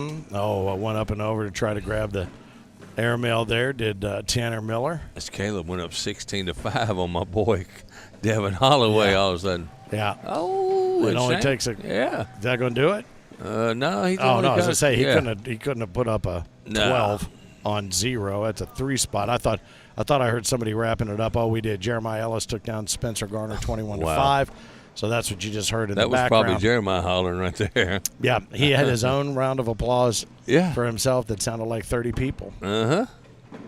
So Caleb, as you mentioned, up over Devin Holloway 16-5. Jeremiah just moves Spencer Garner down to the losers bracket. Isaac Hurt down to Matthew Hewitt 5-2. And Dakota Payne up over Tyler Amos 1-0 in the winners bracket. Doug Parker over Gary Bearpaw right now 4-0. Bob Heil over Steve Smith 2-0. Craig Irvin over Jonathan Nail 8-1. And right here on center court, Shane Fretwell 15-4 over Tanner Miller. How about Sebastian Barger over Austin Thomason 12-2. Well, and Austin Thomason, our runner-up last year. A lot of people picked Austin to come through and win it this year. They sure did. And how about this? It's set up for a Jeremiah Caleb Hurt matchup right now. Boy. And hey, as Devin Holloway's finally scored 2 more, 16-5, 7 now. All right, and this is the match coming to center court. If it's going to be Caleb Hurt and Jeremiah Ellis, this may be a preview of our battle for the King of Cornhole. Absolutely. You just never know, but I'm sure Craig Irvin, our reigning king, will have a little something to say about that. Yeah, he's up 8-1 right now. Jonathan Nail. And Shane with another chance to score. I think Miller, the big stage, has made him a little bit nervous. Yep, Brock Beasley moving on to take on Chase Puckett here in just a couple of minutes. How about Brock Beasley? I know, another good junior player out of the Tennessee area. Bob Heil and Steve Smith still knotted at 2. Parker over Bear Paw 4-2. And Dakota Payne still holding on to a slim 1-0 lead over Tyler Amos as these guys continue to fire away. Duchesne Fretwell and Tanner Miller. They're just going to take 2 more for Shane. 2 spot there, take it to 17-4.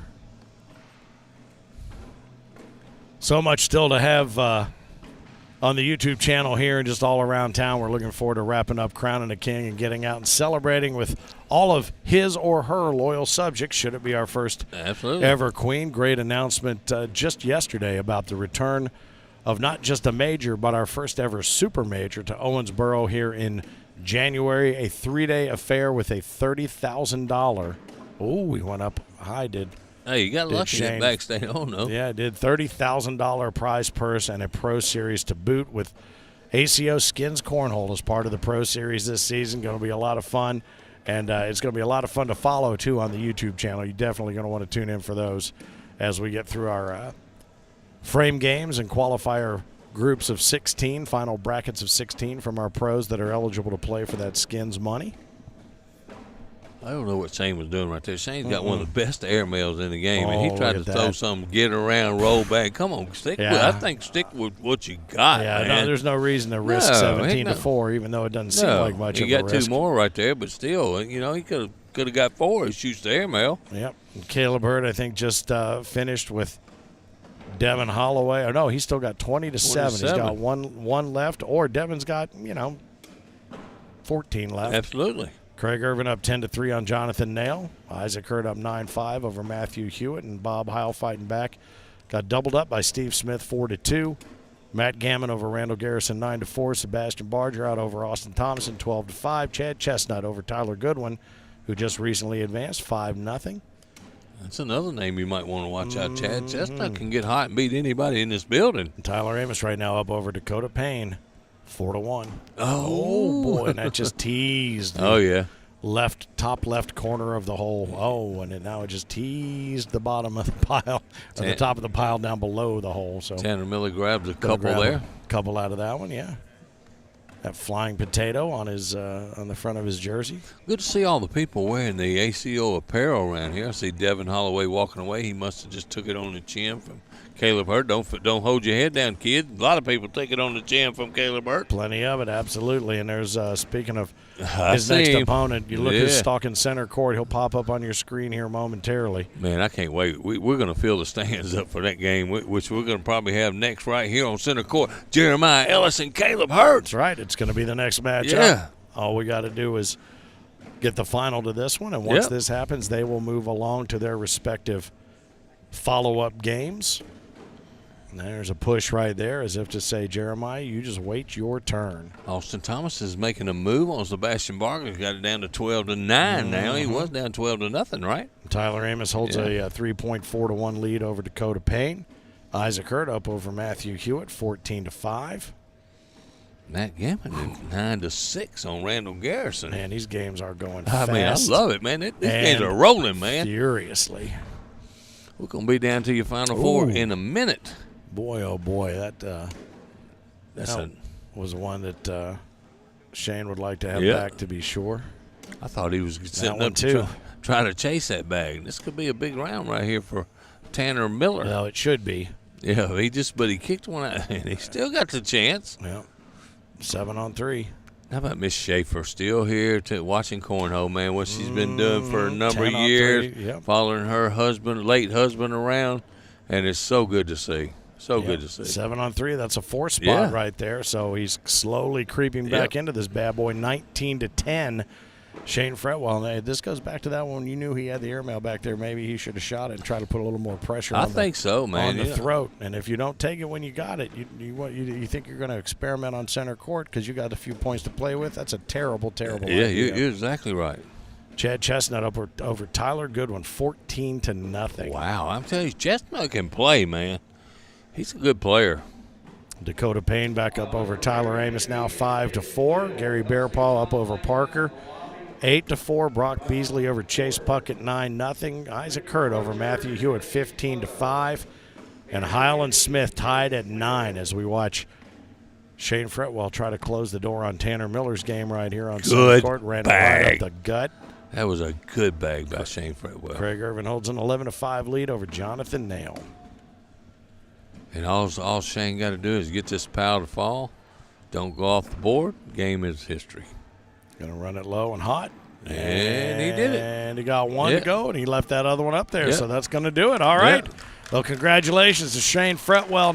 19 turns into 21, and that 21 is better than the 10. So Tanner Miller is a mighty effort, but 21 on 10 is the final, and that paves the way for a packed court here on center court, and this is going to be something to see. Is it going to be the prelude to the championship match? Only one way to find out.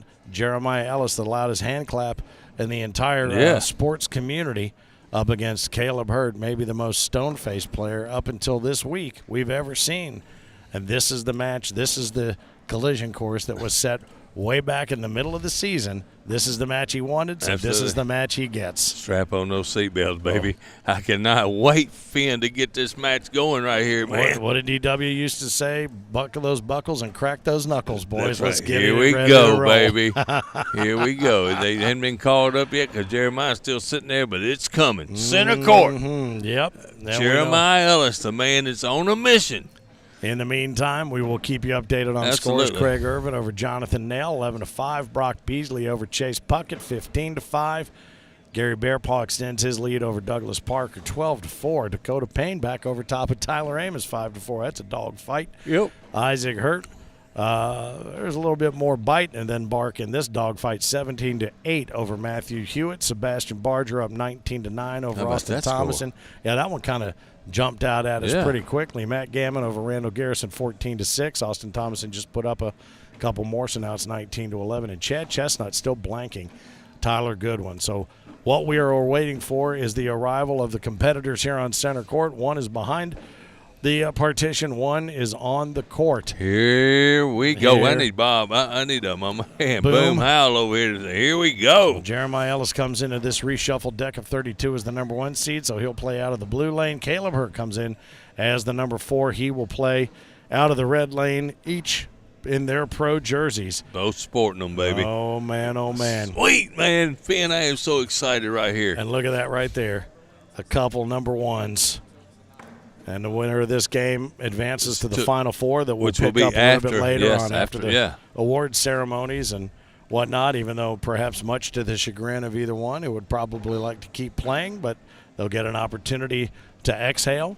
And, I think everybody at this center court is going to be watching this game, not only not exhaling, holding their breath to see what's going to happen next. So welcome back to center court again. Owensboro, Kentucky, the site of the greatest cornhole on the planet Earth.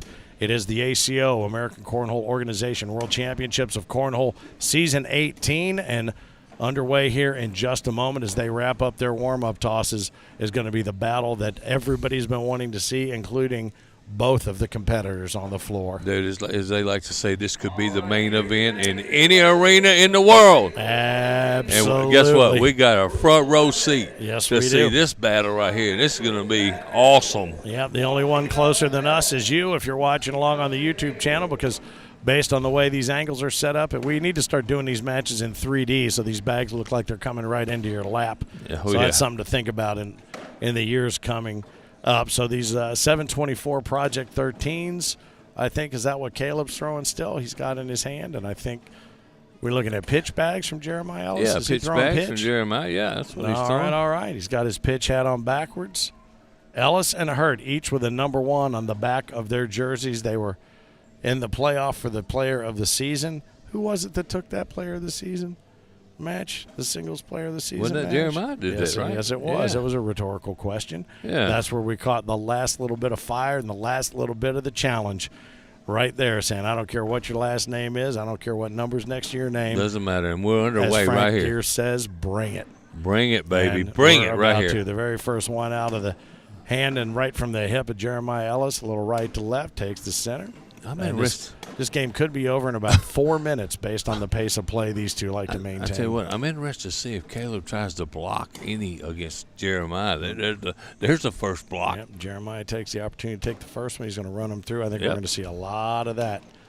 Yep, and he opens the door. Going to take that opportunity to run Oh, around it. and- It holds up just a little bit. Hey, let me tell you something. Anytime either one of these guys leaves the opportunity to score, he could come back and haunt them later on in this match. That's for sure. Better take it. All Yep. right, 19-19, Sebastian Barger and Austin Thomason. 17-4, 20-4, Bear Paw over Parker right now. Tyler Amos 6-5 over Dakota Payne, and Brock Beasley up over Chase Buck at 15-9. What a comeback by Austin Thomason, who's trying to get back to this championship. Absolutely. Runner-up last season for the King of Cornhole. Yeah. These two guys shooting from the hip. Could this be a preview of our King of Cornhole final match? There's a lot of folks that still have a lot to say about that, including our reigning king, Craig Irvin, who on court 18 right now holds an 18-5 lead over Jonathan Nail. Yeah, he got in the losers bracket, but he is coming on Look at strong. that. Couple of four-baggers Yeah. right there. 20-4 on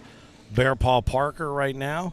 And Bob Heil and Steve Smith continue battling back and forth with Smith and narrowest of 1-point leads at 13-12. And back to the action as a little bit of their swing oil, as our CBC brethren like to say. Right here back-to-back with us on center court. I got the same swing oil. Yes, you do. Didn't and work that well for me, though. Yeah, well, it depends on how hard you want to swing. Absolutely. Finn, the loudmouth for the ACO, side-by-side with the Mississippi Ninja. Philip Barnett, proud to have been the voices of the ACO for you all season long, and couldn't be having a better time right here at center court bringing you all of this action. And this is going to be a continued shootout. Absolutely. Damn. And another double four-bagger, man. Who is Keep gonna, an eye on the PPRs here, fella. I will. Who's gonna be the first one to try to change this up from slide? I don't know. I think you're right. I think it may actually be Caleb. I don't know. That Somebody's going to throw a block and try to change this Yeah. game up. Jeremiah's early blockers, I don't know that that's exactly what he was trying to do. I think he still wants to just drive it to the hole and make him match. But I think Caleb might say to himself, well, you know what I'm going to need to do? I'm going to need to lay a block. The craziest part is bags that look like blocks or bags that look like they might be out of play They're not. are all easily They're collected not. by both of these guys. Yep. Look at this. They're just creating piles. It's almost like they're going to turn into lava and melt down into the center of the hole, There they just go. like that. Jeremiah. Oh, he tried to roll back. And hey, Caleb's got the backside open right here. Is he going to go after it? Nope. He tried to roll, and it's Tried going to to roll be an one low. 8-point wash. That'll affect that PPR. Yeah, it will. All right, let's see what else is going on. Chad Chestnut, 16-4 over Tyler Goodwin. Looks like a couple of other matches have wrapped up. Dakota Payne over Tyler Amos, now 9-8. 3 rounds, nothing to nothing. 11.33. 11.33. How about that? I see Austin Thomason standing over there. You got a final for me over there? He came back on that game. I don't know who won. It would be in the losers bracket. Let's take a look. Austin Thomason lost to Sebastian Barger 21-19. Oh, wow, what a game. Sebastian moves on to face Shane Fretwell here. But right now, the game of the moment and the one upon which all eyes are trained around some corners, one off the back, and there it is. Let me tell you something. Jeremiah Ellis threw that bag on purpose. Caleb had 2 in the hole. He bumped up against him, and he's going to pick up the first points right there. And that's because he made him chase. He did. He Yep. made him. But the shot was there. If he normally makes that airmail, Yep. he grabs 2 instead of giving up. If he had been on the other side of the board with his outside arm Yeah. coming at it at a different angle, he has that. He takes them all. Gave up. Jeremiah scores with big Takes a time. 5 with the, spot. Yes, absolutely. That was a great move by Jeremiah Ellis. Yes, that was a veteran move. Right there. Yep. And that sometimes will get in your head. His bag is still in play right Yep. there. Boy, there's no time wow. wasted coming out Dude. of coming out of his holster, to be sure. So Yeah. There's no way he's going to pull that one back into play, so the best he can hope for is just to give up the 2 and make it 7-0, which is what he does. Yep. They tater, and they work their way back down. What else is going on? Chad Chestnut 19-4 over Tyler Goodwin. Jeremiah Ellis right now, as you see, 5-0 over Caleb.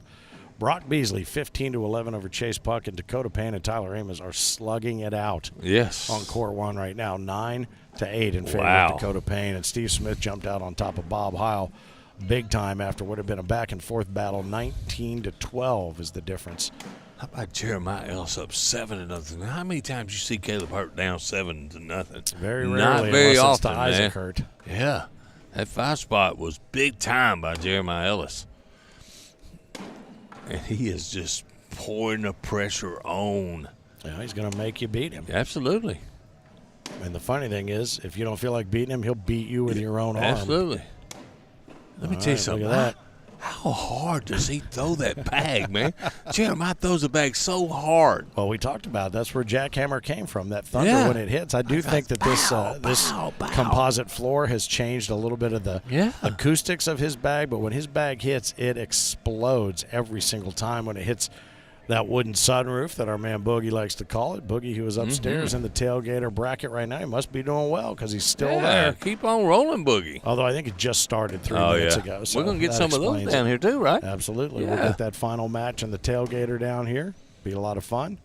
Might see a social player out here from around in Owensboro. You never know. I'll tell you what. Let's see here. Temptation Island, baby. Is he going to try to get a couple back and roll He around? got it. What a That's shot by a great Caleb Hurt. shot. Great shot to come in center, left, to right, and then kind of roll it around that corner and not take Jeremiah's That was a hell of a shot, man. You know how hard that shot was? And you know what? He could have taken the backside airmail and run that risk, but he knows he's got that shot in his arsenal now, and I think he picked that one up from his little brother. He might have learned a little bit about that one from Isaac. I wish somebody would teach me that shot. Well, you've been sitting there watching it for 2 years in a row. But I still can't figure it out. It's not on them anymore. They've showed it to you enough.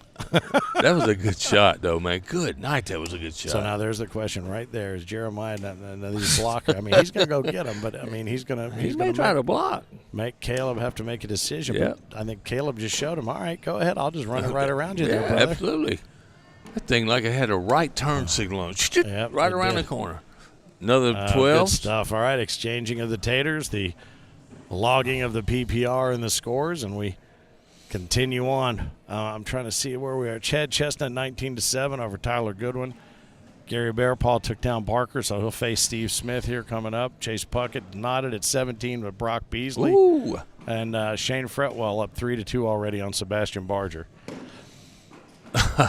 How about that get around bag by Mr. Ho, and there's Caleb got one out of play. And when he's done that, that's what he's been doing, missing to the left all season long. And that one just bumped it a little bit further. God, I'm telling you what, he throws so fast. I'm getting whiplash, losing track. But, you're going to talk about finding a groove.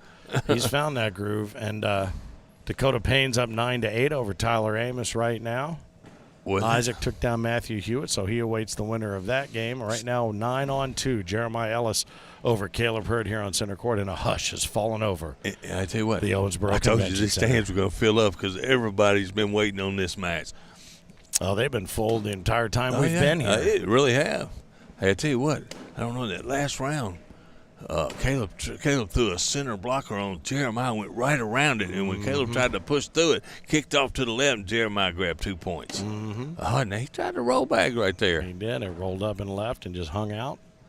The pile of mess. And good idea by Jeremiah. Take a look at it. He's got him. He's got plenty of room. Yeah. He's got probably a little over a half moon northeast to southwest available. The question becomes, is he able to get up and over that pile? Because it's a little bit higher than just a 2-bag pile there if he comes in on that angle.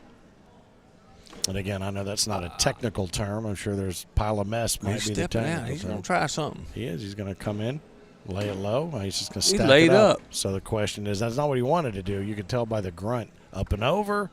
Oh, and there was almost just enough. It looked like Caleb's fell down. Those bags, the tops of them look so alike. Yep. All right. Well, no, that was Jeremiah. He's going to pick up 2 more. 11-2 right now. Sorry about that. I mean, they look such alike. I can't tell. Well, and again, it's funny because I mean, if you see them slick side down, you can see the difference. Yeah. But if they're slick side up, there's a very distinct likeness between the two of them. Now he has laid a blocker out there that should not be any problem for Jeremiah's bag coming in left or right. He tried to bully that one out of the way. Actually helped Caleb a little bit. Oh, and there's the one out of play. Unfortunately for Caleb, he doesn't do himself any favors. He's starting to see a little frustration on Caleb's face. He's left that center wide open, and it is just it's like he's throwing in a manhole cover. And Jeremiah's not letting up, There's man. another 2 spot, takes it to 13 on 2. Isaac Hurt will then be facing off against, or he's up 21-10 over Matthew Hewitt. Dakota Payne 12-8 up over Tyler Amos. So actually, I'm sorry, 21-10 takes Isaac to that next game. So the winner of Dakota and Tyler. So we could be looking at if Caleb's able to pull this out, he and Isaac against one another. Otherwise, one of them may have to fight their way, or both of them may have to fight their way back out of the losers bracket to get up there. I don't know, am I? Jeremiah Ellis comes in at a 10.67. Caleb's dropped just below 10 at 9.75. Yeah, we've seen the bags that have caused that for sure. Good grab right there by Jeremiah. Ellis is throwing some fire right now. I gotta be honest with you. He's throwing out of his head. Two There's more. Another 2. Takes it to 15 on 2. Nobody has got into double figures on Jeremiah Ellis today. Nope. Or this week, maybe. I don't know that. I I'm don't know telling that you. anybody has. Yeah. All week, but once we started looking at those original matches early on in the day, it was. I mean, he's got to be bored, to be honest with you. I mean, we've been playing games back to back to back to back, but he's getting done so much more quickly than anybody else.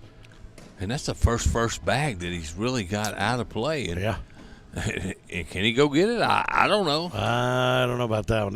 That would be a super magic trick right there. But Caleb's just got to stay steady and run it right up the middle and take what's given to him at this point and grab a couple. This is a big round for Caleb. That bag's going in the hole if Caleb does. Oh boy! Well, if he does, that was my thing. He grabs a couple. He needed a couple. Right. I think if that one had dropped, it would have taken the other one with him. So it still would have been just the same 2 points, just two different ways to get there. You're exactly right. I think that's my first time my cornhole math has ever actually worked in real time, and you told me I was right. So thank you. Right. Absolutely. I save all my best observations for center court at the Worlds. I got to give Caleb a heck of efforts for trying to get around it. Yeah. That was a tough get around, though. Yep, it was. Even when Jeremiah misses, he still misses with potential. Absolutely. Absolutely. That one bag got up there and out of the way, but as you even said, man, I don't know, maybe he can go get it. I don't know. And these are all destined. That's a purpose bag right there. All destined to get run through right here. Oh. And Caleb, do you think he tried to roll that right to left? Yeah, I did. Caleb got a break because Jeremiah had a nice push right there, and they just bundled up on him. He did. I think that bag, he threw that bag hoping to maybe get a little right to left action, but it ended up being a pretty good little chunk of sackcrete right there, locking everything up. Absolutely. Bradley Wood says, "Hey, Phil." What's up, Brad? How you doing, man? One of our local players. I see a bunch of them sitting in the stands following along right to us, and all our guys from home following right here on YouTube with us. How about this? Dakota Payne holds on to 12-10 right now over Tyler Amos, so that continues to be a battle royale. That would be an upset to me. I think so. Sebastian Barger's up 13-3 over Shane Fretwell as Caleb leaves one out to the left and gives up another 2 more. 17-4. Jeremiah's trying to make a statement against one of the Hurts right here. He says, you know what he's trying to say? You know what? I told you I was coming to get you. Now you got to come and get me. I told you so is what Jeremiah Ellis is saying right now. No question. Hey, look, we've had so many people tell us I'm going to win this. Missing from this tournament, I see sitting right across, Austin Cameron. Well, there was him, and then there was Tyler Amos who said he was going to win it. We've had more people than ever pick themselves. Yeah, which is kind of weird, but it's the truth. Oh, and Caleb had a chance probably to pick up a couple right there. How about that bag right there? That one did a little tumble. Nice bag there. And Caleb could get a big round right here if he could get both of his to go. Run it up through the middle. Oh, and it sticks and only up. gets 2. So let me ask you this. Are these boards playing stickier now that the room has changed? Is there fewer people? It seems like it'd be the other way around. I did not throw them this afternoon, but this morning they were lightning fast. Yeah, no, okay? I saw it. So I think they've tackied up a little bit. 17 on 6. Jeremiah over Caleb Hurt. 17-6. It is kind of funny to watch the eyes of the crowd gathered around center court. Mine are doing the same thing. Yeah, they're everybody's invested in this game right here. Jeremiah leaves one laying out to the left, should be gettable. And Caleb just helped him nudge it a little bit towards the sweet spot. There it goes.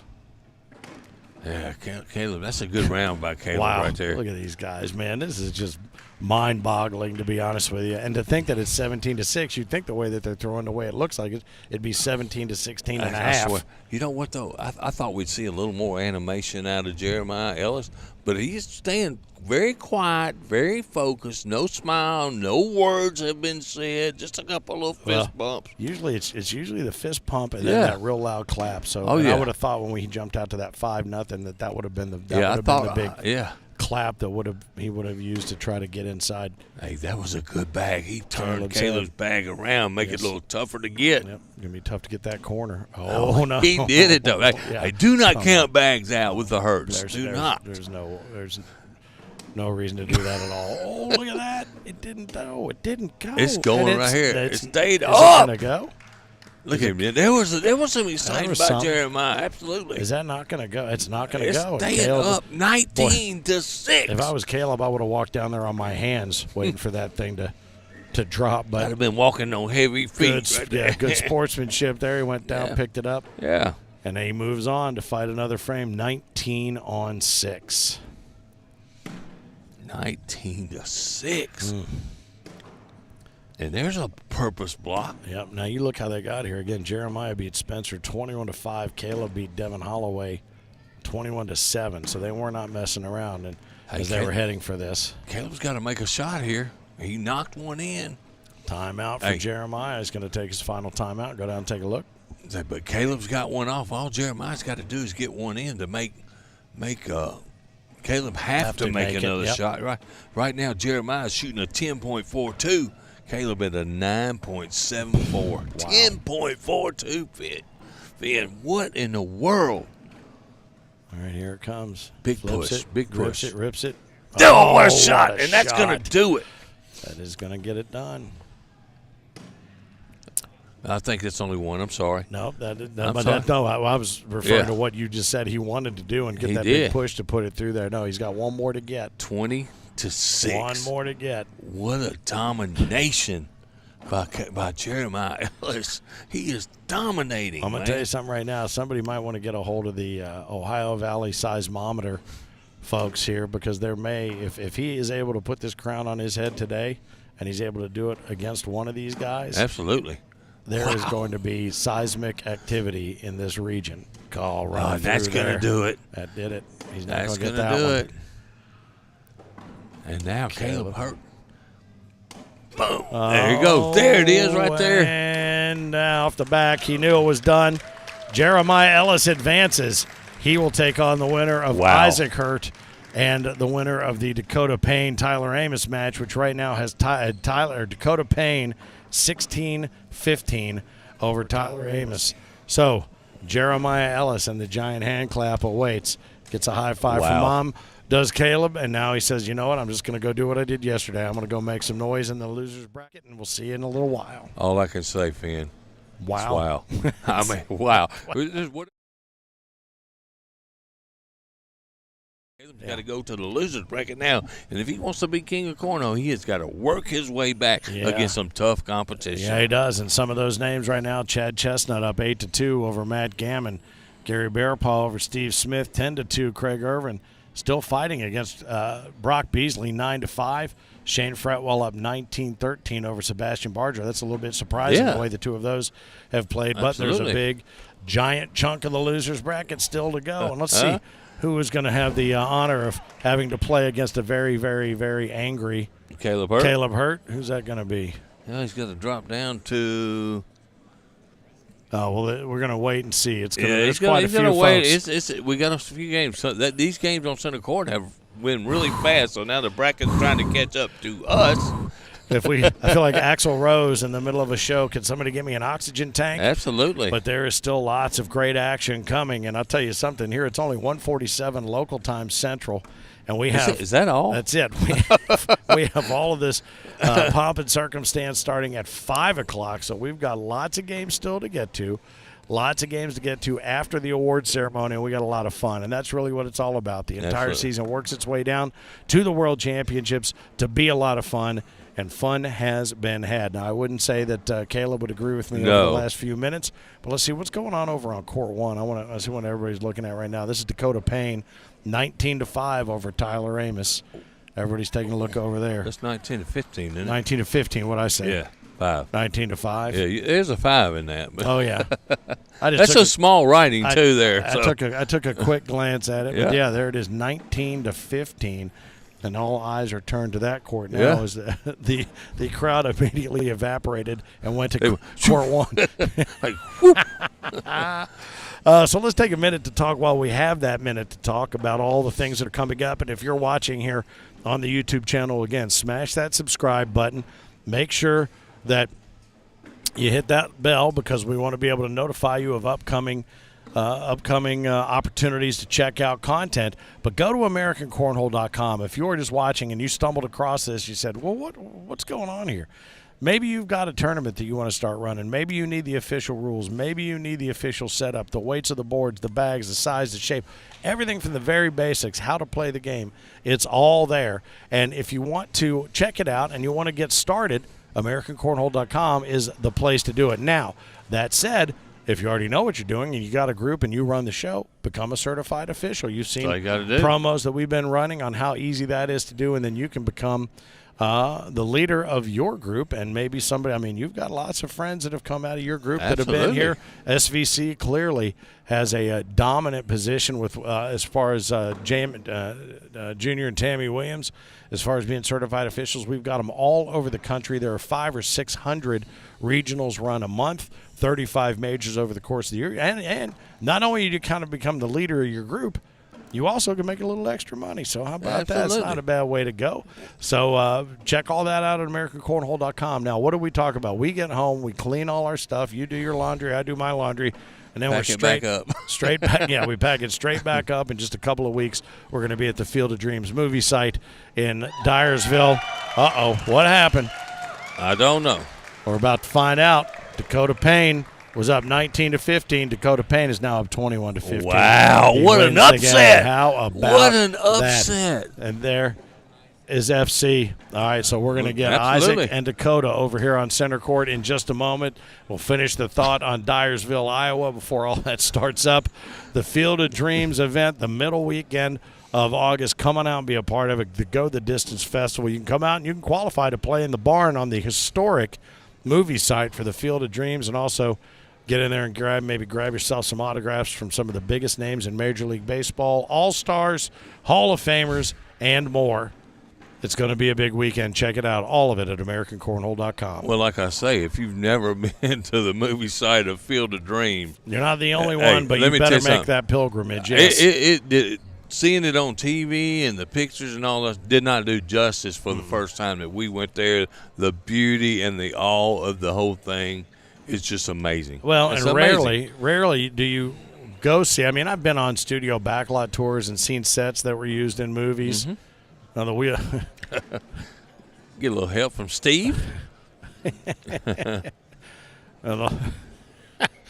Rarely do you, I mean, this is you walk into a movie set that's an actual place. Yep. You know what I mean? It's not just built, that's been built. And you walk on there and you're like, oh, my God, that's that and that's this. And that. We stayed the night in the house, in the farmhouse. Yeah. And they were assigning rooms, and I got Karen's room. I'm like, I appreciate you, boys. I got to stay the night in Karen's room. But, boy, I'll tell you something. It was It was an outstanding experience when we did the site visit last year. The first year we went out there was unbelievable. This year going to be even more amazing, and they continue to expand that complex in the name of baseball. So it's good stuff. The corn will be in full bloom, and man, oh man, is it going to be something to see. There's going to be a little pro-am/pro-pro that's going to be happening there between the Major League Baseball All-Stars and Hall of Famers and some ACO pros as well. So that's going to be good stuff. All right, so they're checking out the scoreboard here at center court so that everyone can see what needs to be seen out in the stands as we get ready for Isaac Hurt and Dakota Payne to take it to center court. Bags have been laid down. Don't know if they are the bags, but they're getting ready to fire up this scoreboard. What's happening? What? Yeah, well, is there any way to get that switched over here? Looks like we might get Shane Fretwell and Tyler Amos. Well, they took it. They went ahead and took it. So we'll take Tyler Amos and Shane Fretwell.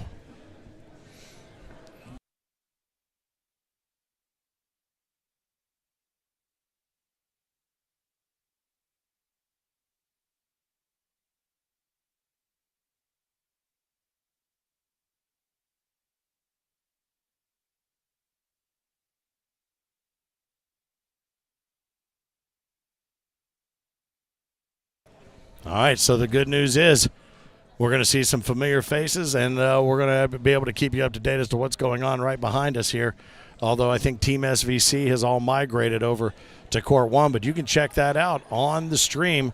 Court 1, the CBC guys are handling the action between Isaac Hurt and Dakota Payne, a brand-new name and a brand-new game, which we talk about liking to have. But right now, I'll tell you something, a couple names that we love seeing here on center court belong to these two gentlemen, and this is going to be a fun one to watch as well. Always a good match between these two, and they bring it every single chance they get. Shane Fretwell, the number 13 seed after the reshuffle. Tyler Amos, the number 6 seed, who very well could be the king of cornhole. Is absolutely Craig Irvin, our current king. They always call him the stunt double or the Irvin Amos twins, but just good guys. Longest conversation I think I ever had with Tyler Amos was earlier this week, because he usually has those earbuds in, and we actually sat and talked for a few minutes. Just a great guy. Oh, he really is. Super good guy. He really is. There's no doubt about that. That's for sure. As I see Gary Bearpaw fixing to square up against the upstart Holloway, Devin Holloway. We'll keep an eye on that. Bearpaw goes up 2-0. Chad Chestnut up 14-6. On Matt Gammon. I'm telling you, Chad Chestnut, watch out. Yeah, you've been saying his name throughout, and he's another one that I think people are going, well, how about that little run? And that's no little run through this field, I'll tell you that right now. Craig Irvin just went up 19-13 on Brock Beasley in what was a very close game. Yep, so for those who aren't quite following the logic and what's going on here, the game that a lot of people were talking about that we made mention of there, Dakota Payne and Isaac Hurt. You can see that on the other stream if you'd like to go check that out on Court 1. We made room for this game over here on center court because we know it's going to be a good one. So if you're playing a TV director from home, get all your facts straight and then get all your TV screen straight. Perfect, You'll figure out what's going on eventually. So this is going to be a good one. It's going to be a nice one right out of the chute. Hey, look, they don't even know. Yeah. I don't even know if they went down and back. Isaac Hurt's already up 2-0. Did they? All right, so we're going to run split screen. I think so it's going to be a quad match. Yep. Are we going to be able to see that over here? No, we can't see it. He can see it. Oh, how about our man Oz? He's got all the buttons to push. Absolutely. Oh, and the vortex just slid in. This should be a 10-10 wash. Yes, sir. All right. Saint's happy about it. Look at him. He's always happy, man. His lovely wife played for the Women's Championship the other night. Came up just a little bit short to Josie Claire. Yeah, but I'll tell you what, Josie Claire threw fire throughout the entire day. Yeah. And she absolutely earned what was a fantastic Women's Championship. It's good stuff. She also earned a reputation. Oh, she's not going to be the hunting anymore. She's going to be the hunted. Yep. And I'll tell you something too. We had there was a disconnect between the brains and the fingertips that night of everybody that was working, and there was it was misposted that Amber won the Women's Championship on the website. That's all been corrected, and I went over to apologize to Josie. And you know what she said to me? She goes, "Okay, all right." So yeah. It was a matter of, and Isaac's up 4-0 on Dakota Payne right now, but it was one of those things where she's like, yeah, no sweat. Oh, look at that. What a shot. Just up to and save over. 2 points. Finished nicely and was able to – a lot of times we've seen that bunch not be able to get moved. Yeah. So he came in there and he jackhammered and drilled it down. He did. Good TNT stuff right bags there. So, out of the hands of Shane Fretwell. yeah, they certainly were explosive there. So 12 on 10 gets a 2-point jump there for Tyler Amos. Isaac Hurd up 4-0 on Dakota Payne. That's a battle that goes on around their area all the time, is Yep. what I hear. And said Dakota can hang with him, is Yep. what I was He's told. one of the new names and Yep. faces of the SVC. Absolutely. And I can feel the hot breath on the back of our neck knowing that they're on court one right behind I can't us. say. If you want to check out the other stream, go to the YouTube channel and look for the stream that isn't this one. That's up on the – just refresh your browser and you'll be able to find it. Pow! What a Nice shot by Shane Fretwell. Fretwell comes in left to right, drills it right down the center. The question is he going to come through it? Yeah, he's going to come hard. And Nice through it. push. What a great bag by Tyler Amos. That's not an easy shot the way that bag was turned. Oh, and he picks up 4. He chased.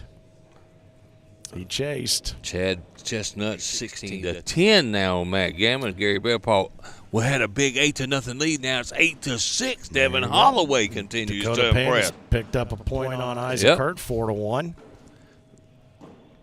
Craig Irvin defeats Brock Beasley, but Brock came back only 21-19. Well, it was a pretty good showing. fight. We've seen a lot of good battles and a lot of we've seen a couple of runaways, and then we've seen a couple that looked like runaways that ended up becoming pretty solid comeback efforts, whether they succeeded or not. It's only going to get tighter, man, as we're going to get down to the Final Four, and we're going to do our little ceremonies, and right after that ceremonies, we're going to crown. Yep, and a you won't new have to king of worry about cornhole. figuring out which stream. It'll all be right here Absolutely. on Center Court. It's the way we wrap it up, and we will crown our king and have our ceremony right here on Center Court. Up again by Shane. He knocks one in. He's going to give up 1 point, but saves some points by throwing that bag, knocking that bag in the hole. Mm-hmm. What in the world? 6-1 right now. Isaac Hurt over Dakota Payne. They're closing off part of the room right now, so they can start. That, I'm going, what is going on here? Start clearing out some of the room for the boards that are already have been abandoned by those who are no longer needing to use them. Absolutely. And we will gather everybody around here over Center Court, and we'll look forward to having a good crowd around here to see who will be our new king, or do we still have the potential for a queen? I don't know that I see any more of our women's players. Absolutely so it will not. be a brand new king of cornhole. Could it be Isaac Hurt, who holds a current 6-1 lead over Dakota Payne? Will it be Shane Fretwell if he's able to come back from Tyler Amos's 7-0 deficit right now? Hey, let me tell you something. How about that jersey, the Pro Series winner jersey that Tyler Amos has got on? That's a good-looking shirt. Oh, the repeat? Oh, yeah, we still have that. Absolutely. Absolutely. What shirt was that? Oh, that Pro Series that Tyler's wearing? That seems to be the favorite of so many. Boogie and I were talking about that earlier. We had everybody up in Jeffersonville, Indiana wearing those, and people seem to really like those Pro Series jerseys. And next year's Pro Series is going to be the ACO Skins, another revolutionary way to play cornhole. It's just like you would think it would be if you've played skins golf. Every frame has a little money attached. You can roll them over, and the first to win 7 out of 13 frames grabs all unclaimed skins. So if I beat you 7-0, well, let's go back again like I did yesterday. You beat me 7-0. There you go. Thank you. You get all 13 skins. How about that? That's perfect. The great thing about that, we still use, is that bag going to drop? Yeah, it's going to drop. There it goes. The frame game to qualify our top 16 pros. Wait a minute. Wow. I think I just saw a unicorn fly through.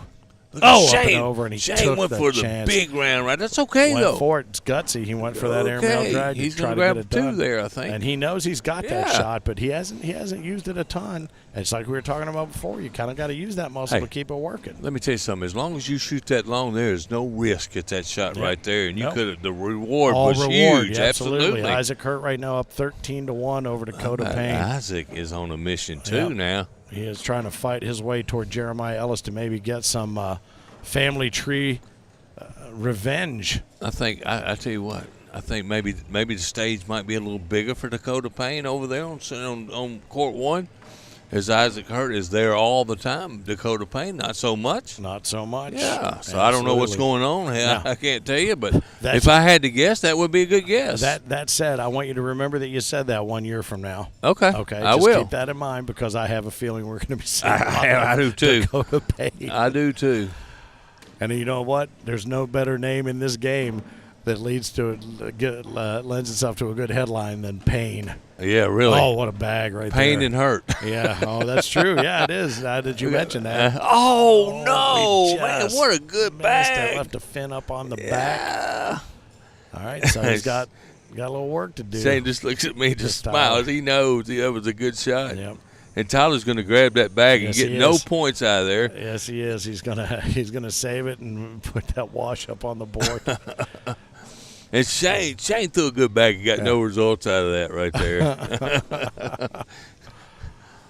Oh man, yeah, he let it go and it kind of ran right up the middle and then just sat. It just taunted him. It's like almost like a vertical tail fin. Yeah, but he's only down 7-2. Right. Still early. Gary Bearpaw is holding a 14-6 lead, which it's been for a long time against Devin Holloway. Yeah, Dakota Payne on court 1 making a little comeback, 13-5 against Isaac Hurt. I love that. How did I not pick up on Hurt and Payne? Come on now, that's what I'm here for. How about Chad Chestnut just eliminated Matt Gammon? Did he really? Yeah, and Hewitt and Irvin are knotted at 3. All right then. AT, I got $50 on Ellis to be the king if anybody wants in. I don't think you're going to find any odds on that there, Who my is it, friend. A.T. Klinger? It looks that way. Did he make the pro status? Anybody asking? I have no idea. I don't know if that's him or if that's just somebody named that's a Anthony pretty good bet. Thomas. That's a pretty good bet, A.T. Yeah. You know who is going to take that? Nobody. Not the way he's throwing right now. All right, so 15-5 over on court 1 right now as we continue to eyeball our score here. Court 20. 9-2. Listen, this game, court 20, Spencer Garner and Chad Chestnut. And Chad is on the run right now. Spencer Garner was my dark horse to come in here and make some noise. He's had a great tournament. Absolutely. No shame in Spencer Garner's game right now. You know, last night we talked about the Hurts. I was Ooh, I thought he made that. Is it going to go? That one's going to go. We talked about Caleb and Isaac. You know, we talked about, we talked about 220 doubles teams, right? That wasn't counting the Top Gun 20, so it was 240. So there were 239 teams. Wow. Looking at them. Another one off Shane, the back. What in the world? I don't know, boy. I tell you what, he's 8-4. playing all or nothing right now. Yeah. So 13-2. Tyler Amos extends his lead. Right now, Isaac Hurt's got 20-5 with Dakota Payne. There's, you can tell by looking at Becky over our right shoulder. What is that guy got on? The shoulder of the king. I think what in the world? I'm not quite sure. I think he might have just gone and run around different houses here in Owensboro. Can we get a shot of that shirt Fergie's got on right over here behind me on the right? By Becky. Well, look at the shirt and the pants. The pants and shirt. Nice my bags gosh. right there. Good stuff. He leaves one a little bit out to the right. And, hey, good job by Tyler to refocus after losing that game over on center court to Dakota Payne. With cup in hand, the former king. No question. He is our SpongeBob king and our season 16 king. 7-5. There it is right there on the screen. You can see it right now. Look at the pants that go with it. Look at what has he got on? Well, I know what he's got off, his rocker. I don't know what he's got on, but I know what he's got off. Oh, my goodness. Bearpaw still only 14-8, Devin Holloway, man. Come on. You know, I'm not trying to be biased or anything, but I'm loving this kid making this run that he's making out of nowhere. Which is crazy, especially since it's up against the guy that you figured to be the winner in the King of Cornhole. So right now, Isaac Hurt holds a 20-5 lead. I'm not hear sure. The clap? It's quite possible that becomes, unless he just had a 16-point round, I'm going to think that probably means Isaac was there. Well, no, I don't know. I think so, yeah. So 21-5. So it'll be Isaac Hurt. And moving on to Jeremiah Ellis coming after a little family tree revenge. To get to the King of Cornhole. That game's going to be later on this evening. And I'm sure Final four, right on. I'm sure Jeremiah would love to have that now. Yeah, they'll be playing a little bit later on. Yep. These guys continuing to work their way through the loser/consolation bracket right now. Tyler Amos over Shane Fretwell, who's probably played the biggest risk versus reward Big games push right here. we have seen on center court. There comes Hard. Wow, good what a shot. Shane Fretwell. Good shot. It's I'm glad to see him pull one out of his arsenal that he knows he has and watch it work the way he expected it to work when it left his hand. After Great we shoot. have the whole Alabama contingency off to our left sitting over there, and they erupted on that shot right there. That was a good one. Shane 15 Fretwell. on 8. 15-8. 14-12 now. Gary Bear Paul's only up 2. How about that? Yeah. Matthew Hewitt just took a 1-point lead over Craig Irvin as Chad Chestnut and Spencer Garner remain at zeros right now.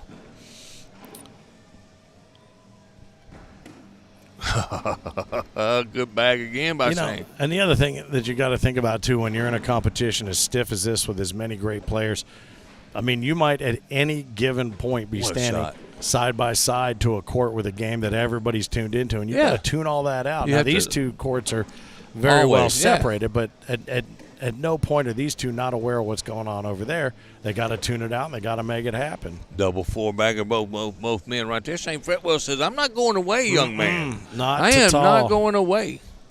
Not at all.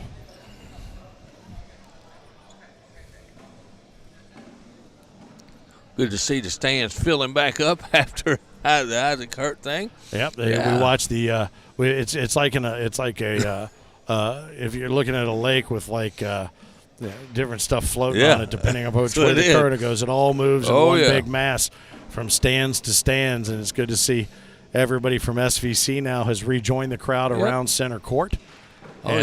These guys are being treated to a dogfight over here, 15-8. Tyler Amos over Shane Fretwell, who made a little bit of noise here just a couple of rounds ago, and I think that's exactly what he needed for himself. And, he did. And that was a little confidence boost because he knows what he's up against. Tyler is a bit of a very quiet machine. Airmail. Oh, what a shot by Shane Over. again. Outstanding. He is trying to take this game from Tyler. Very aggressive approach. Good finish, and then Shane could grab a couple here to cut that lead down to 15-10. Right up the middle. That's going to be happen. it, too. Tyler just has to get it through and cut it to 2 and leave it at 2. So 18 on 5 or 15 on 8 becomes 15 on 10. Those aggressive shots did not work for Shane Fretwell early, but now he's turning it on. Mm-hmm, absolutely.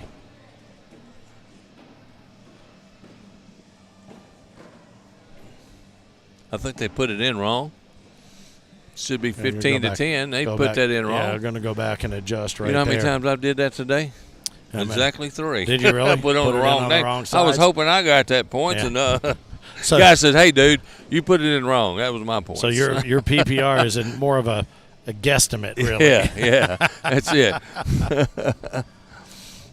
You know, we had double threes, and we put them in as 12-12. And I'm just kidding. We didn't really do that. I have seen people do that, though. I promise you I have. That's something that, again, it's a sport it's your own conscience, of baby. honor. It's not unlike golf that, it's up to you to, we have them call their own fouls. We have them, implement their own, their own execution of particular rules, and it's a gentleman's sport, male or female. And Gary Bearpaw has eliminated Devin Holloway. What a run. Let's give a 21-12. shout-out to Devin Holloway out of Missouri with a great run. Chad Chestnut is down 7-2 to Spencer Garner right now. And Tyler Amos holds 15-10 over top of Shane Fretwell right here in front of your very eyeballs on center court. Another four-bagger by Shane. Another four-bagger by Tyler. 4-4. Yeah. Man, this is just a who's who in the crowd out here right now, man. Yeah. See our seniors runner-up, Michael Hoaxang, sitting off to our left right there. Mm-hmm. Put on a show with some air mails himself. Well, he week. sure did, and he is just one of the more unassuming players. But he started running hot throughout the. He and his brother had a great doubles team working together too early in the season that we saw in a couple of different cities, and he ran hot all the way through the Wayne Corprew buzzsaw. Ran into him, and one shot cost him the championship the other night on Championship Thursday. Absolutely. Josie Claire, our women's champion. Austin Cameron took juniors. Hey, how about this, though? Back-to-back junior women's. The women going to Caitlin Ham last year. She's only 16 years old. Josie Claire, didn't she say she was 17? Yep, 17 years old. Nice big hard push good right there. bag.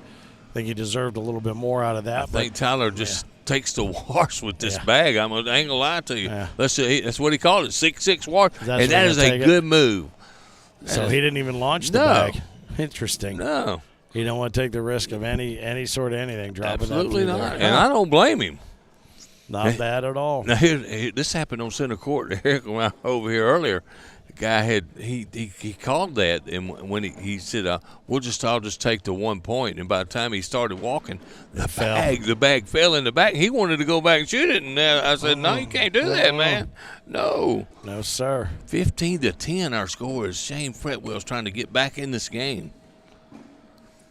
Spencer Garner up 16-2 on Chad Chestnut. That's a bad bag. What happened? And Matthew Hewitt is trying to eliminate the Kurt King right now. He's up 18-13, Finn. Yeah, let me ask you this. That dirty bag right there by Shane. Out of 1,000 bags in out of 1,000 bags in competition, how many times do you do that? Not very often, but I know what he was trying to do. Oh, and he's gonna pick up a penny right there, and he'll take that. That's for sure. And let me tell you what he was trying to do. He's trying to throw a block bag, and he threw it just a little bit short. Yep. Well, he takes 9 on that. He pulls the 1 point out of the deal right there. Takes first bag. We'll see what he does with it. 15-11. Caleb Hurt is awaiting the winner coming out of Craig Irvin, Matt Hewitt, and then the winner of this game will face off against Caleb. Right now we've already mentioned that coming up a little bit later, Jeremiah Ellis and Isaac Hurt. They'll be part of our final 2 to go to the King seat for the King of Cornhole. And this year it will be a King of Cornhole, as all of our women's players have been eliminated. But I'll tell you something, many of them made a fantastic run, and we saw a couple of Chloe Arrington, Josie Claire, Maggie Geiger, McKenna Ballou. I did run into Maggie Geiger and Wayne Rao, and they said, hey, nice 4 bags from each of those guys there. Hey, if you guys wouldn't mind, don't pick us for anything.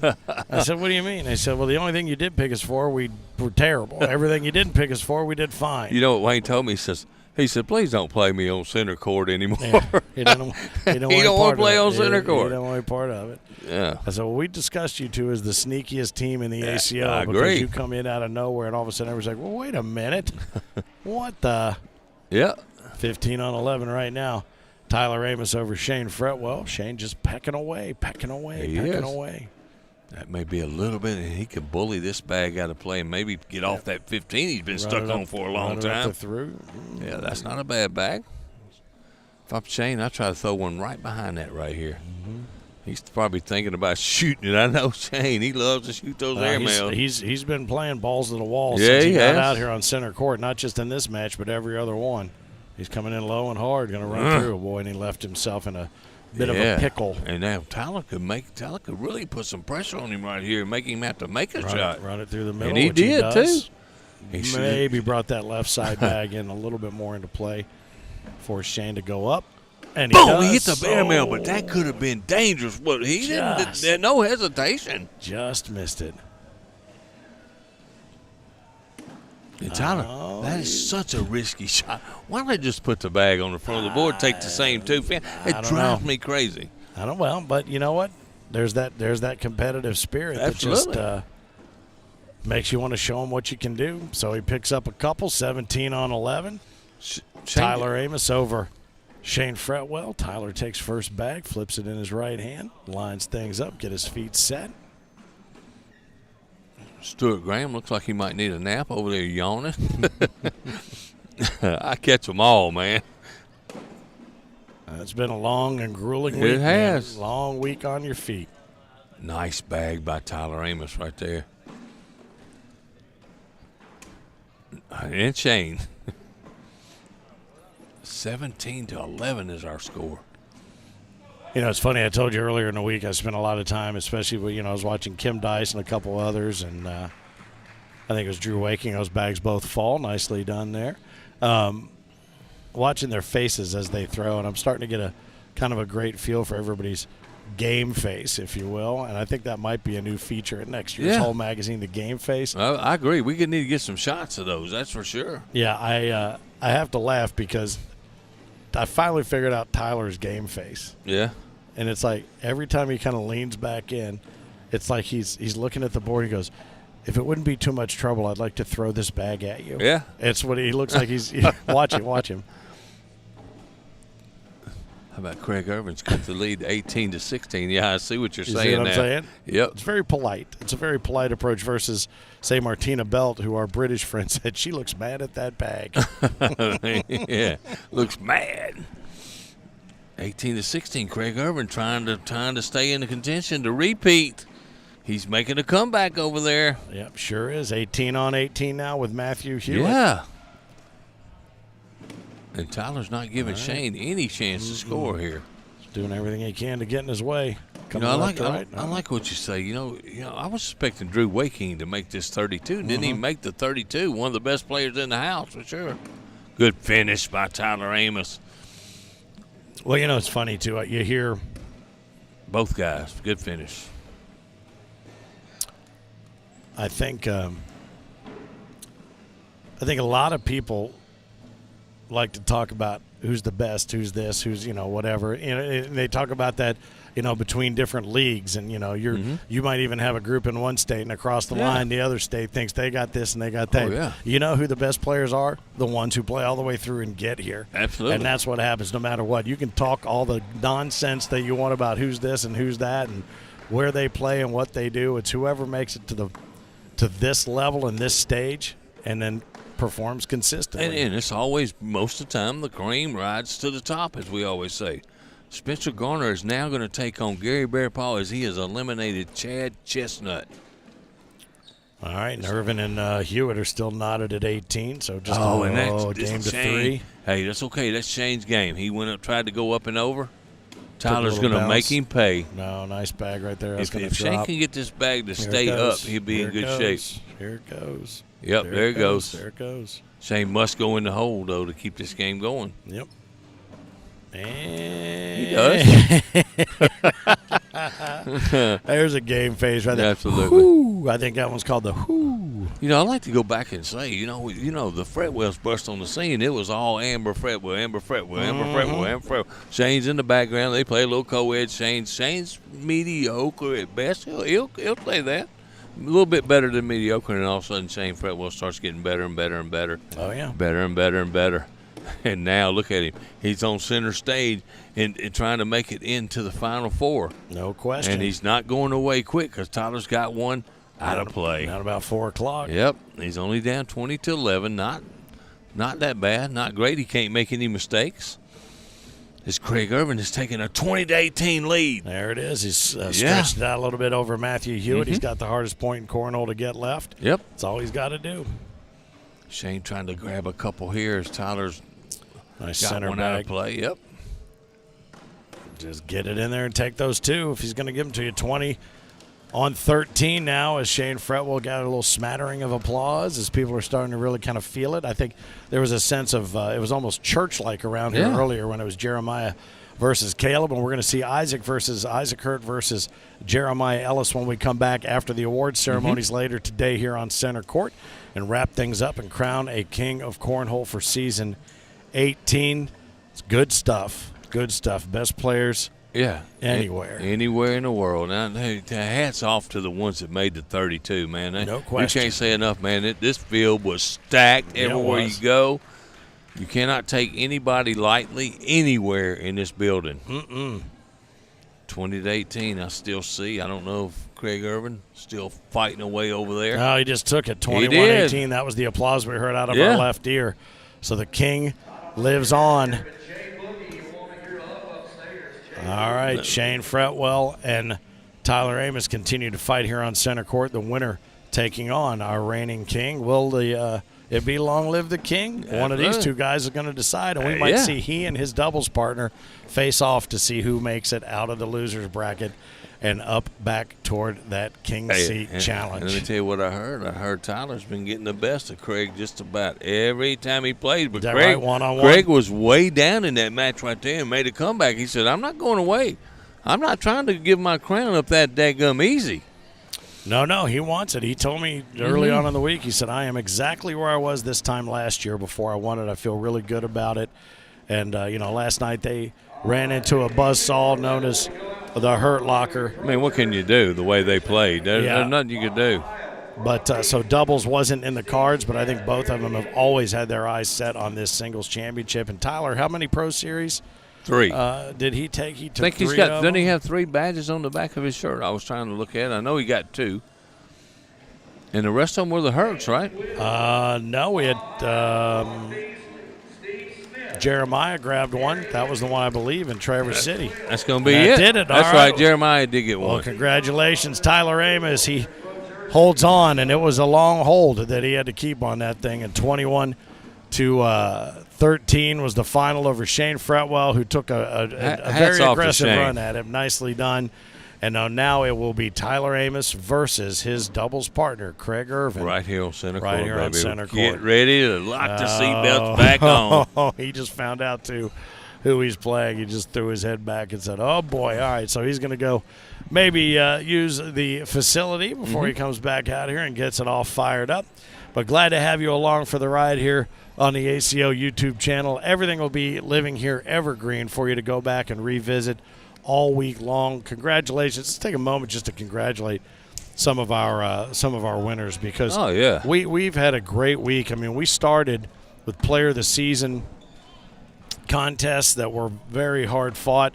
We started with a blind draw quads that saw the team of Fernandez and Earls and Rainier and Sexton take down Amos, Irvin, Worth, and Sellers. So that was a cool one right out of the chute. Philly sitting right across from us, staying in, watching all the action here on center court. Absolutely. Chloe Arrington double-dipped Maddie McBride to take the Women's Player of the Season, the Seniors Player of the Season. Back-to-back, it was Johnny Thomas. He repeats over Michael Hoaxang, who had a rough week. I feel bad for Michael because he was just that close in a couple places. Finished 2 seconds. But a great week nonetheless. The co-ed doubles players of the season were Bear Paul and Van Gilder, who double-dipped Martina Belt and Zach Rush. Caleb Rogers and Riley Brewster in the juniors doubles took down Jacob Whaley and Mason Higgins. Mason Higgins made quite a name for himself. Good stuff. And Jeremiah Ellis defeated Isaac Hurt for the singles player of the season, and that's when it really all started popping. Right there, doubles player of the season, Caleb and Isaac, we made mention of that. They had to go to game 2 to take down Craig Irvin and Tyler Amos. And then co-ed doubles, Philly Rainier and Tyler Amos, who we're going to see here on center court in a moment. Maggie Geiger and Wayne Ralph fell to them 21-13 for co-ed doubles of the season. And singles, as we've mentioned, Wayne Corprew defeated Michael Hoaxang 21-14. Amber Fretwell fell in 2 to Josie Clare. And Austin Cameron, in his last opportunity to grab a juniors championship since he had aged out of the juniors division, he did just that, and he took it from his buddy Isaac Hurt. And how about in doubles? Caleb and Isaac Hurt last night worked their way through the losers bracket and came back over Craig Irvin and Tyler Amos 21-4. They got it, and they got it done and in doubles. So it was something else to behold. We got here last Saturday, started setting up Sunday, Monday, had big parties on Sunday and Monday night. Great opening bash. The tailgater has been gangbusters upstairs. The 16 bag partners all having a blast. The Bud Light Lounge connecting it all. And our friends from Cornwall, seems like it's been a month since they were here. They just left yesterday. They left yesterday. One group was going off to Vegas. The other was heading to Nashville. And so we know that they are on their way. And, in fact, our man Tom Collins, the Cornish Cornwall champ, changed his profile picture since he now has his own championship jersey. So I like that jersey he had on the other day. That profile picture on his Facebook page now reflects him as the Cornish Cornwall Cornhole champion. So we have had quite a time here and more to be had on center court. We've got cool stuff coming up, too, as well. We're going to have a little national anthem presentation. We're going to have some awards passed along. We're going to be paying tribute to the reason that you mentioned Karen Schaefer is here. Her husband, Mike Schaefer, maybe the ultimate OG for the American Cornhole organization. We lost him after the end of last season, and we have created this award last year and this year Last year, I think we awarded 7 Bulldog Awards, the Road Dogs, because he was known as the Bulldog. We made this Road Dog Award for those who travel the way that Mike did to come play. Anybody that came to 13 majors grabbed this award. Last year, we gave out 7 of them. And this year we thought, well, maybe we'll get 7 or 8 more. 23, I think, and you're one of them. Yeah. If and I'm let not me tell you something, mistaken. it couldn't be a bigger honor to get that either. Well, you know, when you think about Mike Schaefer's time here in the ACO and to get an award named by him, that's awesome. Awesome. Yep, and I tell you what, his family celebrates him day in and day Yeah, out, they do. as do we, and it's a unique piece of, I would say hardware, but woodwork. Big wooden thing, baby. Yeah, big wooden thing. And you know what? Here in the heart of bourbon country, what better to do than give out a bourbon barrel award, and these things are awesome. And we will stream this for you a little bit later on, so you can check these out for yourself. If you weren't able to make it to Owensboro, Kentucky to join us for the week, we hope you felt like you've been a part of the action the entire time.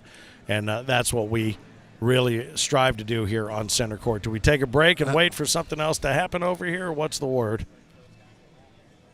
All right. Hey, real quick, though, how about we set the stage real quick? This is what's happening. Gary Bear Paul's up 19-4 on Spencer Garner. All right. The winner of that goes into the Final Four.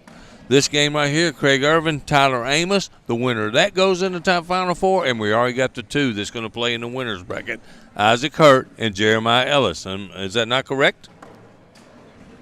Winner of Irvin Amos has to play who? Has to play Caleb. Oh, yeah, okay. I'm sorry. I take that back. I knew we had one more step to that's right. That's right. Get up in there. I was just sitting there looking at this going, I'm not sure what you're looking at. I'm sorry. I missed that part. Well, I had to laugh because I'm like, I've been looking at a lot of wrong brackets all day long. And my bad, but hey, but I know the winner of Spencer Garner and Bear Paul, right? That goes. No, they have to play this Payne guy, so it's not. I apologize. So I was dead wrong. Here's what we're going to do. I'll ask you to go back, rewind it to a minute when we were talking about giving away Road Dog Awards, and just forget everything you heard after that. Matter of fact, erase everything I just said because I missed the name of Payne. Remember, Payne and Hurt. Payne and Hurt. You're going to be feeling both if you don't get it right, mister. Sorry. It's good stuff, and I'll tell you, Center Court looks good. This facility has been outstanding. We have dominated the exact thing that we had hoped to dominate, and that was the city of Owensboro. Oh, yeah. And we have enjoyed and explored. We went down and saw there was a Mexican restaurant right down the street that had a burrito that literally the wet burrito is seriously how you call it. It was the biggest burrito I've ever seen in my life. They said, I think if you eat the whole thing, you get a T-shirt. I don't think I saw anybody the entire time we were here eat a third of it. No. Unbelievable. Good stuff. But Brasher's right down the street. We got the pub on 2nd Street right down the street. And Friday after 5 last night, professional wrestling, a Doors tribute band, a Zeppelin tribute band, food trucks, everything. Owensboro, the Riverwalk has got it going on. And it has been a great trip here. And thanks to Visit Owensboro and everybody, Mark and Dave and Chris and everyone who came in here to make it happen. Shelby and her crew here at the Owensboro Convention Center. Could not be a better time at our second home. So right now, these 2 doubles partners step up as singles opponents right now, mortal enemies for the moment, to find out who will advance to take on Caleb Hurt and decide who will make it up again out of this loser's bracket and have a chance to grab that King of Cornhole title. Yeah. Will we have a repeat? Will we have a repeat of the match that we saw a little while ago between the Jackhammer and Caleb Hurt? Oh, I'll tell you something. There's a lot of great matches to be seen, and there are a lot of questions to be answered, most specifically within the hearts and the heads of those who are throwing these bags. You know, Craig Irvin has been fighting off elimination in the last 3 games. We watched him. He's been behind because we hadn't seen him, but we can watch the scores. He has fought off elimination in 3 games in a row. Yep. And he's grinding. He's grinding, man. He's not wanting to relinquish that title easy. And you know what's interesting, now that you mention that, he's grinding from a lot of ties coming from behind. Oh, yeah. Tyler has been getting out in front and then having to stay there. Yeah. And I wonder which of those mindsets is going to come to play here and come to bear on Center Court, because if Tyler jumps out, and he hasn't seen those scores, okay? No. He knows how Craig plays, but he hasn't seen those scores in the way that Craig got here, unless they spoke out in the hallway, but I doubt they did on this. If Tyler jumps out 7-2, 8-5, he doesn't realize the grind that Craig has been putting in today. He knows it Mm-hmm. as far as knowing his game, but he doesn't know it with regard to today. So we've got 2 games going on right now. Dakota Payne, Gary Bearpaw, and Tyler Irvin and Craig. Tyler Amos and Craig Irvin. Golly, am I getting tired? What's up, man? No, it is what it is. They look just alike, remember? Yeah, stunt doubles for one another, and I do like those 2 jerseys strolling down from East End to West End and vice versa here on center court. I did see that some of that special swing oil by Ashley Irvin, who will be singing our national anthem a little bit later on, was put in play for Craig. Up and over. Nice shot. Yep. Nice shot. Nice backside air. He looks very relaxed, does Craig Irvin. He does. There's up and over. And there it is. Same shot. Boy, nothing. He didn't touch anything coming through. Oh, 2 for the king. How about that? Hail to the king. He grabs a couple to get started, and that puts him out to a 2-0 lead. And I'll tell you something, the other thing, too, with regard to Tyler, if he jumps out, he doesn't realize that Craig's grinding his way back. Craig does know it. Yeah. So, you know what? He does if know he it. jumps You're out to an 8-2 or a 10-5 lead, will he be able to slam the door? I feel like he will. Tell you what, those are 2 sweet airmails he just hit. Tyler hit one as well. Yeah, they will, and they're going to have to be because these guys both have that shot in their arsenal. Yeah. Just playing an early game of feeling each other out here. Those are on hold up till just for a second. They wanted to wave at Craig Irvin and say, "Here I am." Yep. See in a bit when you come to pick me up. Yep. Because Tyler, he has been down the center, it seems like, all week. Yeah. Every time we've seen him, I mean, he don't throw a whole lot of bags out of play. Well, you know, he's got really good form. And he does. And our man Oz, he is the king of good form with regard to cornhole. And he's been pointing out to me as we've gone through these brackets and seen some other players here who's got that good form. He's got that good elbow in, straight swing. It's a slow, easy swing. But he was talking about Josie Claire, what great form she's got, absolutely. so consistent. But then you look at Ellis. He's just firing from the hip. I don't know what kind of form he's got. He's got his own form. Well, it is that. Well, it's a jackhammer form. It's just go, straight from the hip, straight out of the holster. I tell you what, it looks like Craig is pretty focused to me. Yep. You know, a lot of times we see him, he's jacking around, cutting up, having a good time. You know, I hadn't seen him crack a smile today. I saw him when he's coming in the door, and I haven't seen him crack one smile today. Now, he and his family they brought along there. Ooh, what in the world? I don't know. What in the world was that? I don't know. He's asking himself that right now, shaking the head. Now, can Craig take advantage? Craig's got that push, and he can only give up 1 point right here with Tyler. That was something I've never seen from Tyler Amos. I'm not gonna lie to you. Something I see for myself quite often, but not him. Well, look at him shaking his head as he goes down there. It's like he's having a word with that bag right now. He wants to know what happened. It's almost like it had a mind of its own. But again, now we're looking at 3-0, and I mean, when you throw a bag off like that, and you're still looking at only 3-0. You know, in 4-2, Gary Bearpaws jumped up on Dakota Payne.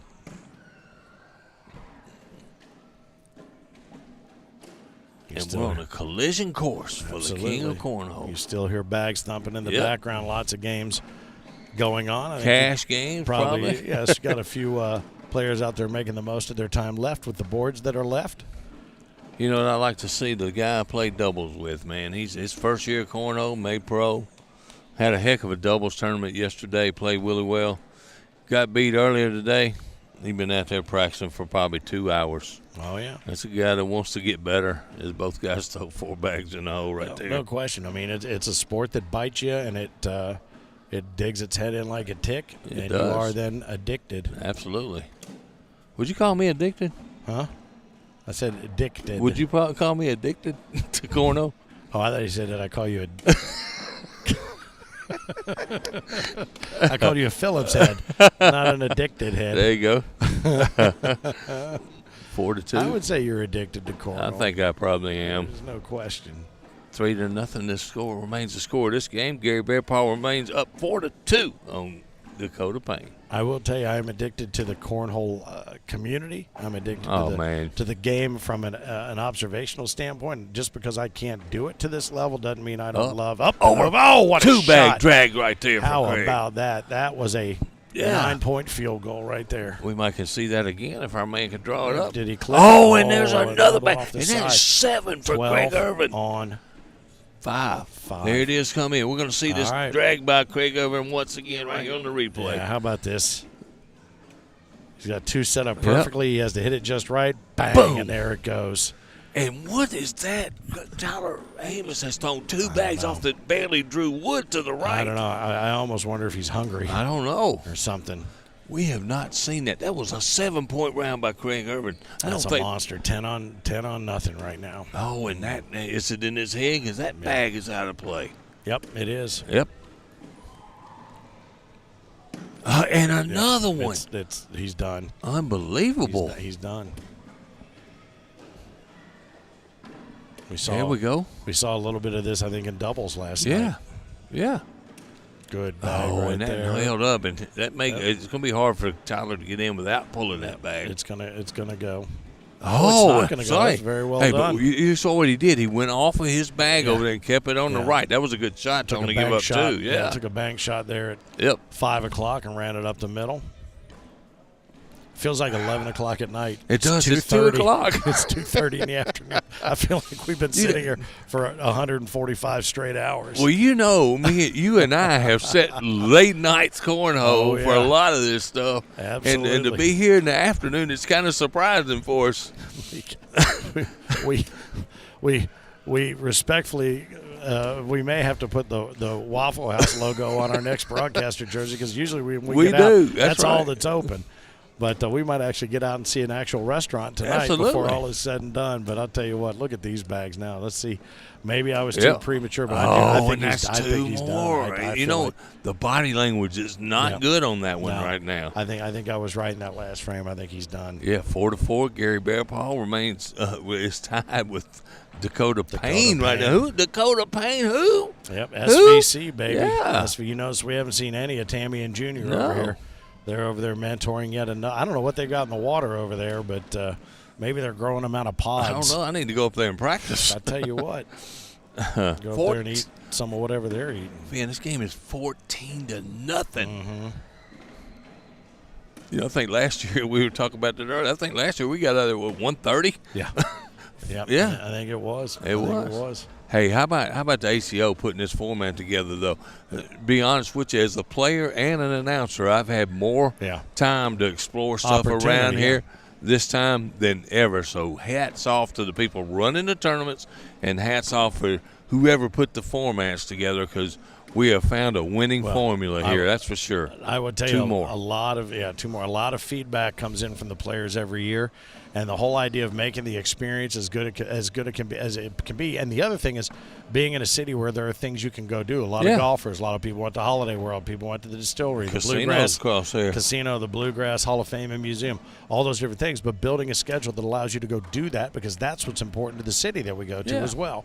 So this format, I'm going to tell you right now, nobody knows this, but there is a group call every Monday for about 4 months of all of the input to make sure that this is put together the right way. Really? And tweaks and things that we've heard and things that, that people say they would like to hear. And there's arguments and there is blood, sweat, and tears put into it. And it is not easy to put something of this magnitude together. No. And to those who appreciate it, thank you. And to those who don't, you have no idea. No, that's all I'll tell you. I'll tell you right now, I love it. That's all I'll tell you. And you can just be thankful whether you know you need to be or not. One off the back from Craig, but he's got 2 under, 1 on. Yep. And sitting on a 7 on 7 on pick 5. up 3, and there it is. And he needed that. Yeah, he did. 16-3 now.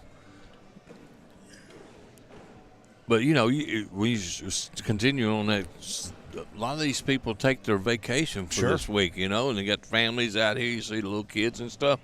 But like I said, this week has been you and I have gotten out of here at some unnormal hours for us. And it comes with a trade-off. We start earlier, and we have had the benefit of the Cornslinger Bag Company guys. That's true. Behind us, picking up some other matches that we know, because that's another part of it. That is. Well, how come I'm looking at Scoreholio on this match? Why don't you put this match on? You can't. You can't just do that. No. So what we did is we said, let's double up the coverage. We've got Andy B up with B3 working out of the tailgater zone. That's its own stream. So that's what we can do. And as we can do it, we do it. That's right.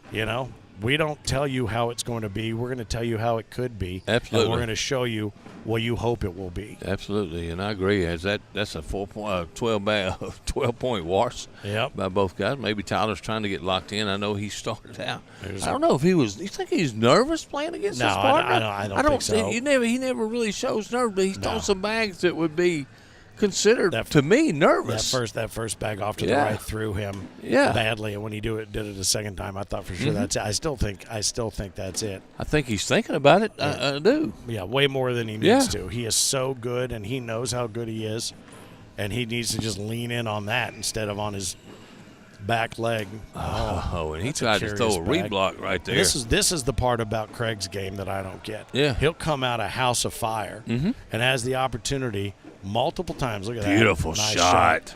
And to just slam the door. And he doesn't do it a lot or as often as you would think that he would. No. Just to establish complete and utter dominance. Yeah. Well, I think he was trying to reblock Tyler right there. And now he's got a tough shot to not give up, too. Well, that one's going to go. You're going to step out. How about this? Dakota Payne's up 8-4 on Gary Bearpaw. What about that? How happy would the SVC get if Dakota Payne jumps into this Final Four? And that's two more for Tyler. Tyler, 16-5 is going to be the score. All right, now this is where Craig has to be very careful. Yeah. Very careful. Did you see the change in his walk? Yep. From one end to the other. Oh, yeah. And you can talk about cut shot, this shot, that shot. To me, the body language will tell you as much about the shot as the shot making does. Oh, yeah. I'm big on watching people's body language. You can tell if something's in their head or something's going on. As you see Caleb Hurt lurking, who gets the winner of this to go to the Final Four. All right, there's a bag that is now out of play. Yep. It's not going to bounce back, I don't think, to the point where he gets it, and he certainly doesn't want to chase it. Nope. This Craig just go steady right down the middle right here and pick up the 2. Get him closer to 20. Take it to 18. Yep. That's all he's got to do. Fourth bag blues. No, sir. Not this time. And that's straight shooting by Craig Irvin. Like you said, he tried to do a little something uncharacteristic last time, and it cost him 2 points. Where we at on PPR with these two? Okay. Can you tell? Yes, Because I can. Honestly, it seems like a couple of these frames, it looks like they're just working to get it up there. Craig Irvin's at 10.58, and Tyler Amos is at a 9.5. Well, that would explain 18-5. It would. And how about Craig throwing over a 10? And he can bully that bag out of the way. Come in hard. And look, he tried to do something, tried to just kind of ease it up there and put it in play, and that's going to cost him 2 points. Don't be cute. No. Nice bag by Tyler. Nicely done to get back in there and then take that bag right where he wants it. I thought he should have just went straight in the hole. If he moved Tyler's bag, he moves Tyler's bag. Oh, and that kind of bunched up on him. Come in. A good bag for Craig would be right behind those. Yeah, right there. Just call it, right? Yep. Huh? He's going to force him to airmail. Try to make something happen. He's got that. Oh, boy. Ooh, reset. Think about it. That's like Tiger stopping in his backswing. Up and over. No, and it's off the board. And that's going to be the game. That's going to do it. That's going to be the game. Yeah, absolutely. All right, so that's Craig Irvin remains 8 on 5. How about that? 21-5. He does. He moves along. They're waiting to check it out. They want to see what their numbers are. Yep, Taters exchange. Good game. How about that? Long live the king, or still lives the king, Craig Irvin, and now he will take on Caleb Hurt. He is not wanting to relinquish that king of cornhole just yet. No, he does not. And I think if you go ask Tyler right now, when did it happen? He'll tell you. You know exactly when it happened. Everybody can see it. Wow. Well, I tell you what, Tyler has been grinding. He takes home some championship hardware and money. Yeah, and some money and some woodwork. That big wooden thing I think he got for the co-ed. Yep. He took co-ed player of the season though, didn't he? Was it he and Philly? No, not the co-ed. Or did they take co-ed championship on championship. Wednesday? Yeah, they did.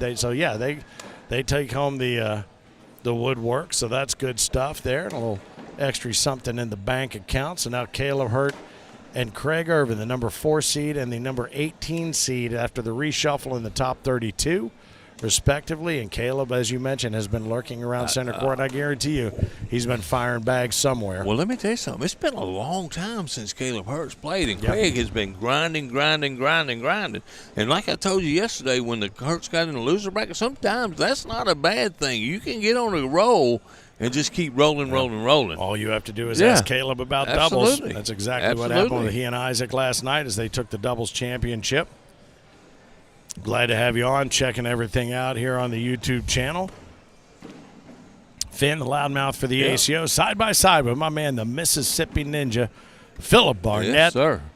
Good stuff coming and still good stuff on deck. Looking forward to the rest of the evening here and glad to have you along. And if you got your Saturday night, here's the good news. You can throw us up on the big screen. You can make yourself a little cocktail, a little happy hour, a little bit of dinner. Then you got your grill going, whatever it is. By the time we wrap things up, you still got your whole night ahead of you. So you can head out and do whatever it is you want to do. I agree with that. So, Gary Bearpaw now down 10-8 to Dakota Payne over on court 1. Gary just scored 2. It was 10-6 for a while. So if you're watching on the other stream, you've gotten an eyeful of this Dakota Payne, who has been the name, I would say more than any other name, except perhaps Josie Clay, running through this room as the, got to check this game out. And we're underway here.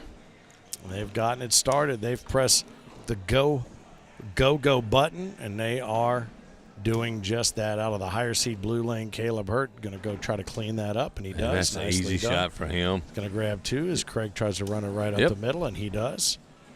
All right, so again, you got to wonder how conscious Caleb is of the fight that's been in Craig. I mean, he knows the game, but, the amount of grinding he's had to do. I mean, certainly Caleb has had to do his share of grinding this week as well, but it's come a little bit easier to them, and they've been more in form the last couple of days. Yeah. His little brother's already in the championship game to go to the King seat. Go to the King seat against the one who called them all out. Jeremiah Ellis, yes, sir. And these guys are battling to try to get to that Final Four, which will be resetting after all our award ceremony. More and more folks up in the second-story crow's nest up there, eyeballing from Absolutely. I like to wave at them up there. Hey, how y'all doing? They're not looking at you, fella. They're looking at all the action here on center court. Yep. See Devin Holloway over there. Give him a thumbs up. Yep. Nice run he had. He had a good run. Yes, he did. 12-8 now. Dakota Payne is going toe-to-toe with Gary Bearpaw over there, man. Yes, he is. And I can tell you right now the exact look that Anita Bearpaw has on her face. Same one she's always got. You wouldn't know if Gary won 21-20 or 21 to nothing. She cracks me up. Yep. And Craig went right down Main Street, 4-bagger, and matched by Caleb Hurt. There you go. 2-2. This may be a long battle right here. Yeah, this is going to be the one to see, who has the first moment, right there. Do you think if Caleb gets first bag, he tries to throw a block or 2 here? I think so. I think eventually he will, yeah. I think Craig's all right with that, too. He's got the airmail game to go. He's all right with it. He said he's feeling good. Yeah. Dakota's up 12-8 over Gary Bearpaw on court number 1. We'll see our man Scott Beck, Scott-O-Matic over there. He's eyeballing things. Craig leaves one out to the right-hand side. Watch out for big things from Scott Beck. He's coming to the ACO next year, full force. The bag brokers are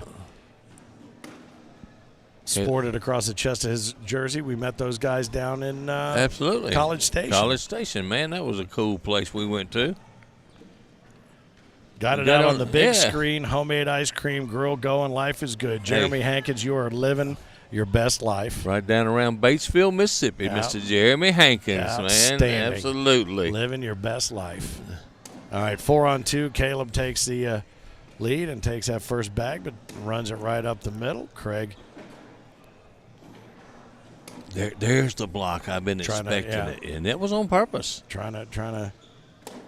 And that's not bad. Get rid of that lead. You see a lot of that, just bunching them up, pinching them up next to one another. Here comes that hard push, that hurt push. You know what gets me is they're so accurate with that. That's not easy. That's not easy to do at all. Not with that low release and all the power that comes in there. Yeah, it's just a power shot. It's like he's just throwing a giant magnet. Oh, and wow, Craig and it's going to be 6-2. Offers up a 2-point donation right there when he had that fourth bag available. Caleb Hurts trying to put 2 Hurts in the Final Four right here. So the winner of this game goes on to the Final Four, which is going to be broadcast right after our 5 o'clock ceremony. Absolutely. Gary Bearpaw is tightening things up with Dakota Payne, 12-10 on Court 1. You can watch that on the second stream that's available for you here on the YouTube channel. Don't forget to subscribe and hit that notification button. Make sure that you're getting all the updates as to when the new content pops up or new streams begin. I got it on myself, kind of keeping an eye on it over there. Yep. Oh, boom. Nicely done. Good bag. I've never seen Dakota Payne throw one bag. Can you believe that? No. Is Craig going to go up and drag this bag right here? Yes, he is. He's going to go get it. Oh, he's not. Oh, he laid up and he cost him 4 points. And this was the rare opportunity to say that he should have chased. Yeah. And because he didn't, it cost him. It did. I thought. And he has that shot all day long. So 10-on-2 right now. Well, this is where he starts the grind. First bag out of the hand of Caleb. He lays it low. Exactly. You can tell by the arc of the bag what he was doing there. Dakota Payne just picked up 2 more to go up 14-10. Replacement block. Going to lay low and run through. Oh, boy, and he's left that bag in sort of his tough spot right there for Craig. Try to get it to move a little bit left to right. He's just going to go try to run it right to left, take them both. Oh, and another 4. He did it again. He's playing so passive with that right there. Yeah. Well, I don't know why he's not. I don't know. I mean, you look at that bag, there's enough of it there. I don't know, man. I don't know. He might have run the risk, if you hit that airmail to bouncing it off. But at this point, he's got something to lose. He's got something to lose, not nothing. See Jeremiah on the phone calling all his friends, telling them to tune in later. You better get the stream up, and you better get the champagne on ice. He's promising them that right there. And, man, I tell you what, the way he's playing, he's going to be really tough to beat, that's for sure. Here's what I'm going to tell you right now. This is the exact game that Caleb needed to run right into that. This is the exact game he needed. Not one against Isaac. Nope. Not one against, anybody he's else. used to playing against. Time and time again, this is the game he needed. And he's up 14-2. 14-on-2, and Dakota Payne holds that 14-10 lead over Gary Bearpaw. Yeah, and they're going bag for bag over there, I'm telling you. Man. Like I said, I've never seen this Dakota Payne pitch one bag, but I'm sitting there watching him, and he is the real deal, dude. Well, things have been carefully orchestrated so that he'll be a complete surprise if he makes it over here. As Gary's got one out of play on the right now, Dakota's got a chance to go up 16-10. No, he threw one off, so it's just another wash over there. I'm trying to keep you informed on both games. So you're watching the other stream. I just kind of got it. Oh, and there's one off again. This is a big round for Craig right here. This one should fall. Yeah. Oh, and look at that. It held up. Now Caleb will get it. Yeah, he's going to take it down. But I didn't realize he had one more in his hand there. 14-5. All you got to do is take advantage. All right. Caleb slamming his hand a little frustration right there. Yeah, he's doing what we wondered about. Yeah, look at it. There it is, the body language. You see that? He needs to stop that right now. Yeah, I mean, he only gave up 3 there, and he's up 14. Stop it. Yep. So, oh, well. Short memory. Yep, you got to forget it. Let's see if he's got it. 14-on-5 right now as the King tries to fight back. 14-on-10 right now. Yep. Dakota Payne over Gary Bearpaw.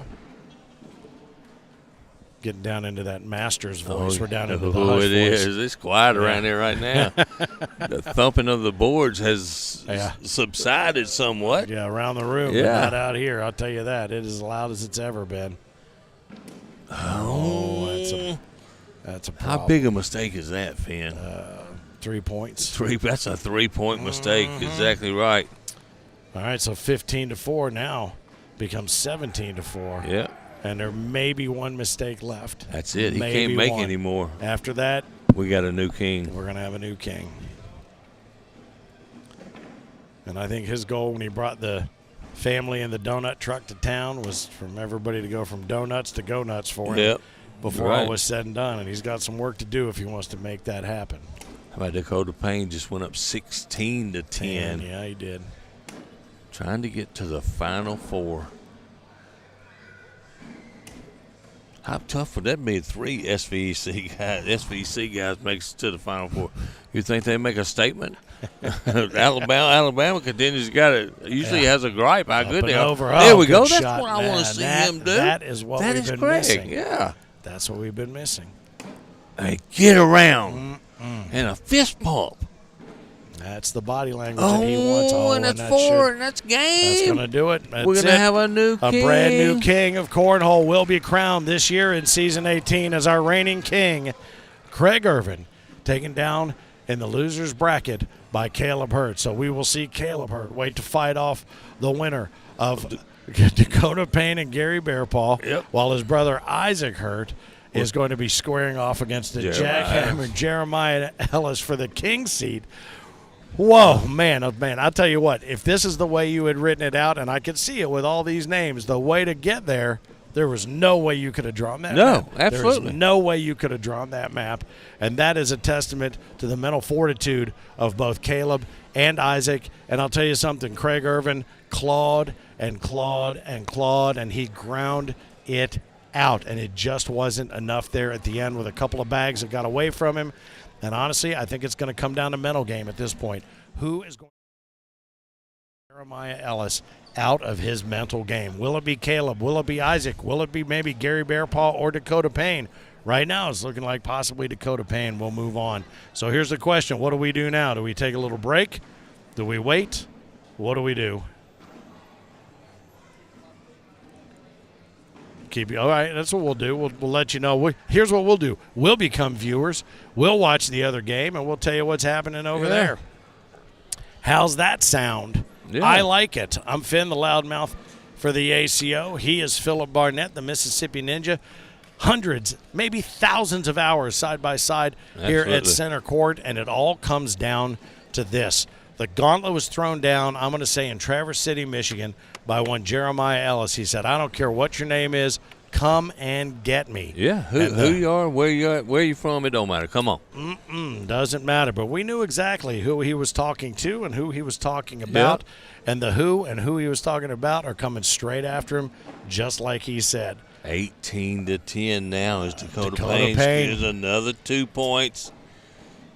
All right, well, we know that Jeremy Hankins and his crew have it up on the big screen and are grilling outside.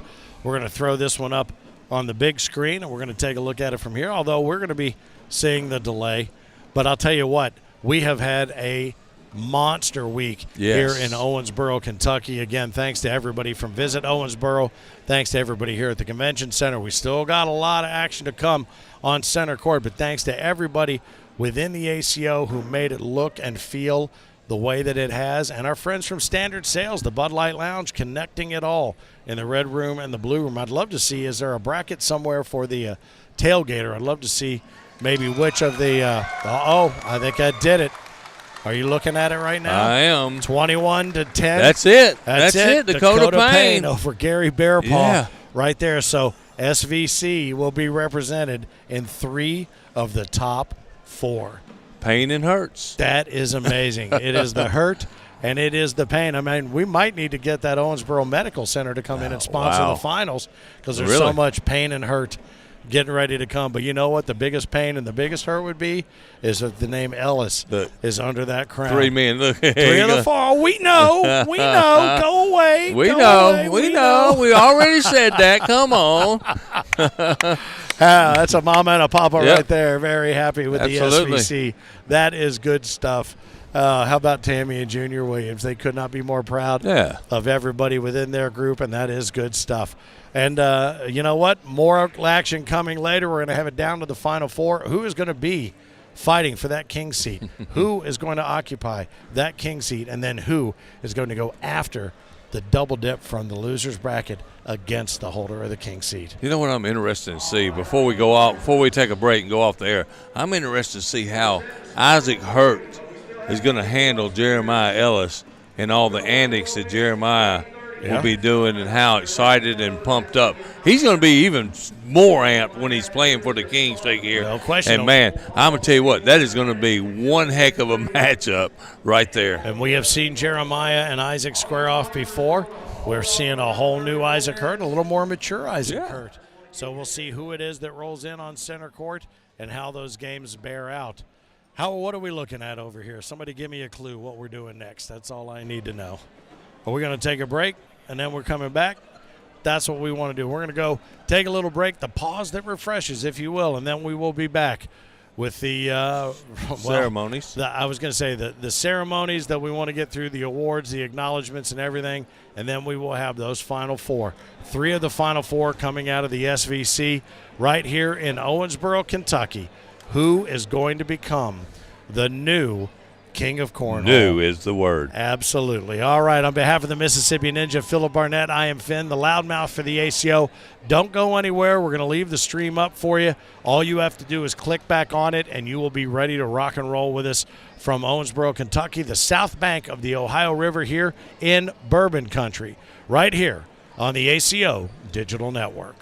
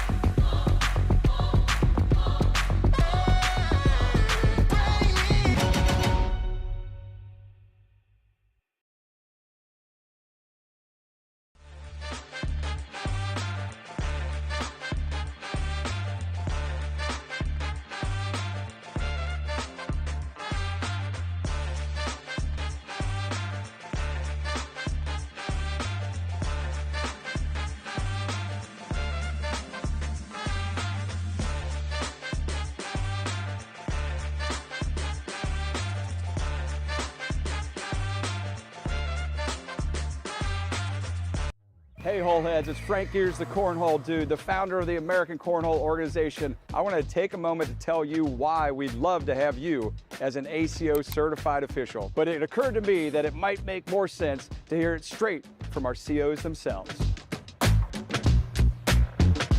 It's so satisfying because you get to encourage other players, and then the next thing you know, they're going on and they're going to majors with you, and they're doing great there. And the people that we've met, we would have never known these people if it wasn't for Cornhole. And that's what I get more out of it. I mean, it's some people that I have the utmost respect for because of Cornhole now. And they have our back, we got their back, and that's just kind of the way it's worked out.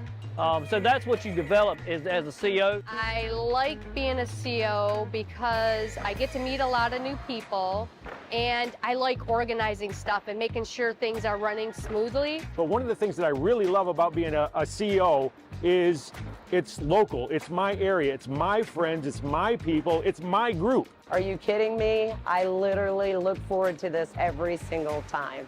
Every major, every regional, we're always super pumped. Our calendar is stacked with ACO Cornhole stuff, believe it or not. I couldn't have said it better myself. No, really, I couldn't. Since 2005, the ACO has not only been the worldwide governing body of the sport of cornhole, but we've led the way in innovation, national touring, and most importantly, the growth of the sport we love. Let's get you on boards at AmericanCornhole.com/CO, and let's keep growing the game and the fun together. Welcome to the ACO family. Keep on pitching.